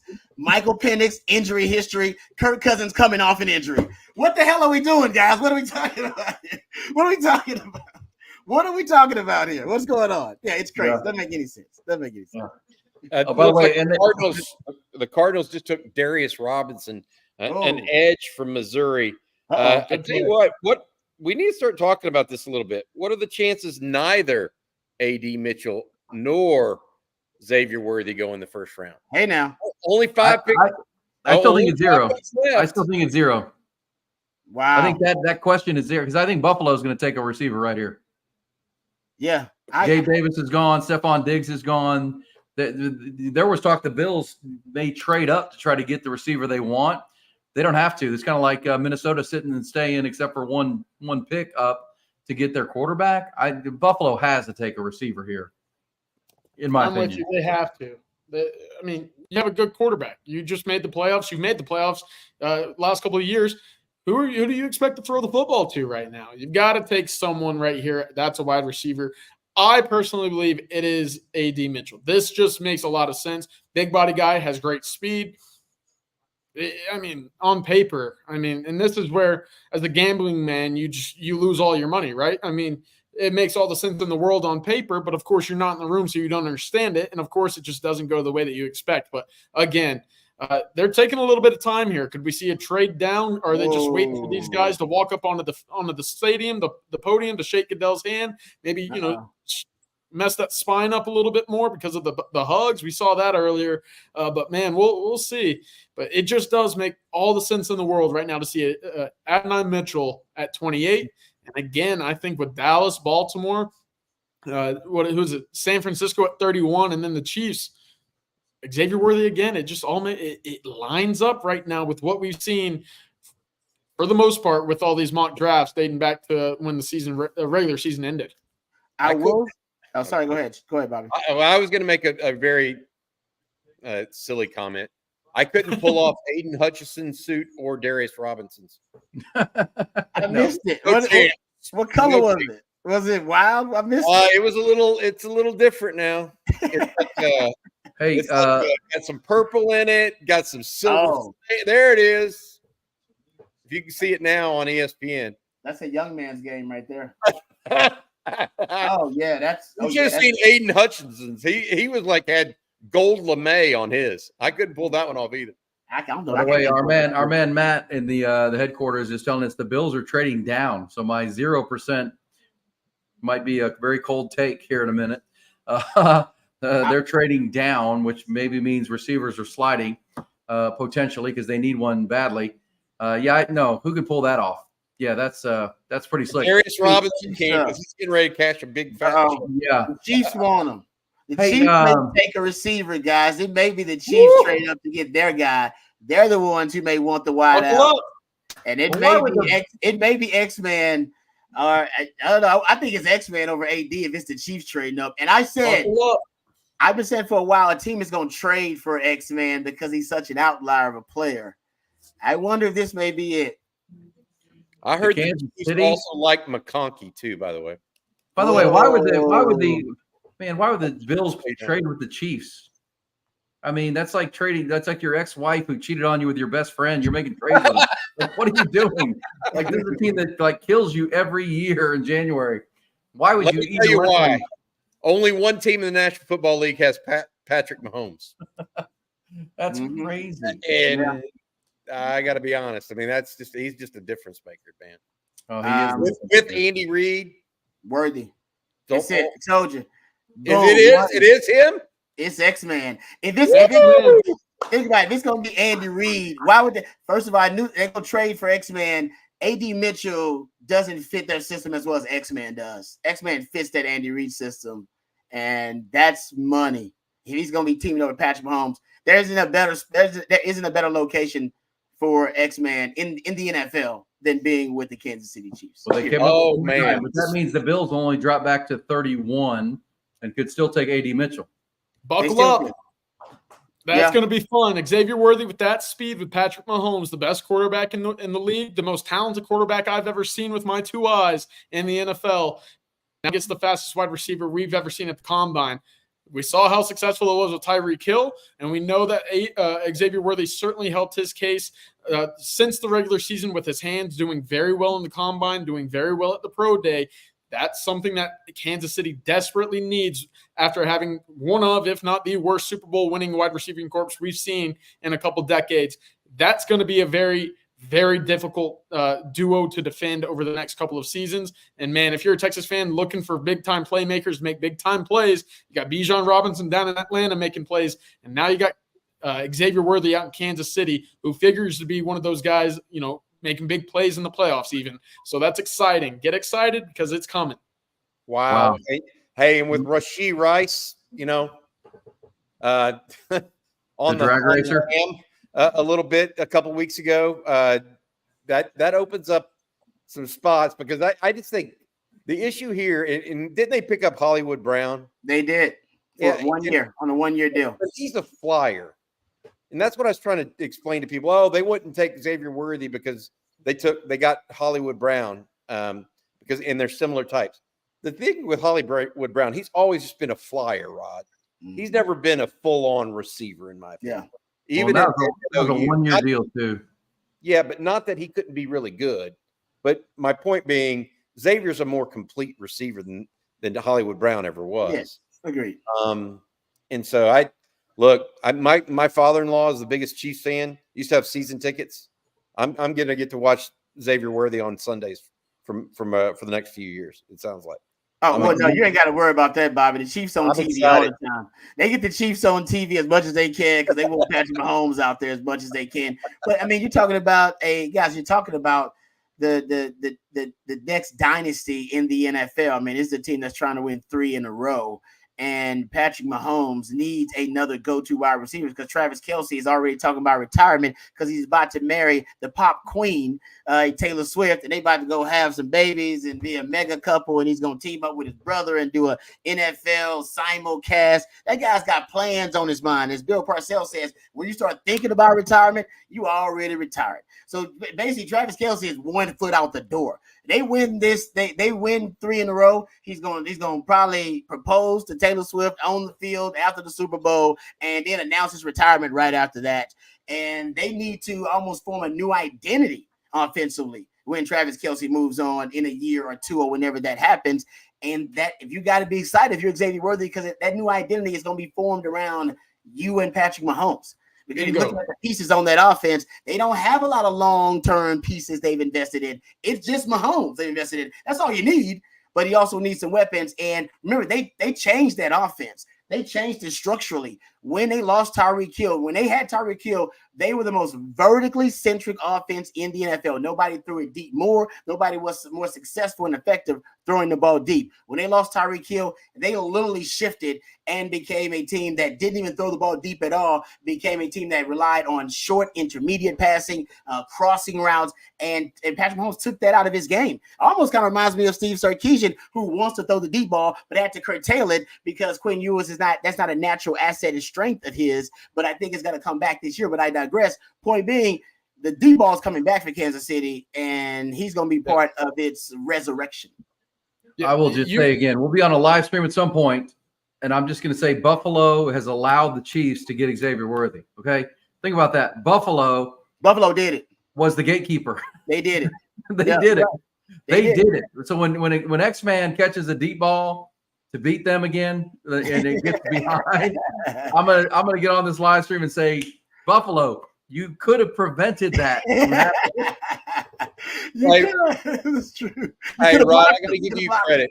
I got to give Rod credit because last night on the live stream, he came out and said, look, somebody's going to trade up for Xavier Worthy. Yep. He's not going to just sit there because somebody's going to fall in love with that speed and try to trade up to make sure somebody else doesn't take him. You nailed this one, Rod, in that regard. You also said something similar about Tavondre Sweat later in the draft, where somebody's going to say, we need a run stopper. And instead of letting him drop to the third round, wherever people might think he's going to go, they're going to pop up. So hats off to you on that, Rod. Because I hadn't been thinking about it that way, but when you said it last night, I was like, you're onto something. And sure enough, you nailed it. You nailed it, buddy. They're just outliers, right? He's the fastest human in the history of the combine. So, somebody will become fixated on that and him and think he's perfect for their system, i.e. Andy Reid and the Chiefs. And then Tavondre Sweat, same thing, outlier. He'll be the heaviest defensive tackle in the NFL when he's drafted. The biggest defensive tackle in it. Somebody out there is going, oh, I want that. I want the biggest D tackle in the league on my line. He's perfect for my system. So I think somebody's going to trade for him too. I really, truly believe that. I truly believe that. X-Man. Then they got the camera. Where's X-Man at? We got the camera. Where is it? He was in Fresno yesterday doing a little kids camp. Returning to his high school. Or not to his area. So he must be out in California right there. That's won the lottery. Dripping Springs won the lottery. He's going to play for Patrick Mahomes and the Chiefs. That's unbelievable. That is like the ultimate lottery ticket for a player of his caliber. Andy Reid, that team, that is so cool. And I'll go back. They're letting the Buffalo Bills allow this to happen. They allow this to happen. They can't be the team they're the Cleveland Cavaliers to the Michael Jordan Bulls. You cannot make that trade if you're Buffalo, even if it was a good trade, even if you got a King's ransom. That just means the Bills. Go ahead, I wonder what Nick Saban's saying right now about Andy Reid. If Nick Saban were back with the Dolphins, he'd quit again. if Andy Reid he'd say that's not fair. He doesn't get to pick him. He'd quit the NFL. And now think about this. Think of the irony of this. If you're Jim Harbaugh, you got to see Xavier Worthy. You got to see him twice a year. This is a guy that you knew was going to be an NFL player. That's why you recruited him. And then Sark ends up stealing him. And then now you got to see him twice a year with Andy Reid scheming him open with Patrick Mahomes throwing the ball. He's got to be. That's the football guys working against you right there, Jim. If you're Buffalo, you have to take a wide receiver. Whether or not it's Adonai Mitchell or not, you have to take a wide receiver to keep up with the arms race of the AFC weapons on the offensive side of the ball. You look at Cincinnati with Joe Burrow, Jamar Chase, who they add to that group. Of course, now Xavier Worthy and Patrick Mahomes. That just has to be who you go with if you're Josh Allen and the Buffalo Bills, because, again, that's just the way it is. Miami in their own division, and I know it's different in the playoffs, but if you want to win your division and get that home field advantage early on, taking down an offense with Tyreek Hill, Tua, Raheem Mostert, Devin A. Chain, and Jalen Waddle, that's a tough thing to do, especially if you're lacking right now on that group of big-time playmakers in your offense. So 32, Buffalo Bills. Tua's still their quarterback, though. And it doesn't matter. It doesn't matter. Well, I'd say this too, guys, with Xavier. I mean, we know he's the fastest player ever in the draft, but Rod, Andy Reid and the way he is creative with his schemes, and when Tyreek Hill was there, I know he's not as sturdy, like built as Tyreek, but man, the end arounds, the quick screens, the quick passes, it's all there for him. And people talk about the size, and I know that's a factor, but it certainly has changed. And as the college game becomes more like the pro game, or the pro game becomes more like the college game, Tank Dell in Houston is lighter than him, and he was uncoverable last year. He got hurt blocking for a running play at the goal line. That guy, I mean, those guys, I mean, CJ Stroud would tell you that's like my guy. That's my go-to player. Patrick Mahomes now has a guy, in addition to Travis Kelce, who he knows will get open and will create space in short areas where he needs him to. And he can take the top off the defense. That's pretty scary. Cowboys just took the tackle. Yeah. Moved back and got the guy they wanted. Smart move. That's smart move by the Cowboys. That's a savvy move. The guy you wanted anyway, that's a win for them. The guy you were going to get anyway at a position of need, but what you did was created value. All right, so the whole point. All of this is about value, creating value. You want guys to outperform their draft position. You want men to outperform their contracts. That is how you acquire value, pretty much. And the Cowboys just created a ton of. I don't know how much they got in the trade, but that's creating value. You still got your guy, but you were also able to get draft capital. What a 7th round pick later on. Listen, no, they got a third. They got a third. They gave up a 3rd round 7th. pick, 73rd overall. There you go. 3rd round pick. So yeah, I mean that's how you work the draft. And I think that's a good move for the Cowboys. No question. Yeah, he's a good player. And that draft party you just saw is right there in like Maynard, Pflugerville, Texas. Good for him. That's a good right down the road from Dripping Springs, huh? Yeah, not really, but certainly in that Austin area, where Xavier Worthy's having his. So pretty cool there. They just showed a hold on him as a highlight, by the way. Typical OU offensive lineman. Well, because offensive linemen hold on every stretch play, holds to get outside to create leverage. Because they hold on every play, Bobby. Yeah, but this one was legitimately a hold. I can't believe they just showed a hold on his highlights. That's funny. They just showed a hold on his highlights, man. Yeah, that was our pick. Now we're on the clock at 30 with Baltimore, then San Francisco and Buffalo. Both the next two after Baltimore could be wide receivers. So A.D. Mitchell, the Longhorns get 3 before the end of the first round. But I like the pick. Tyler Guyton is a young guy that, again, he was a basketball player. He's a big 6'8", 6'8.5" kid who played basketball most of his life, got to football late, and his best football is to come. I agree with you, Rod, 100%. They played the draft well, knowing that if they trade down at 24, they'll still get the guy at 29, picked up an extra 3rd round pick. That's a really good move for the Cowboys. Yeah, and let's be honest, the Cowboys actually do a great job drafting in the 1st round. They have the most homegrown team in the NFL. They do good. That's why they that's why they got to pay CeeDee Lamb and pay Michael Parsons. They usually hit in the 1st round of the NFL draft, and they've done a really good job of that. So I trust what the Cowboys are doing in the 1st round. But right now it's about them trying to acquire more value, and they just need a lot of players. They got a lot of holes. They need O-line. They need running back. They need linebacker. They got a lot of holes. They can use a 3rd wide receiver. A lot of holes to fill right now for the Cowboys. So acquiring more picks, always good. But I'm always a fan of trading down. The draft is essentially a lottery. The more picks you have, all right, basically, if it's a lottery, the better chance you have to win a lottery. You got to buy more tickets. The more tickets you have, the better chance you have to win. Same thing with the NFL draft. The more picks you have, the better chance you have to hit on NFL draft picks. So when you don't know if you're going to hit on a player and you're not really sure about a situation in draft and the value of it, just trade down, get more value, and most of the time it'll work out in your favor trading down. If you don't know, if you're not sure about a situation or sure about your status in the pick. 100%. Like the pick, like the move, and they get to add another piece at the back end or in that 3rd round, which, that 73rd pick could be a linebacker, a center, running back, a running back. Yeah, exactly. That they need desperately, without a doubt. And a lot of people have pegged Jonathan Brooks, by the way, tomorrow night, pick 56 for the Cowboys. Their team doctor and team orthopedic did the surgery on Jonathan Brooks' knee after he got hurt November 11th against the TCU Horned Frogs. And so he's been going back for his checkups there and his follow-ups, and so they know that injury intimately. Jonathan Brooks would be huge for the Cowboys there. Now they have an extra third and the offensive lineman that they wanted at 24, most likely. So good pickup. So the headlines include Byron Murphy, pick number 16 to Seattle. Xavier Worthy, pick number 28 to the Kansas City Chiefs. I still can't.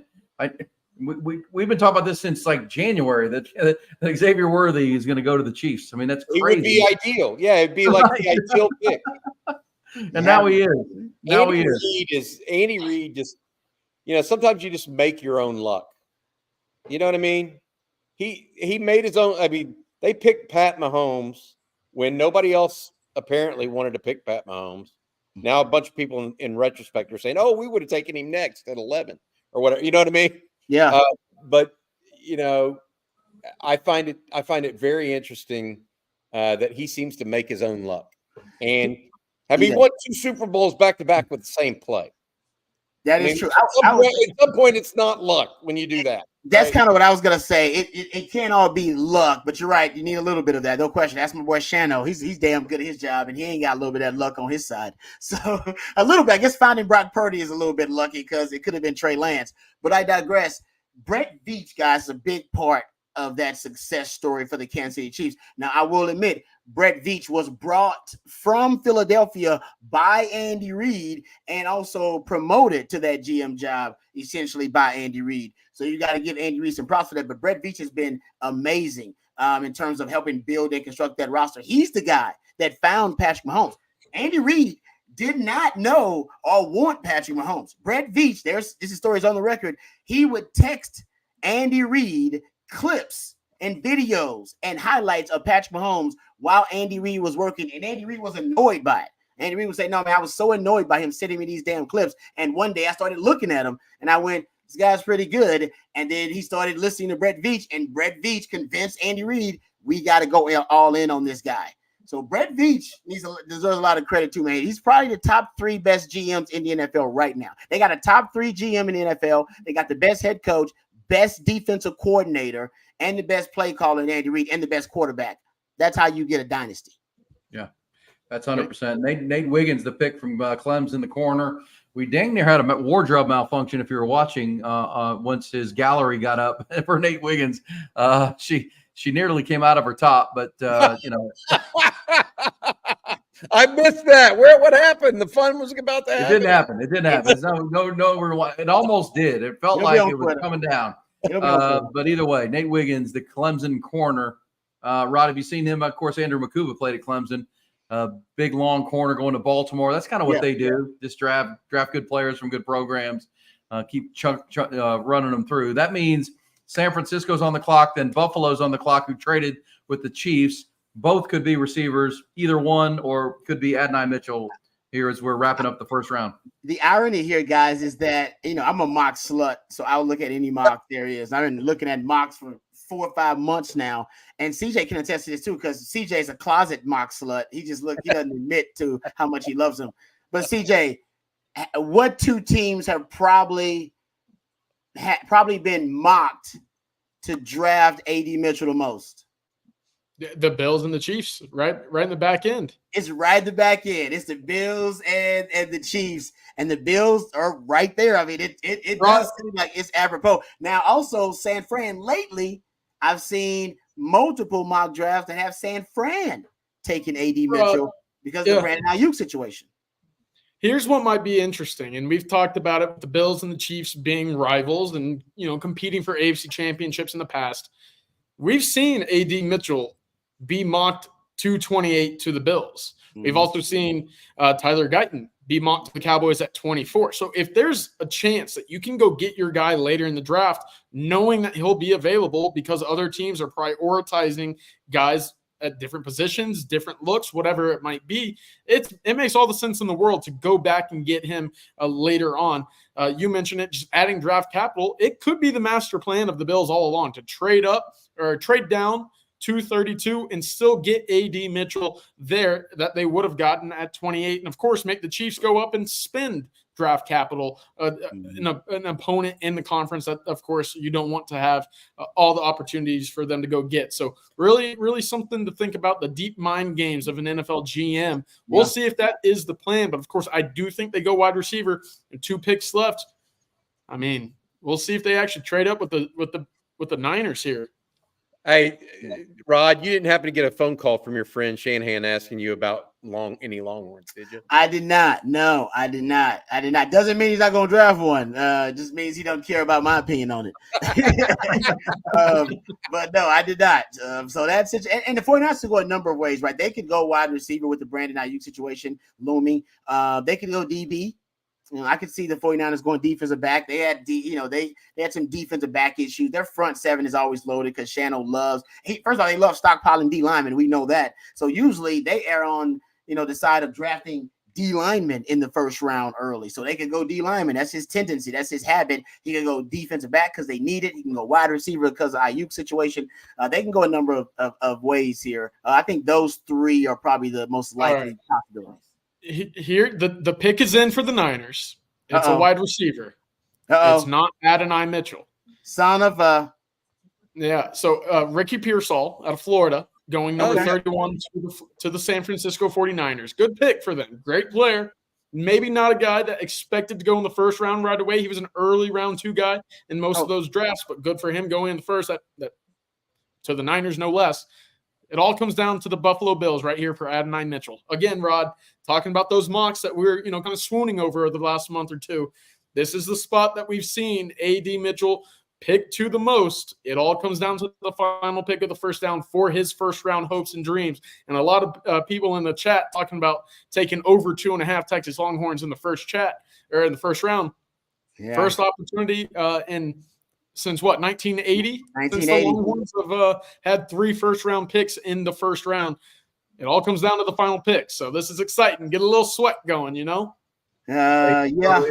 So if Ricky Pearsall's the pick to the Niners, Rod, that indicates that they're going to trade Brandon Ayuk, right? You're not taking a receiver 1 when you need a right tackle and you need right side of your offensive line. No. You're taking receiver. That would tell you Ayuk's on the move, right? I would think so. Yeah, and he's already hinted via social media that he wants to go somewhere else and sign a new deal because the 49ers are not going to necessarily sign him to the deal that he wants. He's not going to be one of the highest paid receivers. So, yeah, that makes sense. They're drafting wide receivers. And by the way, Shano is a wide receiver. So he pays really close attention to wide receivers. He's hands-on and detailed-oriented when it comes to those guys, especially when it comes to watching film on them. 100%. And that could happen early tomorrow, guys. If you're going to trade Brandon Ayuk, you're going to try to get one of those top picks in the second round to add the right tackle or guard you need, because that's what's one of the places the Niners are thin is if you take Pearsall to be kind of the replacement for Brandon Ayuk to go with George Kittle and Deebo Samuel and Christian McCaffrey, you need a right guard, right tackle kind of thing. That could be a trade that you see early tomorrow with a team drafted at the top for Brandon Ayuk. We'll see. And let me mention that as we are now on the clock with the Bills, waiting to see if that's A.D. Mitchell. Tell you about South Point Dodge. Texas football fans score an easy extra point this season when you get to the point at South Point Dodge. South Point Dodge has over 600 vehicles in stock. Their award-winning sales staff doesn't do games or gimmicks. They're just straight to the point by getting you the best deal. So score big today at South Point Dodge. You get to see them. They're right there on I-35. South Austin, right there, the motor mile as they call it, or go to southpointdodge.com, get to the point at South Point Dodge, and there you see all the information you need. That's what you need. Those Dodge Rams are beautiful. Those Dodge vehicles are tremendous, and it's right there off I-35 as you come past and come under the bridge there at 71, southpointdodge.com. All right, guys, we're going to have 3 Longhorns drafted for the first time since 1980. That is the goal here. That's the trade alert. Buffalo trading. Oh, man. They traded it again? Wow. To Carolina. Wow. Carolina moved up 1? No. Oh, they wouldn't trade up to go get him. I wouldn't think so. Wow. I guess Buffalo figures the run. I guess I would say there wasn't a run on wide receivers like we thought. How many ended up getting drafted in the first round total? What we get? We're at 6 or 5? We're at 7. Are we at 7? We had 3. We had 3. We Harrison Jr., Neighbors, Adunze So off you the got board. 6 total. 6 total. So yeah, Ryan we'll Thomas see. Jr. All right, now Carolina, as according to the draft tracker, they have 32 and 33. Back to back. You wonder if the Bills traded back even further here. No, they did. Buffalo's got 33. They flipped them. All right, there it is. All right, so Buffalo just went back 1 pick. Oh, this is a nightmare if you're AD Mitchell here. It Well, is. you You still don't can go want to to go to Buffalo Carolina with Bryce Young. You Well, don't would want you rather to go to Buffalo with the first pick tomorrow? or be a first Yeah. round pick. What do you, I'd rather go to Buffalo. I think you'd be. I'd rather go to I think Buffalo. Go to Buffalo. It's good. It's only half the guaranteed money, but it's worth it. You can earn it back. You earn it back with your second contract. With Josh Allen throwing you the ball as opposed to Bryce Young, you'll earn it back. Well, yeah, with no Stephon Diggs, with no Gabe Davis there, you get to immediately be kind of one of the Exactly. go-to players. Yep. they might like more than one receiver is why they took a chance to go back to. I agree with that. That's true. That's a good point, Bobby. If they That's got like odd, though. By Why the would way, you? Ricky Pearsall was one of Jaden Daniels' receivers at Arizona State before transferring to Florida. How about that? I don't wonder what this is. Why would Carolina come up with one Jaden pick? Daniels threw in his college career to 3 first-round receivers. wow. That's what that amounts to, right? Yeah, you're right. Damn. Pearsall transferred in. I was trying to count how many of these guys of these 32 picks are college transfers. 7. Oh, bunch of them. Is that where you're at? We got it here. Interestingly enough, Arizona State actually had 2 first-round picks that transferred out. So Yeah. Jaden Daniels and now Ricky Pearsall. Crazy. Yeah. Damn. All right. Got So they swapped their 1 and 2, 32 for 33, and then the Bills got the 5th for their Xavier Leggett. You know what? I have to wonder. Another This is going to be interesting Okay, to see. so Wow. AD Mitchell, back to that hypothetical, would rather go first round, but to a team that you don't necessarily know will be super competitive or have a quarterback get you the rock, or fall to the second. And hey, the Bills again mocked at 28 to get Adonai Mitchell a number of times, trade back to 32, had an opportunity to get him again, trade out of 32 to 33.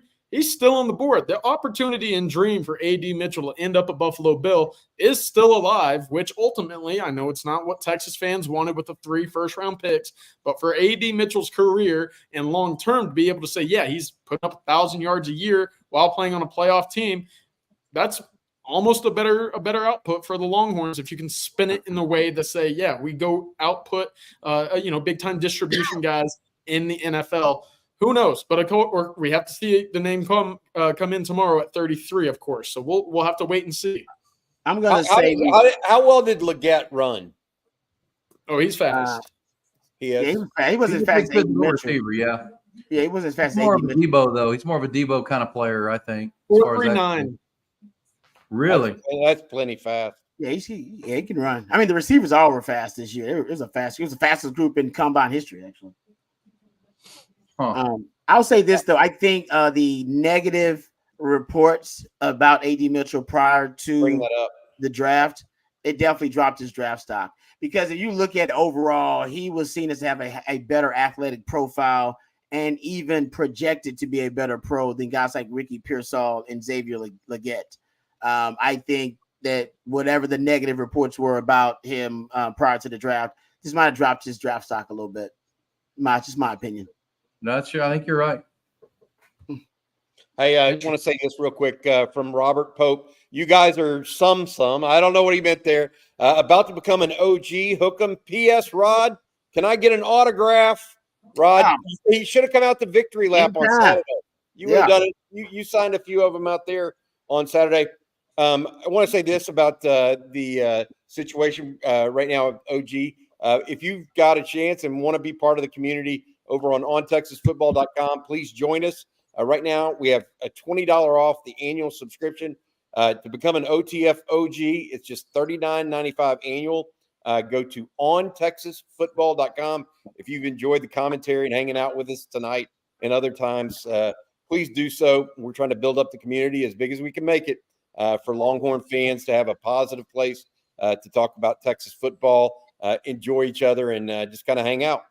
So please join us. Again, use the code OTF OG at checkout to get $20 off that annual subscription. Nice. Good stuff right there. Absolutely. Growing by the day. It'll be coffee and football tomorrow morning. And Xavier Leggett is now the pick at 32. So only 2 Longhorns go in the first 32 picks. It was Byron Murphy at 16. It was Xavier Worthy. I know all Longhorn fans are excited to see him go to Patrick Mahomes and the Chiefs, Andy Reid at pick 28. The Bills wheeling and dealing. They'll have the first pick tomorrow night at 33. You wonder, I mean, obviously, if that's A.D. Mitchell, as you said, CJ, that's a better spot for him as far as quarterback and franchise and where they are.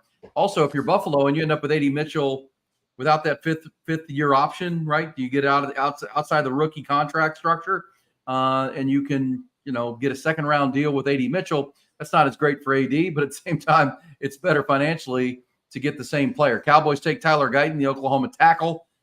Houston Texans did not make a pick tonight. Obviously, they'll pick 42 tomorrow. But guys, final thoughts on the first round. I mean, it was all offense for the first 14, 6 quarterbacks in the first 12.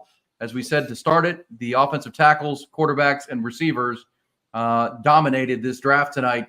If you didn't have a quarterback, you were desperate to get one. If you did have one, you want somebody to protect him and for somebody to throw it to, is essentially what we learned tonight about the NFL. Hey, we got to ask this. Best pick. We should ask this to close the night of all of us. Best pick and worst pick, in your opinion, of all the teams. So, I'm gonna say this. I really like Marvin Harrison at 4 for the Cardinals. That was probably my favorite because he's the first non-quarterback to go, and frankly, I think I just don't see him as having a downside in the NFL. I mean, I think that was my best pick. My worst pick remains Bo Nix at 12. And to your point, Rod mentioned earlier, you have all the belief in the world of Sean Payton. Yeah. And betting against him at quarterback probably isn't the smart move for me. I mean, I get that. But I've seen Bo Nix just not look good under pressure. And revert to athleticism when it ain't going to work in the NFL. And so I'm going with that. Those are my 2. My best one was Marvin Harrison because I think the people are overvaluing quarterbacks at all or entirely. And then Bo Nix being picked in the first round. Those are my plus minus guys. Yeah. Rob, best pick, worst pick? Or CJ, whichever one. I'll go best pick. Honestly, I like the Xavier Worthy pick. That's what I was thinking. There you go. It just seems too easy, and I'm kind of with E. I don't know how the hell the Buffalo Bills will let that happen. That's just crazy. The rest of it, I'm a Texans fan, and I'm upset about it. I'm thinking about the Texans making a run. Now the hell we got to go through Patrick Mahomes with Xavier Worthy. That's a hell of a pick. That's just a great pick by the Kansas City Chiefs and Brett Veach. Worst pick? Oh, that's good. Man. Yeah, because honestly, it's hard not to go with the Bo Nix one because I didn't like Bo Nix that much to be drafted high. I love me some Sean Payton, but I didn't think he was going to go that high. That's a pretty bad pick. Yeah, hard not to go with that one, actually. That may be the worst one that I'm looking at right now. The Falcons, after paying Kirk Cousins, y'all kind of convinced me on that. Originally, I liked what we saw with Michael Penix at that pick, but of course, an older quarterback coming out of college behind a guy getting paid $40 million a year for the next 4 years. A bit of a bizarre move there. It's a head scratcher, no less. So, I mean, 180 million, excuse me. So 45 a year. That's ridiculous money, first and foremost. But 2, to go spend a top 10 pick on a older quarterback. E, to your point, it felt like it was a placeholder, and they'll just go trade that pick away elsewhere. Maybe that's still in the plans for a potential 2025 first round pick. Who knows? But again, with your quarterback already on the roster making that much of a dent in the cap space, it just a bit confusing. My favorite pick, I actually had this down. I had Rome Odunze at number 9. He's a tremendous wide receiver. He's going to go into a system with a talented quarterback, Caleb Williams, but he's not going to be asked to do too much. He's going to be wide receiver 3 coming out We saw how well, a guy like Jackson Smith and Jigba did a year ago for Seattle with a guy like Tyler Lockett and DK Metcalf, allowing them to just grow and develop without having to be that guy right away. And we talked about this earlier. It's a big jump for these guys to create separation from going against playing, college cornerbacks to, those Darrelle Revises of the world in the NFL. So I like that pick, and I think the Bears are really putting together an offense that can make a big splash in 2024 with Roschon Johnson back in that backfield. That should be a lot of fun for him. Yeah, I'm looking at a headline right here to your point, and I won't double back on it, but report Cousins shocked as Falcons draft Penix in the first round. It's just you're creating problems for yourself. I mean, if you liked Michael Penix that much and the medicals checked out, everyone assumed medicals would be his problem as far as the injury history. But, he's not going to get on the field for 2 years at least, maybe longer. It makes no sense. It says there's Pete Thamel. There's inherent frustration and confusion from the Cousins camp as they didn't use that pick to help the team in 2024. So they drafted his eventual replacement before he put on a Falcons helmet. Cousins understand the business, but he's ready to move forward. There was understandable surprise, which is you're creating confusion. Like Kirk Cousins. By the way, just keep this in mind to put a cherry on the Cousins conversation. There's a lot of belief in the league that the Falcons are going to be punished for tampering with Kirk Cousins. That there's going to be a loss of draft capital coming down from the league for either tomorrow or Saturday, because it's been proven, the league has investigated and proven they tampered. They were talking to Kirk Cousins before the legal period. So not only are you going to lose draft capital, you're going to draft a quarterback. And remember, Kirk Cousins was a free agent. He could play anywhere. He chose the Falcons, and now they're drafting his replacement. Whether that's good or not, we'll see. I do like the player. I like Michael Penix. I'm going to say the team that had the best night. I'll just say that. I'm going to say the Minnesota Vikings. I know there's mixed opinions on J.J. McCarthy, but to do the moves that they made to get the Houston pick at 23 and still not have to give both of those up to go get the quarterback, they moved up one pick and got J.J. McCarthy, who I think Kevin O'Connell and Josh McCown can develop on a really, really talented offense. And they kept a hold of that 23rd pick and took they took one of the better defensive players in the draft. I'm trying to think who that was, but I thought Minnesota had a real good night. So I want to say my favorite draft in the first round was Minnesota, and the most confusing pick was Atlanta. And I just don't get it. I like Michael Penix a lot. I just, I don't think either quarterback wants that situation. I don't know why Penix wants to play pretty quickly. He's not going to do that there. Cousins now wondering what the heck I did by signing here. So that one's hard for me to figure out. They took Dallas Turner. Yes. Okay. So you get maybe Dallas Turner was mocked in the top 7 or 8 or 9 in the draft. You get J.J. McCarthy and Dallas Turner in the top, 20, 22 picks. So that's pretty damn good. That's a good draft for Minnesota, who's already a pretty good football team. I like what they did tonight. Yeah, listen to this one. Dennis Donaldson. If the Bills think Adonai Mitchell has an attitude now, wait till they try to sign him after this crap. Intentional. They're going, this one. Let's finish with this, guys, tonight. What? No Aggies in the first round? Yeah. Edgerrin Cooper will be off the board early tomorrow, though. Yeah, he's a good player. Linebacker. Yeah, he's a good player. Cowboys and Texans both like him, too, by the way, just FYI. A good player. I know D'Amico Ryans likes him a lot. Were there any off-ball linebackers taken in the first round? No. Yeah. It's becoming the defensive side, the running back of the defensive side of the ball. So no offensive guards. There was a center. No offensive guards. No off-ball linebacker. No safety. No running back. No running back either, right? No running back. Yeah. And Rod B, no white corners. No white corners. My man Cooper's still out there. Hey, you know what? Cooper DeJong. Hey, you know what? The Texans could use some DB help. Hey, you know what? Bring back that white cornerback, baby. Love it. Hey guys, this was a lot of fun. I had a lot. It was really cool. I love watching the draft, and this is the first time I've done it in this format. A lot of fun doing it with you guys. It was really cool and a fun way to talk through it. And I know just saw a report. We had a lot of folks watching tonight, and we appreciate that very, very much. Hopefully you enjoyed that little commentary, Longhorns, leaning, but at the same time, just general draft conversation.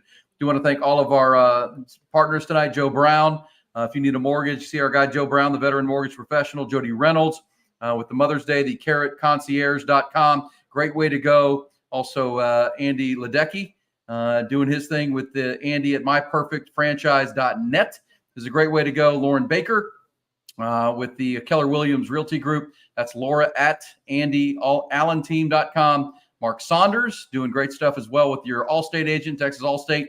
Mark Saunders, we appreciate him very much. And South Point Dodge, as folks who all made this thing happen tonight. Guys, thanks very much. I know you got busy mornings tomorrow, coffee and football. Rod and I will be yapping on the radio. CJ will be there as well. That was a lot of fun. 32 picks in. There's still 6 rounds to go. 2 Longhorns off the board and maybe 8, 9 to go from here. But that was fun. You guys, Absolutely. Aaron, you did a terrific job hosting. Yeah, good job. Appreciate you, buddy. Hey, man, this is one of my favorite nights. That was a blast. That was a good time talking through it. And, a draft unlike any other with 6 quarterbacks in the first 12. Gosh, offensive players the first 14. That's a blast, but that's a good time. And had a good time. We appreciate it. All right. You guys have a good night, man. Rod, see ya. CJ, see you tomorrow, buddy. Y'all have a good evening. Safe travels, CJ.